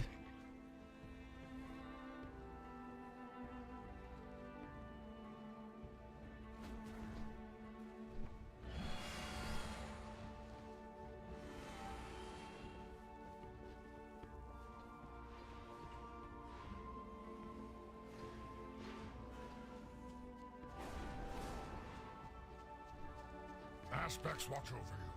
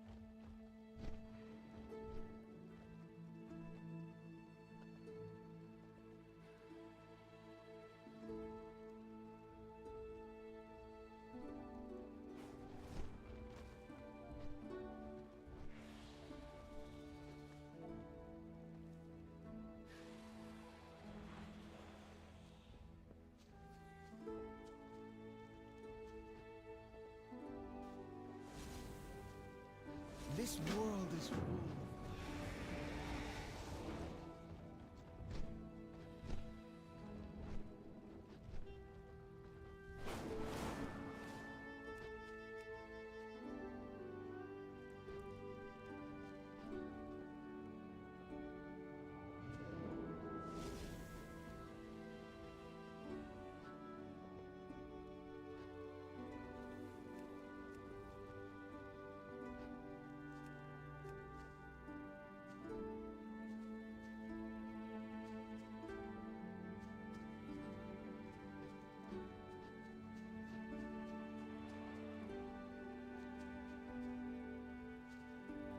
Why is this gotta be so harmful and painful and fucking soul crushing? Why can't I just kill this boss? What is going on right now? Signed up for all the groups. I've whispered everyone I can. Just can't find the group. Harmful to my mental, dude. My mental is taking unbelievable damage today. Maybe I might recover, but it's just so much mental damage. Just trying to get my legendary. Okay, we're gonna drop out some of these. Drop out this one.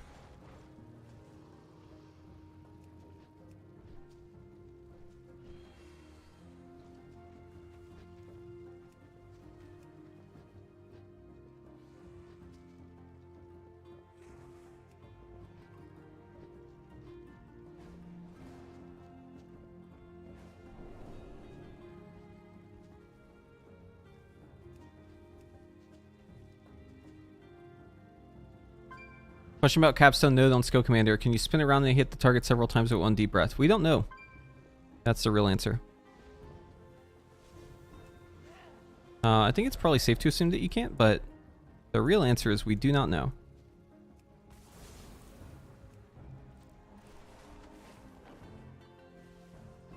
I seriously doubt that's how it's going to work.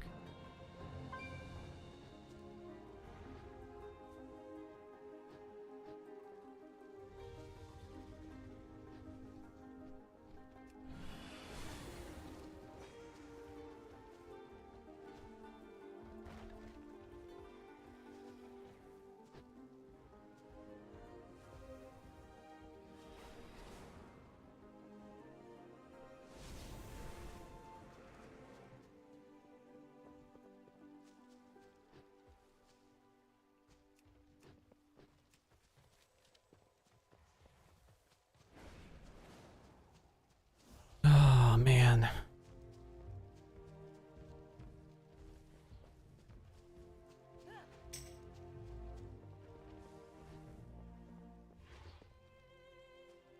Okay, let's do that.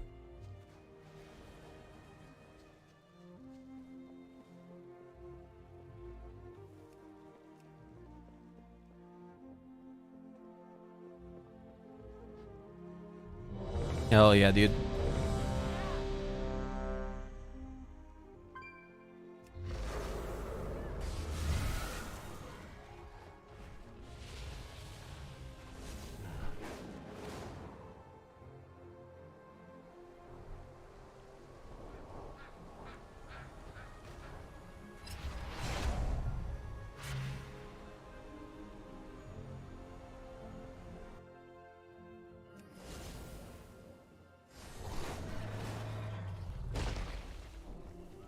Oh, I have my spark. Let's get that real quick.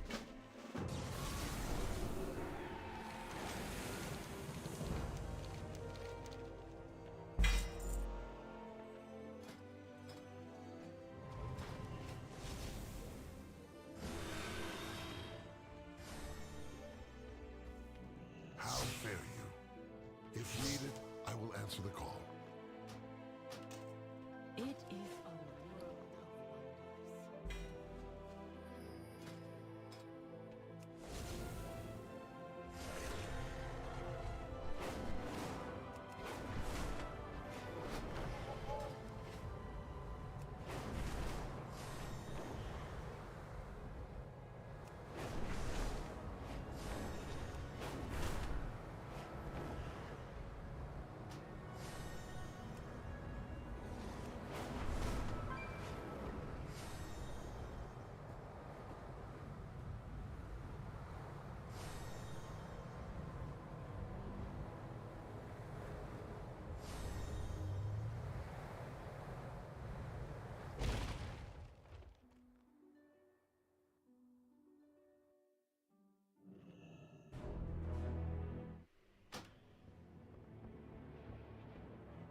All right, be right back.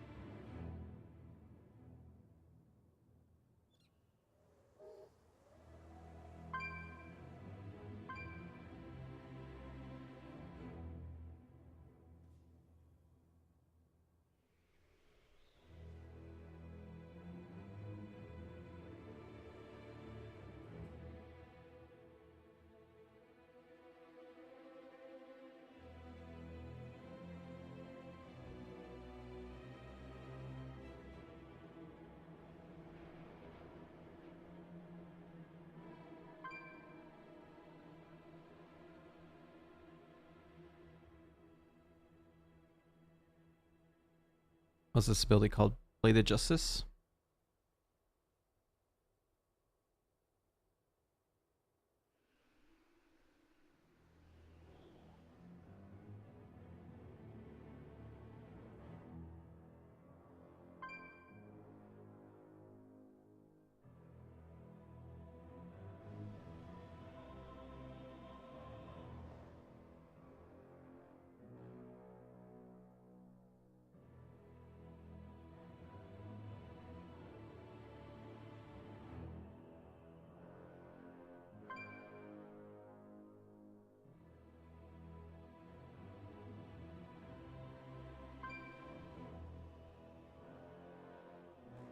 Hot take. Dev is more interesting than Fire Mage.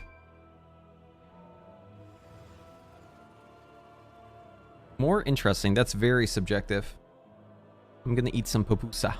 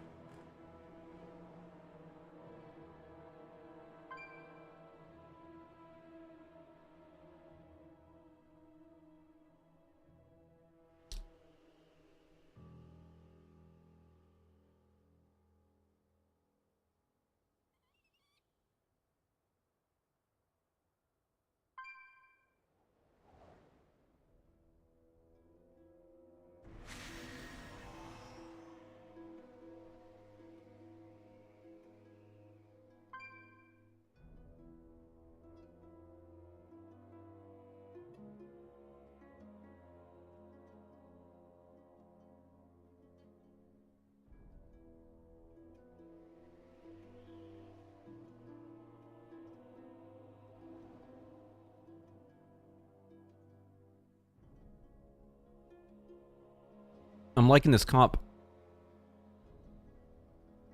1, 2, 3, 4, 5, 6 paladins. 7 paladins if you include the tank. Someone dies, our entire group is getting wings.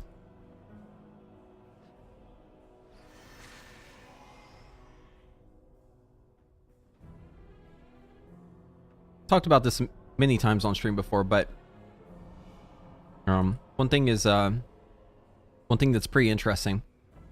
You go over the Warcraft logs and you look at the statistics, and obviously, like, you know, Rhett's up there, but that's not what I'm looking at. If you go to the amount of parses, this is kind of like a nice little way to kind of look at the player base. You see Red is the most popular here, but that's not even like the right place to look. If you go instead to Heroic, because the groups are flex, so you can like fit more people in, this is a better indication of the player base. You go over to parses. You notice something very interesting here. Look at how high Red is.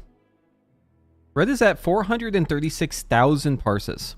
The runner-up is BM, which is also very popular, at 200,000. And then we have a couple other classes that are pretty popular. We got Fury Warrior, Havoc, Demonology, all fairly popular. But the average, if you average these numbers out, is around 70,000. So that means that Ret is about 6 times the average. And it's more than double the runner-up. Heroic has the best snippet to look at because it's got the most parses. If you go over to normal, you'll notice that trend continues, right? Red is still on top. It's still double the next runner-up here. On Mythic, it was already the highest one, and we don't have access to LFR, so we can't look at that too. If I could see LFR, I could give you an even better assessment, but this doesn't mean that Red is necessarily the most popular class, but it means it's very likely to be. We don't exactly do like a WoW census every year, so we don't know exactly what the population is. I'm sure Blizzard does, but we don't. Maybe someone out there can figure it out, but to me, what's more interesting than seeing the entire player base is seeing the people who are gearing and doing raid. People who essentially are working to improve their character or are working to help other people improve their character. And that's what Heroic Raid is best at seeing. It's basically who's gearing up, what characters are getting geared up right now. And it is overwhelmingly Ret Paladin to like a crazy degree. Ret is just super popular right now. And you can see it too. I mean, it's obvious, right? Like you go into a raid, you see how many Ret Paladins join the raid. There you go.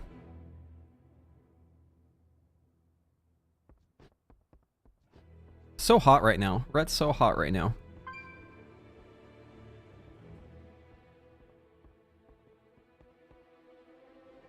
Now, so if you use Sword during Tindral, you won't get the resets from the orbs like you would as a mount, because Sword doesn't give you Vigor, it just gives you a cooldown.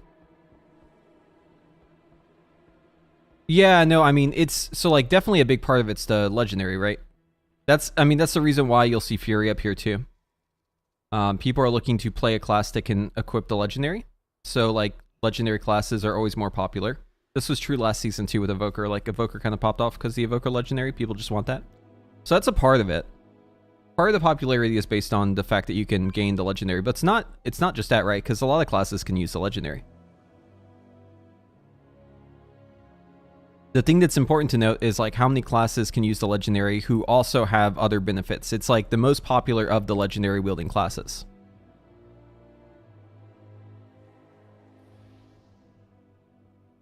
I mean, DK can use it.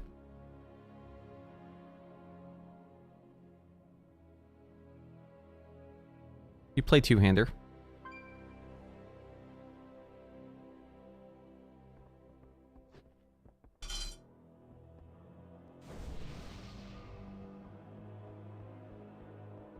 May you find what you seek.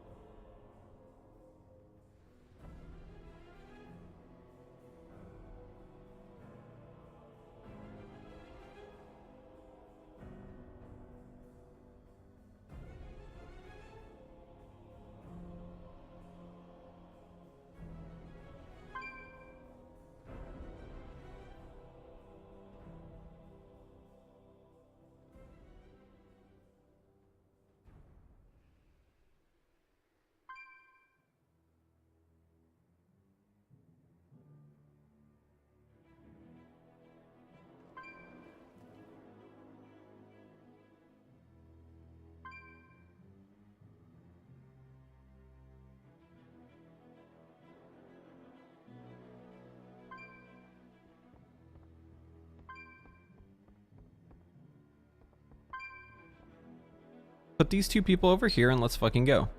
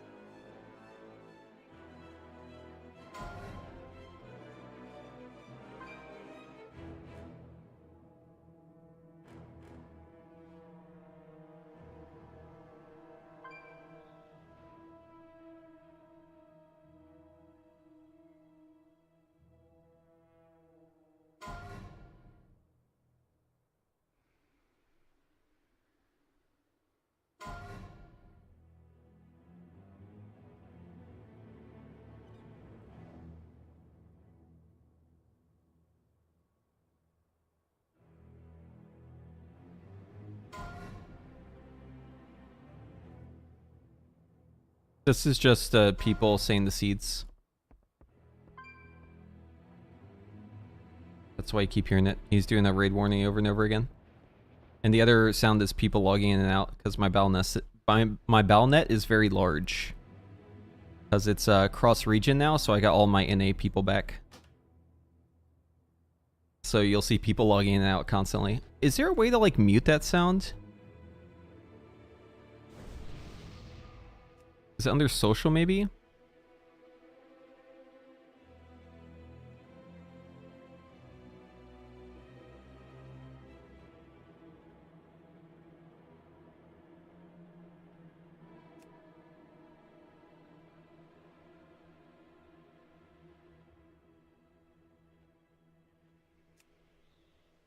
Oh, I can uncheck them. Okay.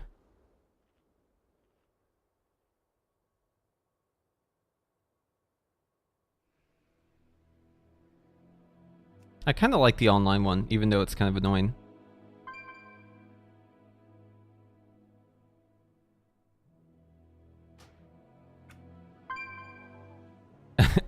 Scott is trying me, dude. He's just logged in so many times. Oh my god, why is it doubling now? Okay, maybe we should turn this off. It's going crazy. I turned it off, I turned it back on, and I see Scott has come online, Scott has come online, Scott has come online, Dage has come online, Bruce has gone offline. Wait, I turned off offline. Why is that still showing? Huh?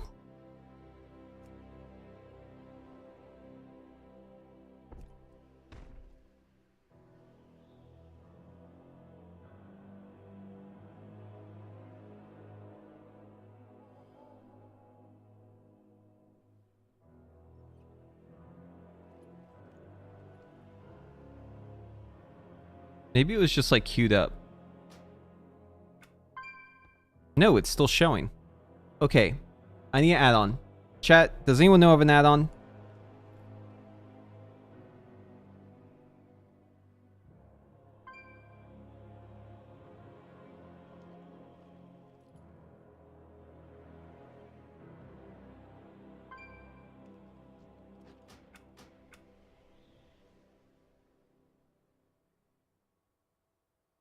Maybe I do it here?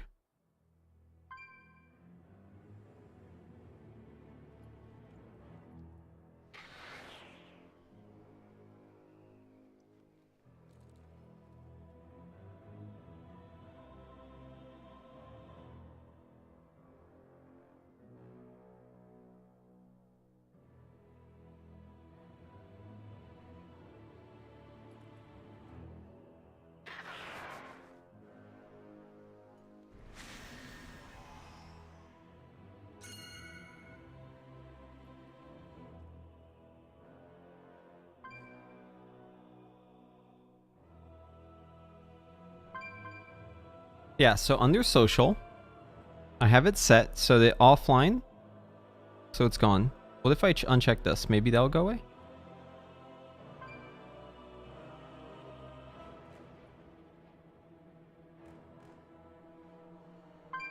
Dude, no, it's just going crazy. What the fuck? How do I make this stop? Let it stop, please. It's too much. How do I mute this?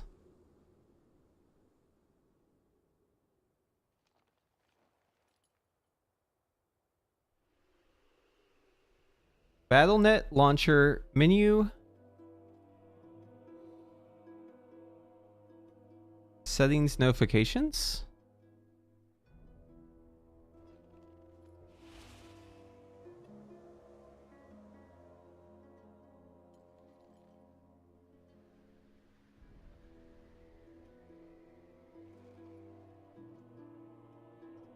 You'd think it would be here, right? Notifications. Okay, here we go. Show battle.net notifications in the taskbar. Show notification toasts. Play notification sounds.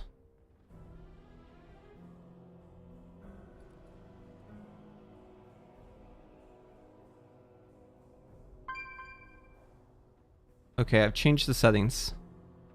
Let's do a /reload.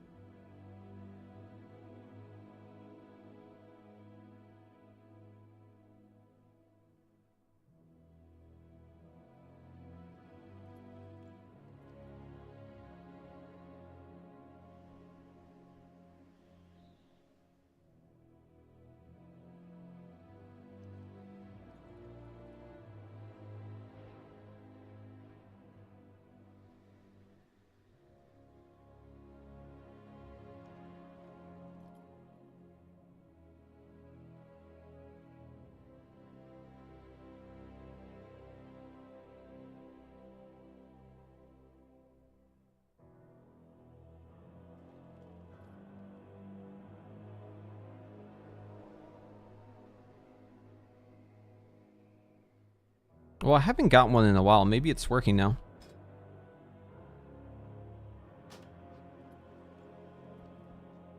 Have anything ancient to trade? Needs to be at least 2 centuries old.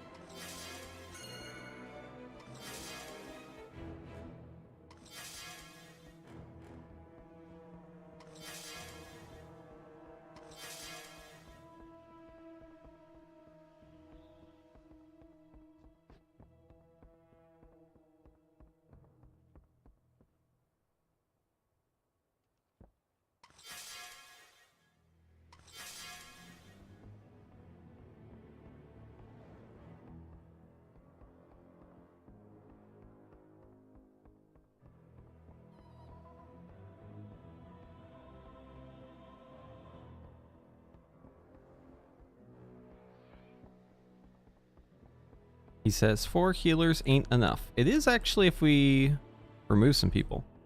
Maybe that's what they're doing. Wait, why'd they get rid of Mage?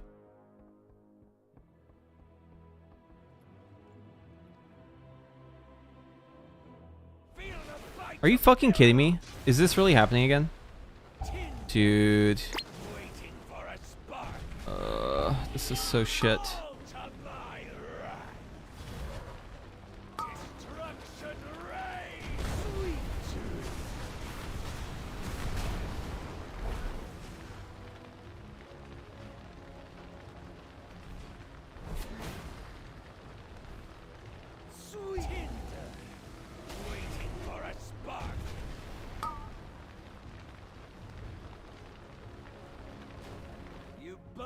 Better than you fight.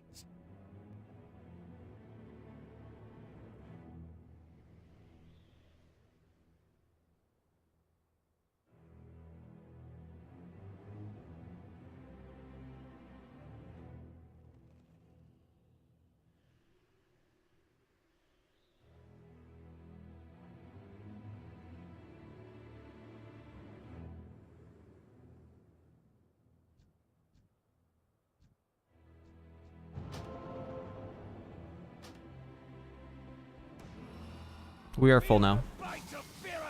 God damn it, dude.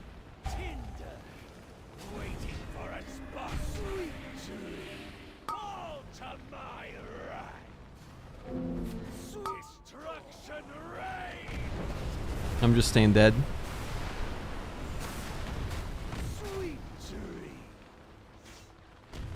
This is so fucking cringe. You burn better than you fight. Now, I play Devastation these days.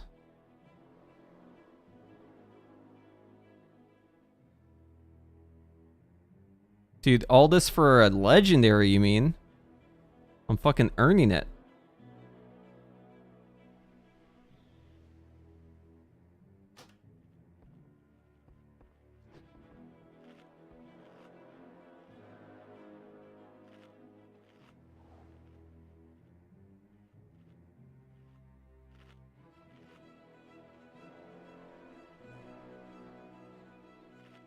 Oh, yeah.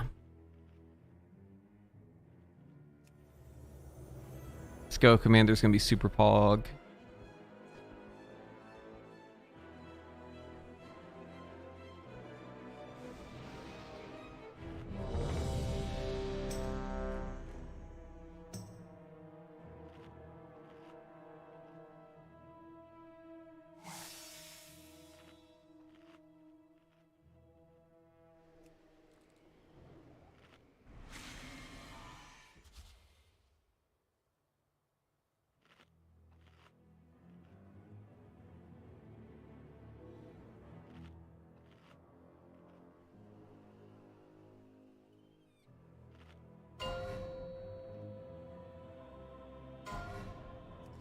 Five, 4, 3, 2, 1.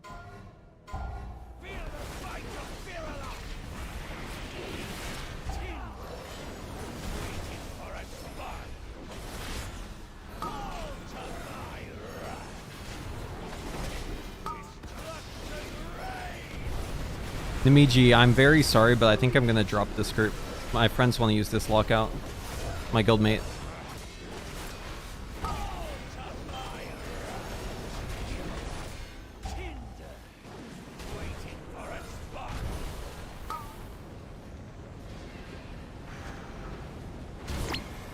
Hold on, I'm typing.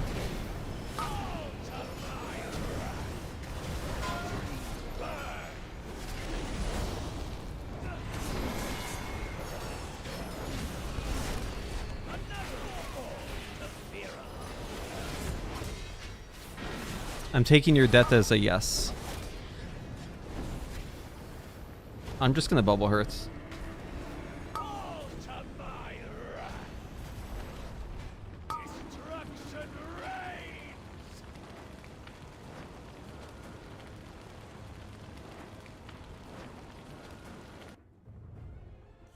I'd rather just go with people I know.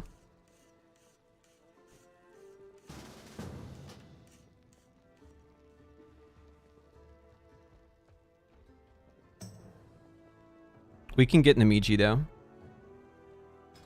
Where are you?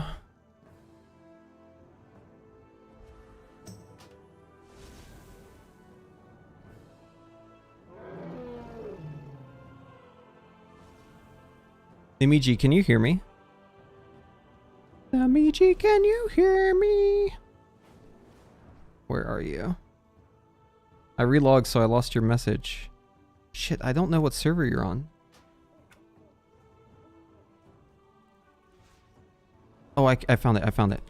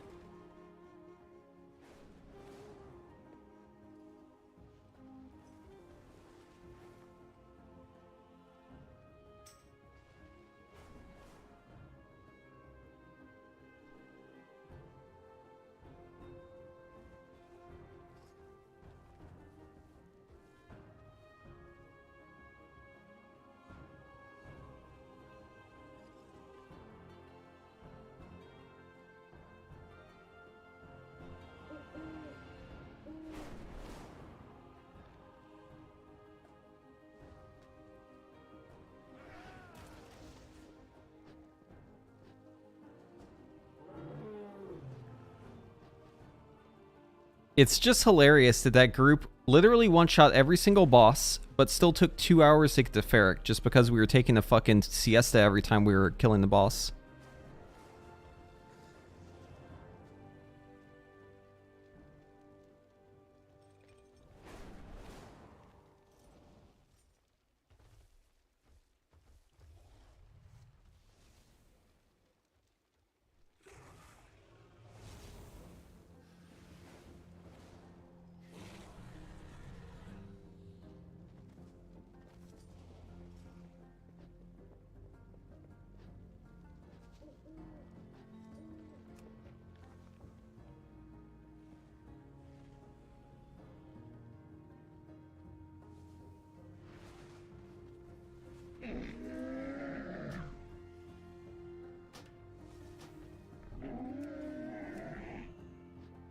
Oh, fuck, I'm lead?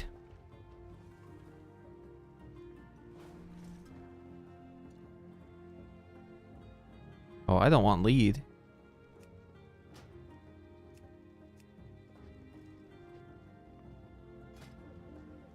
Ah, fuck. Okay. Pre-made groups, raid, start a group, heroic, raid difficulty, heroic.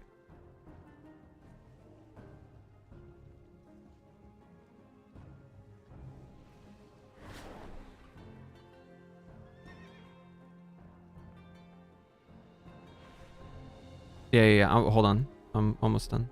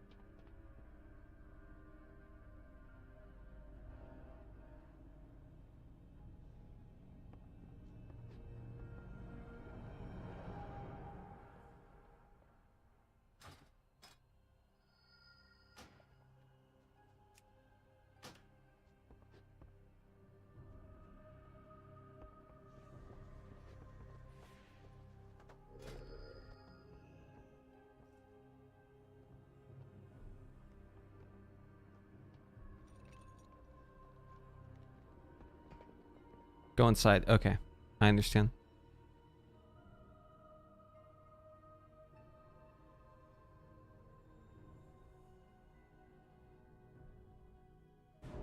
Okay.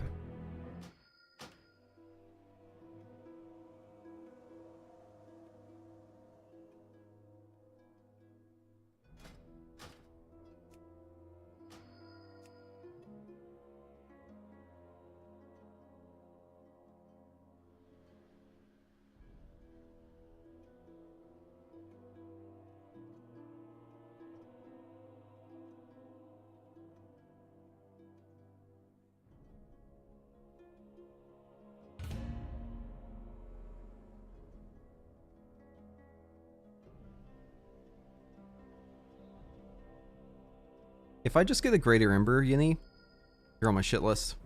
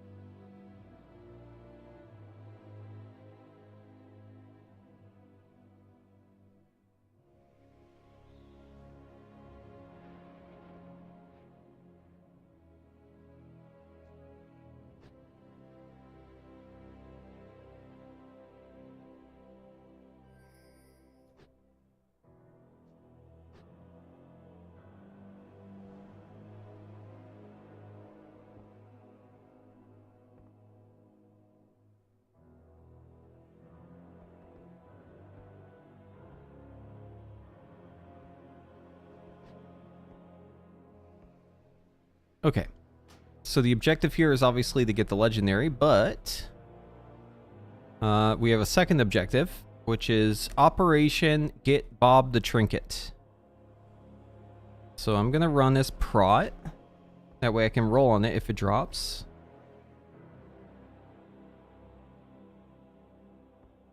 And hopefully we finally get this thing done.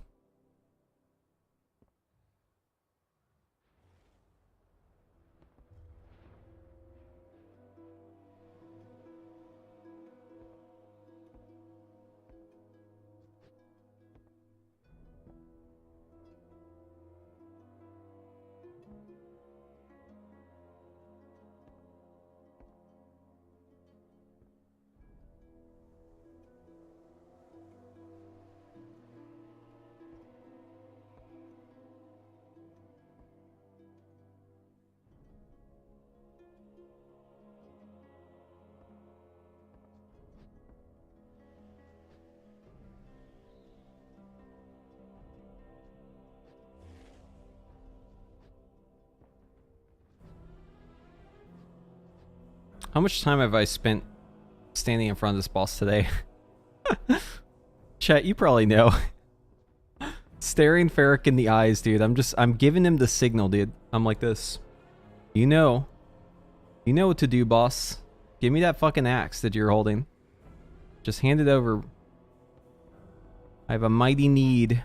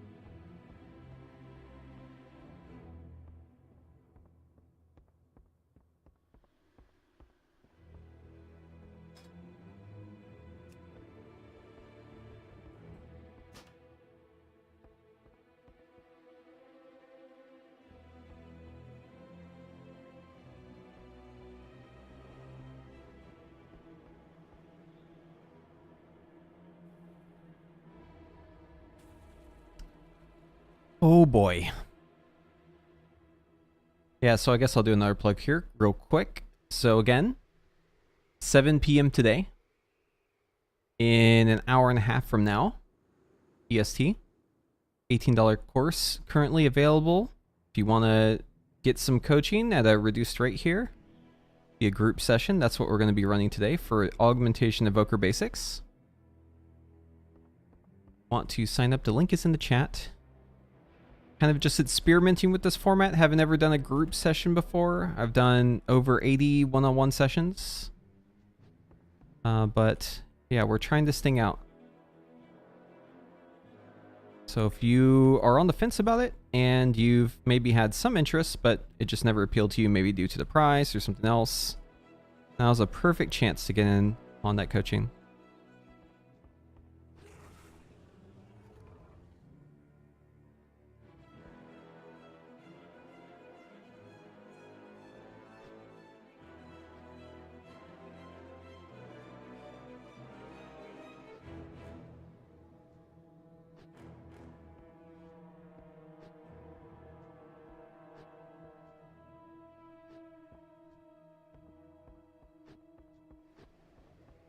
Let's see, we've got 2 healers. Got a mage buff, druid buff, hunter buff. We got paladin buffs, demon hunter buff. We have fort buff.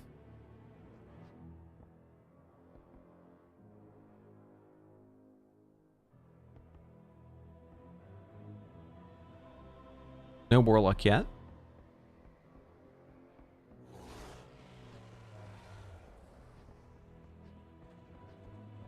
Do rogues have a raid buff? I don't think so, right?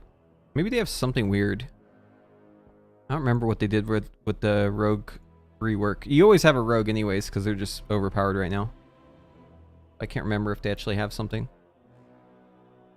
I guess we're missing Enhancement, Shaman, Wind Fury Totem. We're missing Evoker buff. Missing Hunter's Mark. I think that's it. None of those things are really necessary. We can just roll with this probably once we get 1 or 2 more healers. You're gonna have nightmares? Good. Ugh. Mission accomplished.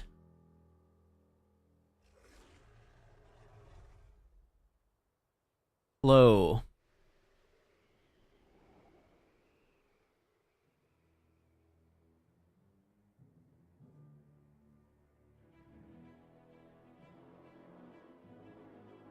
Please no bully. Yeah, please no bully. Right back at ya.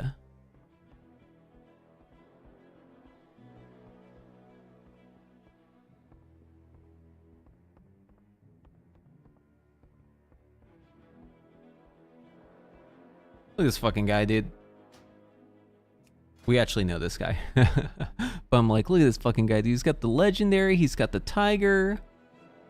Man's got the trinkets. He's got everything I want. Give me your stuff. This is a stick up. Hand it over right now, especially that weapon. I want that fucking weapon right now. Put it in my hands. Oh man, this legendary axe is gonna be so sick when I finally get it.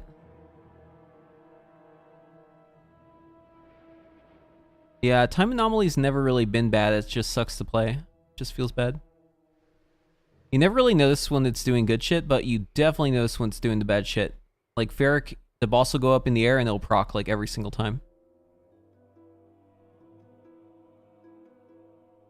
And then you're like, cool.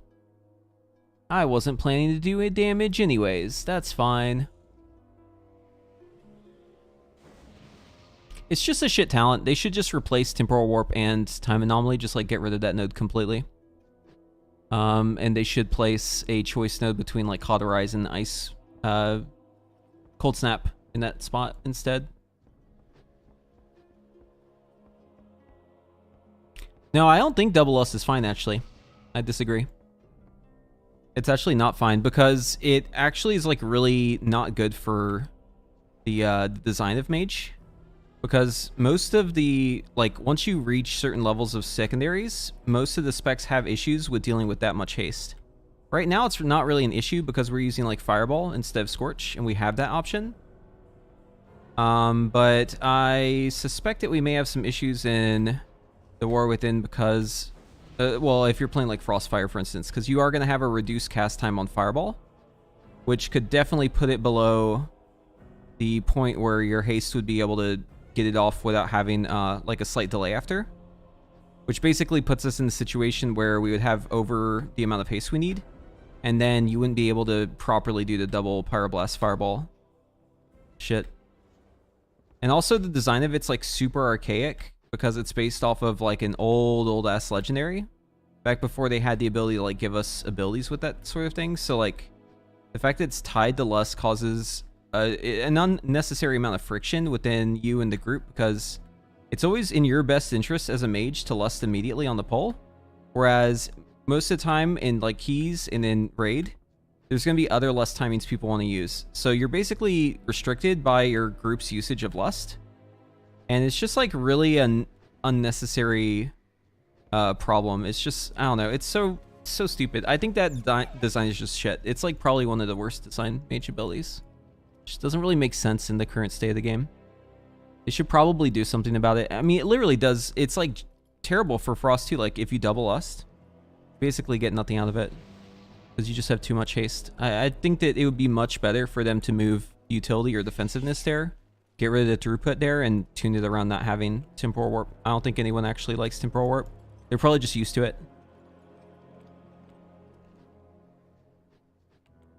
You're used to it, so you use it, but I mean, I'm telling you, like, it's not good for the game to have double us. It's really not.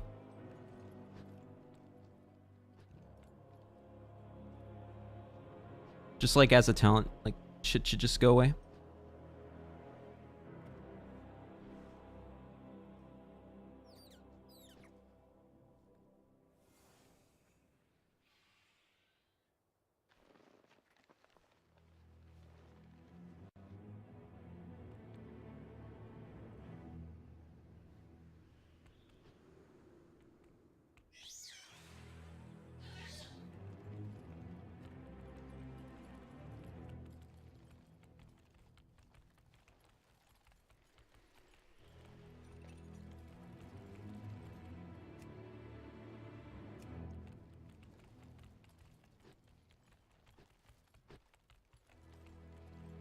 I have many lucky doos, you like.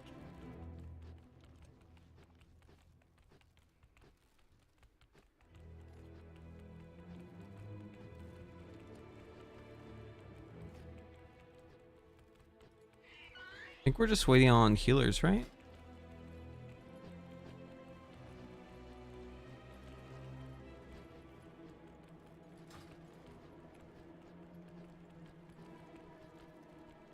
Go pull the boss's ret. No.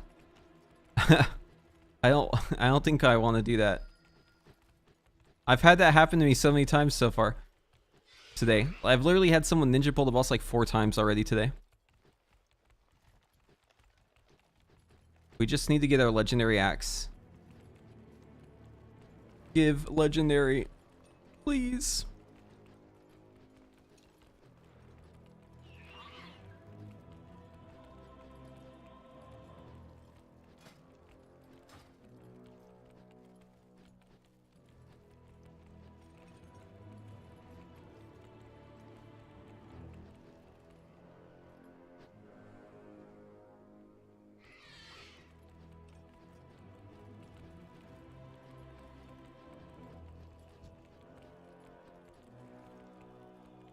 Alright, we'll be starting soon. We just need the, Is Skill Commander hype? Yes, it is. At first, okay, so I don't blame you for thinking it's shit, because I had the same first impression too.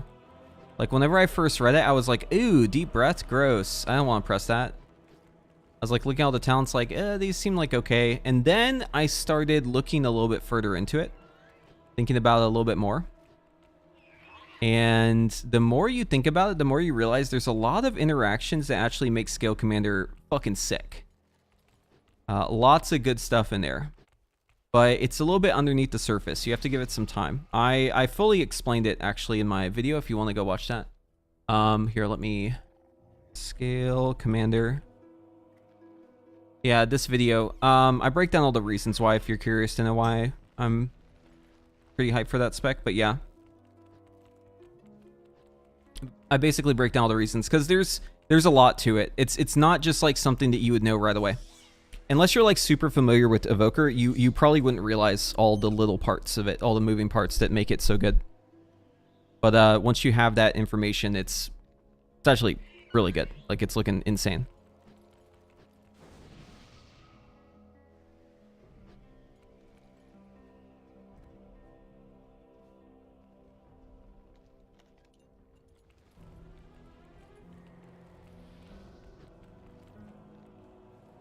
Potential customer.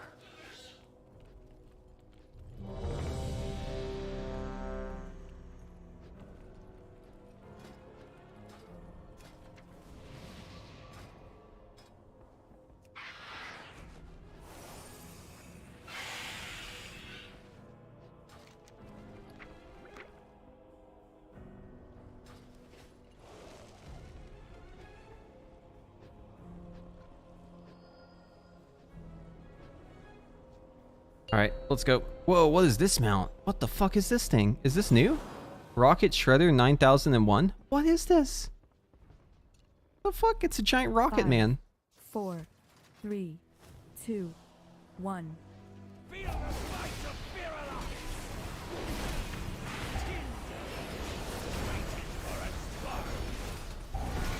All to my wrath. Destruction reign.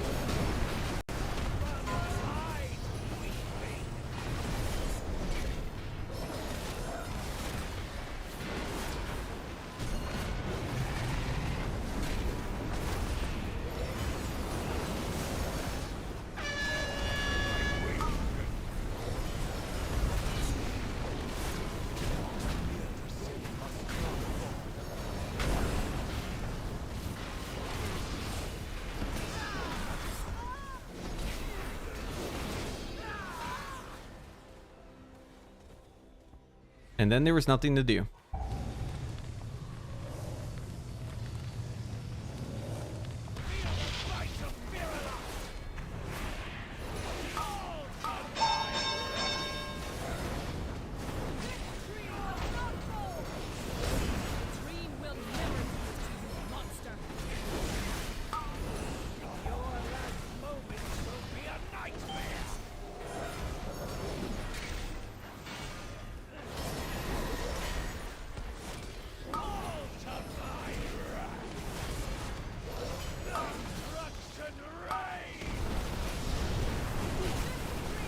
Aw, oh, fuck, I just did it. I keep forgetting about that.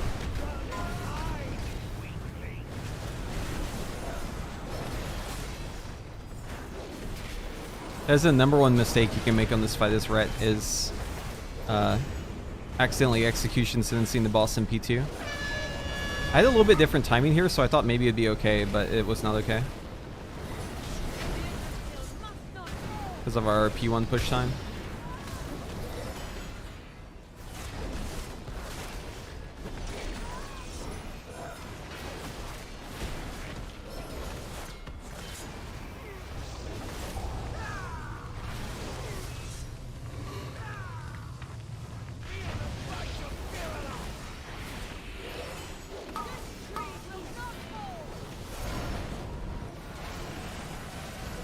Do not hit the ads. Oh, please. Those lines are awfully close.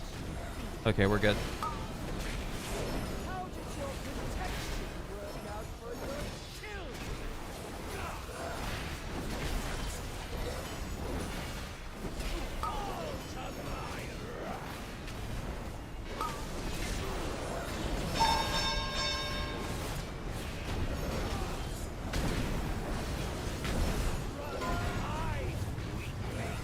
Holy fuck, the boss is low. Alright, we got this in the bag. Easy, dude.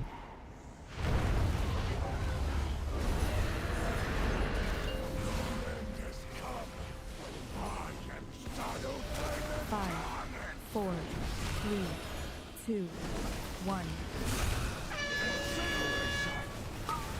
5, 4, 3, 2, 1.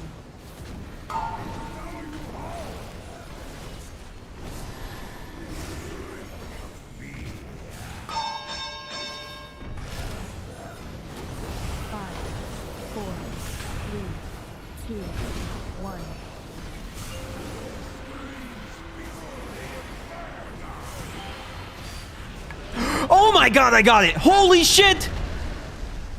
I fucking got it! I fucking got it! Holy shit, dude! Let's fucking go! I fucking got it!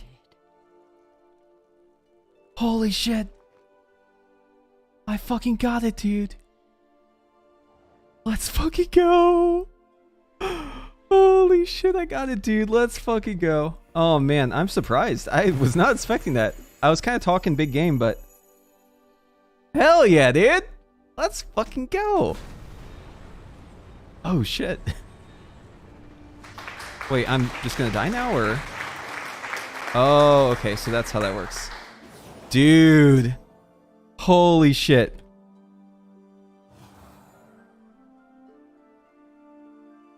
I'm actually so hyped.